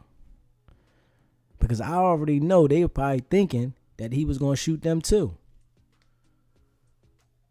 Especially you coming out behind a car randomly shooting somebody, you thinking you about to get shot too. That was a deep situation, man. Let me see, hold on. Yeah. He wasn't a pro because pros don't stop and get coffee. They're more prepared than that. And I agree, but I think that whoever it was, he wasn't a pro. And any pro, if you want to call him a pro, because they might do the hit and hide things more, they all gonna make a mistake, man. They're all gonna make a mistake, man. It's no way that you're gonna go do something like this in the middle of New York City that you're not gonna make a mistake, man. Anybody in that situation is gonna make a mistake. And that's just my opinion. You don't have to be a pro in order to be hired as a hitman. And I definitely agree. I definitely agree. You don't have to be a pro. You know what I mean? Because it's people out here that never even did nothing like that be willing to take some money for the right amount and to go even just try to get away with it. That's the thing about this thing they print out. They print this money for us, right? And there's people that are willing to go to the greatest lengths, the dumbest things to try to get it, and they won't even be able to enjoy it. You think about that. This person here, whoever it is, I don't know if he's been paid yet or if he's waiting to get paid, but he's not going to be able to enjoy it. He has to live and hide. They don't think about these things when they go out there and do something like this. You got to live and hide until you get caught. You can't live regular. So if somebody's paying you to live and hide, what you think gonna happen? You're gonna spend the money. Be honestly, you live in the hide. You're gonna spend money. Come on, man. So whoever this was, it was dumb to do it. It was a stupid thing to do. Can nobody offer me no amount of money to do something stupid that I'm going to have to hide for? It doesn't even add up. For anybody that would think of doing something dumb to this magnitude, it really doesn't add up because you got to hide forever. Come on, man. Yeah, it's crazy. It's crazy. You got to hide forever and you don't even get to enjoy the money. You don't even get to enjoy the fruits of your labor, if that's what you want to call it. In all honesty, dudes look at it like, I'm going to get this money. Yeah, I'm going to get this money. You can't even enjoy it, man. Can't even enjoy it. And the little bit of money that you might get, you're going to blow it if you do get it. And a lot of times these dudes get caught before they get the money. So think about this, right? Say this guy gets caught in the next 2-3 days, right? He didn't get to enjoy nothing. If he was paid to do this hit, he didn't get to enjoy nothing if he's caught in 2-3 days. It's the dumbest decision ever. Like, it doesn't make any sense. And then think about it like this. He gets caught, right? He's going to end up telling on whoever put him up to it. So the whole thing doesn't add up. And we have to be real. The whole thing, nothing adds up about this. It's a dumb decision. It's a dumb decision. Okay, we got breaking news. Let me see. Hold on. Updated 4 minutes ago. Let me see. We got breaking news. Let's see what we got here, y'all. Let's see what we got. We got some breaking news. Hold on. New pictures of the person wanted for shooting and killing the CEO of United Healthcare in Manhattan. The New York City Police Department just released these surveillance images of the gunman who killed 50-year-old Brian Thompson from Minnesota. We want to warn you, this story has images that are disturbing. CBS's Tim McNicholas is live for us in New York City, where that manhunt is underway. Tim. Marie and Jim, the head of the NYPD, describes this shooting as pre-planned, targeted, and brazen. It happened right here in bustling Midtown, just a few blocks from Rockefeller Center, and now police are ramping up security for tonight's tree lighting ceremony. Police released these surveillance images of the suspect and announced a $10,000 reward. We've frozen this video just before the moment police say he shot United Healthcare CEO Brian Thompson in the back and leg just outside the Hilton Hotel around 6:45 this morning. Many people passed the suspect, but he appeared to wait for his intended target. The NYPD believes Thompson, a 50-year-old father of two, was walking to the United Health Group's investor conference at the Hilton. Detectives say after the shooting, the shooter ran into an alleyway before getting on an e-bike and riding into Central Park. There are GPSs on those bikes. We'll be working with the company. United Health Group canceled the conference and released a statement saying in part, "We are deeply saddened and shocked, and Brian was a highly respected colleague and friend to all who worked with him." Shock is also how tourists in the area describe their reaction. It could happen anywhere, but Christmas here in Manhattan. As massive crowds are expected in Midtown for tonight's Rockefeller Center Christmas tree lighting. I don't think there should be any cause where people have to kill someone else to get rid of them. This is a terrible event, but we're going to go on and people are going to enjoy the tree lighting tonight. Officers say they also recovered a cell phone from that alleyway and they're looking into whether it belonged to the suspect. As police search for a motive, they are also reaching out to Thompson's friends, relatives, and colleagues back in Minnesota where he lived. Officers are searching. Yeah, they're going to reach out to all the family members, anybody he known, and they're going to be interviewing them. They want to get to the bottom of this. All the emails, because most of the time, right, when something like this does occur, when somebody wants somebody killed, they already done emailed them, text them, and they already done warned them about something is going to happen to them. And it's usually documented. I'm going to be honest. It's usually documented. And they're going to go back, go through his phone, his emails.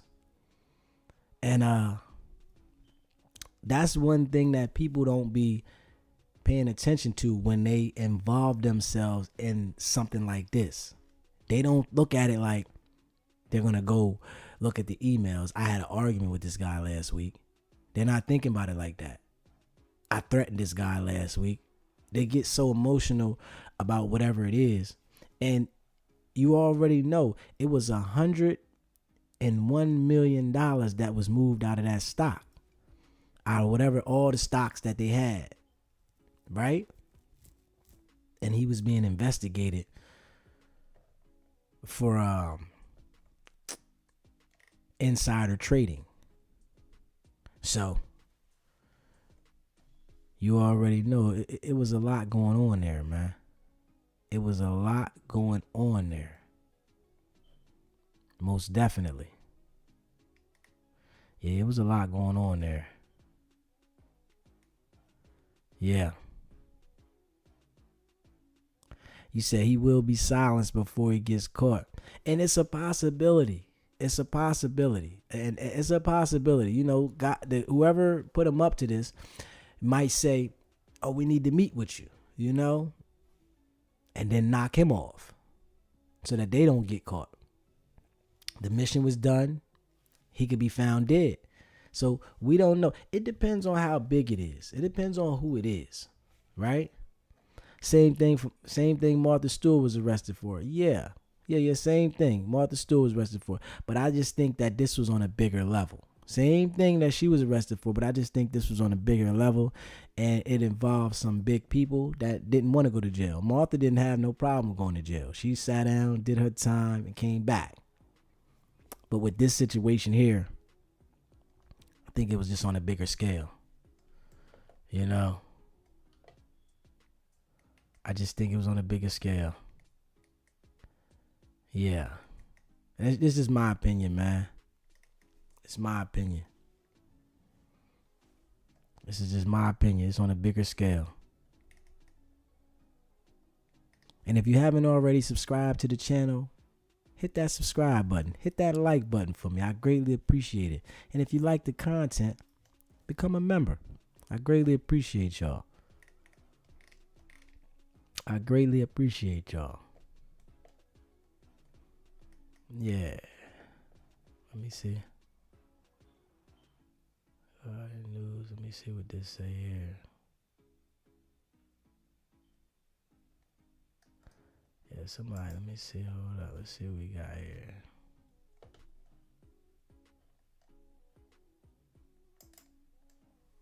Yeah, most definitely. Let me see what we got here. Hold up.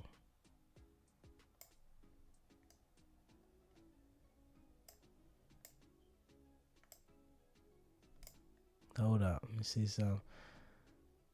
Hold up.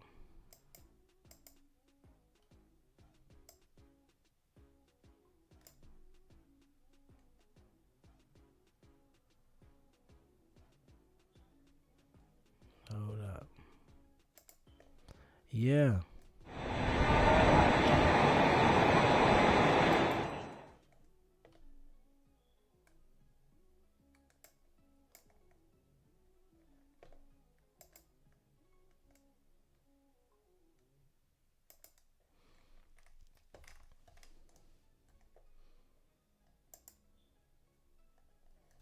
Let me see what we got here. Hold up.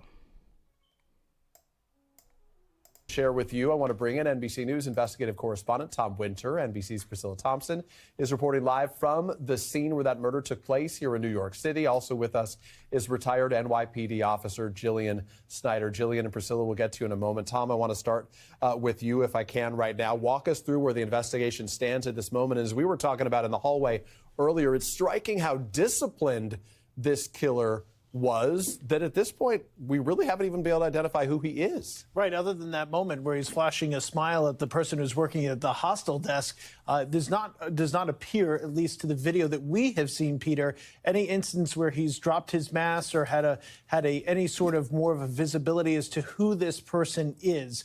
As of last check, the NYPD did not have a name of this individual. They had not identified him. They are working on a number of leads. They've received a lot of tips. And so the investigation is continuing this afternoon. Whether or not that will ultimately result in an identification this afternoon or perhaps later today or tomorrow, that's still up in the air. But they do have some avenues they are looking at. Now, as far as where this investigation goes, once they have a name, the ability to then make an arrest, to try to determine where this person has been, where they will be, and the ability to push that information out to law enforcement agencies all across the country, certainly to the southeast, is because we first reported here at NBC News last night, he took a bus from Atlanta on November 24th to New York City. So certainly just he was as a reminder, in that that's almost 10 days before this shooting took place. That's exactly right. So he was here in New York City for some time, which might explain why this targeted attack, as the NYPD has called it, Peter, was so well laid out and apparently so well surveyed prior to this incident occurring. Jillian, let me pick your brain on this just quickly, reacting to what Tom just said. How striking is it to you that NYPD has yet to identify, to have a name to go with this gunman? This is one of the world's most surveilled cities, thousands upon thousands of cameras here. You're literally watching his routine on some of these tapes. What are you looking for right now, and what struck you to this point? Well, I do know that the NYPD's photo collection unit is trying to track down as many photos of his face. The only ones I've seen are the one that the world's seen, the one where he did quickly take down his mask for the hostel employee. And I should say that that might be the lead that the NYPD needs. So now as they collect more and more still images, they could feed that into their facial recognition software and try and identify who this person is. But I think they're going backwards. Now that we know that he's been here for more than 10 days before the shooting, we can see if maybe at another moment in time, he took that mask off, because we need more photos, still photos of his face to properly identify him. Just to be clear, Jillian, you get a pretty good look at his face, his smile. If anybody knows this person, he should be very easily identifiable here. Why do you think there hasn't been some call from somewhere in this country saying, yes, I know that person? I was shocked. I was sitting last night when they were putting this on air, and I was with several colleagues, and all of us were like, this is someone who has distinguishable features. He has a smile. People were making comments about the smile. And I think that there's definitely someone in this country who has seen media, who has seen his face on the news, knowing that he is a person of interest. And I urge that person to please pick up the phone and call 911. His face is effectively wallpapered on every newscast in the country and across the front pages of newspapers across the country right now. Priscilla, to you on the ground here in Midtown Manhattan. Investigators, as we know, they're working on the belief that the suspect, as Tom and I were discussing, got to New York on a Greyhound bus that he came from Atlanta on November 24th, got here late that evening. What more do we know about the timeline here? Right, and that is an important piece of evidence for a number of reasons, including that police are trying to track who may have bought that ticket and how that ticket was paid for, and again, trying to figure out if they can identify that individual, not to mention the people who may have spoken with him on that bus or seen him on that bus and might be able to shed any sort of insight there. And I should note that Greyhound right now is not commenting beyond saying that they are fully cooperating with authorities, and also that the Atlanta police are saying that they have not been contacted by authorities about this, so perhaps a bit unclear if he boarded that bus in Atlanta or may have picked it up on one of the stops along the route here to New York City. But to your point, it is helping them to build out this timeline. The idea that he was here 10 days before this shooting happened, you know, initially we saw so many of those mask photos of him at Starbucks and fleeing on the e-bike, but the one unmasked picture we got was from that hostel. And so if he stopped anywhere in those 10 days to pick up food, to pick up water, to do anything, whatever he might have been doing in the city. There could be more images coming out of his face, more people that may have seen him or that he may have spoken to. And so building out that timeline could help them to better understand, again, who that individual is. Not to mention, did he come to New York City for 10 days without a bag or anything else? Is there anything else that he might have had with him that is dumped somewhere, perhaps, that could, again, lead to identifiable information to help police get a name here and perhaps arrest this person? Peter? All good points, Priscilla. Tom, more than a week that he spent in New York City. That means there were a lot of interactions that likely took place with this individual, including the one strikingly, it's him, as senior law enforcement official tells us, appearing to be in some flirtatious exchange with the person at the front desk, excuse me, at the hostel there. That's why he pulls down his mask. That's why Americans are able to look at that face right now. Have law enforcement officials been able to speak to that person at the hostel who had the direct interaction with him? They are conducting an enormous amount of interviews, and they were there the night before we were able to get these photos released by the New York City Police Department. Now, they're officially saying this is a person of interest wanted for questioning in those photos, but I think they're putting that out because they believe this might be the person who could have committed this act, and so they want to definitely speak to this person. I want to pick up on something that Jillian said before. The facial recognition system that the NYPD has, it's called DOS, Domain Awareness System, their ability to put that photo into their system and then say, go find this person somewhere else. And that's a big reason why they've developed so many clues in this investigation. I want to be clear about that. If you walk through New York City and you live in Wichita, they have some way to facially identify you? Or Not necessarily. What they would do is, it doesn't matter whether you're from Wichita, Lower Manhattan, or Maine. They would look at that image and they would say, go find this image. It's not necessarily go find that person. If the facial recognition unit, which is a separate component of this, was able to Jillian's point, if they can get some more still images of his face, that might present a hit in driver license databases and other government databases that they have. So far, that has not yielded an identification. But that doesn't mean that the NYPD hasn't been able to take that face and say, hey, go find that face. And that's the reason why we have some of the timeline information that we do to this point. The fact we don't have more timeline information. Now, to be clear, they've developed an extensive timeline, dozens upon dozens of images. But the reason why we don't have a little bit more of his travels in and out, potentially, of New York City, if in fact he is outside of New York City, is because we have seen a fair amount of discipline here with this individual putting a mask up. That's not going to present a hit in that system as far as finding where he's been. To be clear, this is somebody's son. This is somebody's either sibling, their relative, their friend. It's why we've been showing his face as often as we can. Jillian, you study behavioral science. What questions would they likely be asking? Are you asking about this person of interest, about what he was like, about his demeanor and beyond?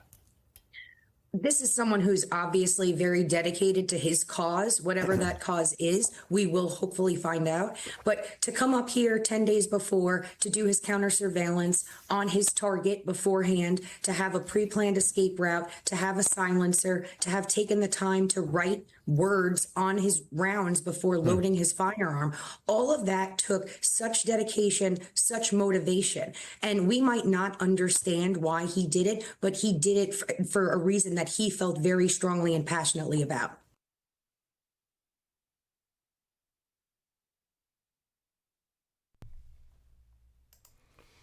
Hey, man. I appreciate everybody that watches the channel, man. It's been a long day, and I just want to thank you guys, man, for watching the channel. And if you haven't already subscribed to the channel, hit that subscribe button, hit that like button, share this video. I would greatly appreciate it. And if you like the content, become a member. But that's going to be it for the day, you guys, and we'll be back. I appreciate it. It's not about the setback, it's about the get back. Nah.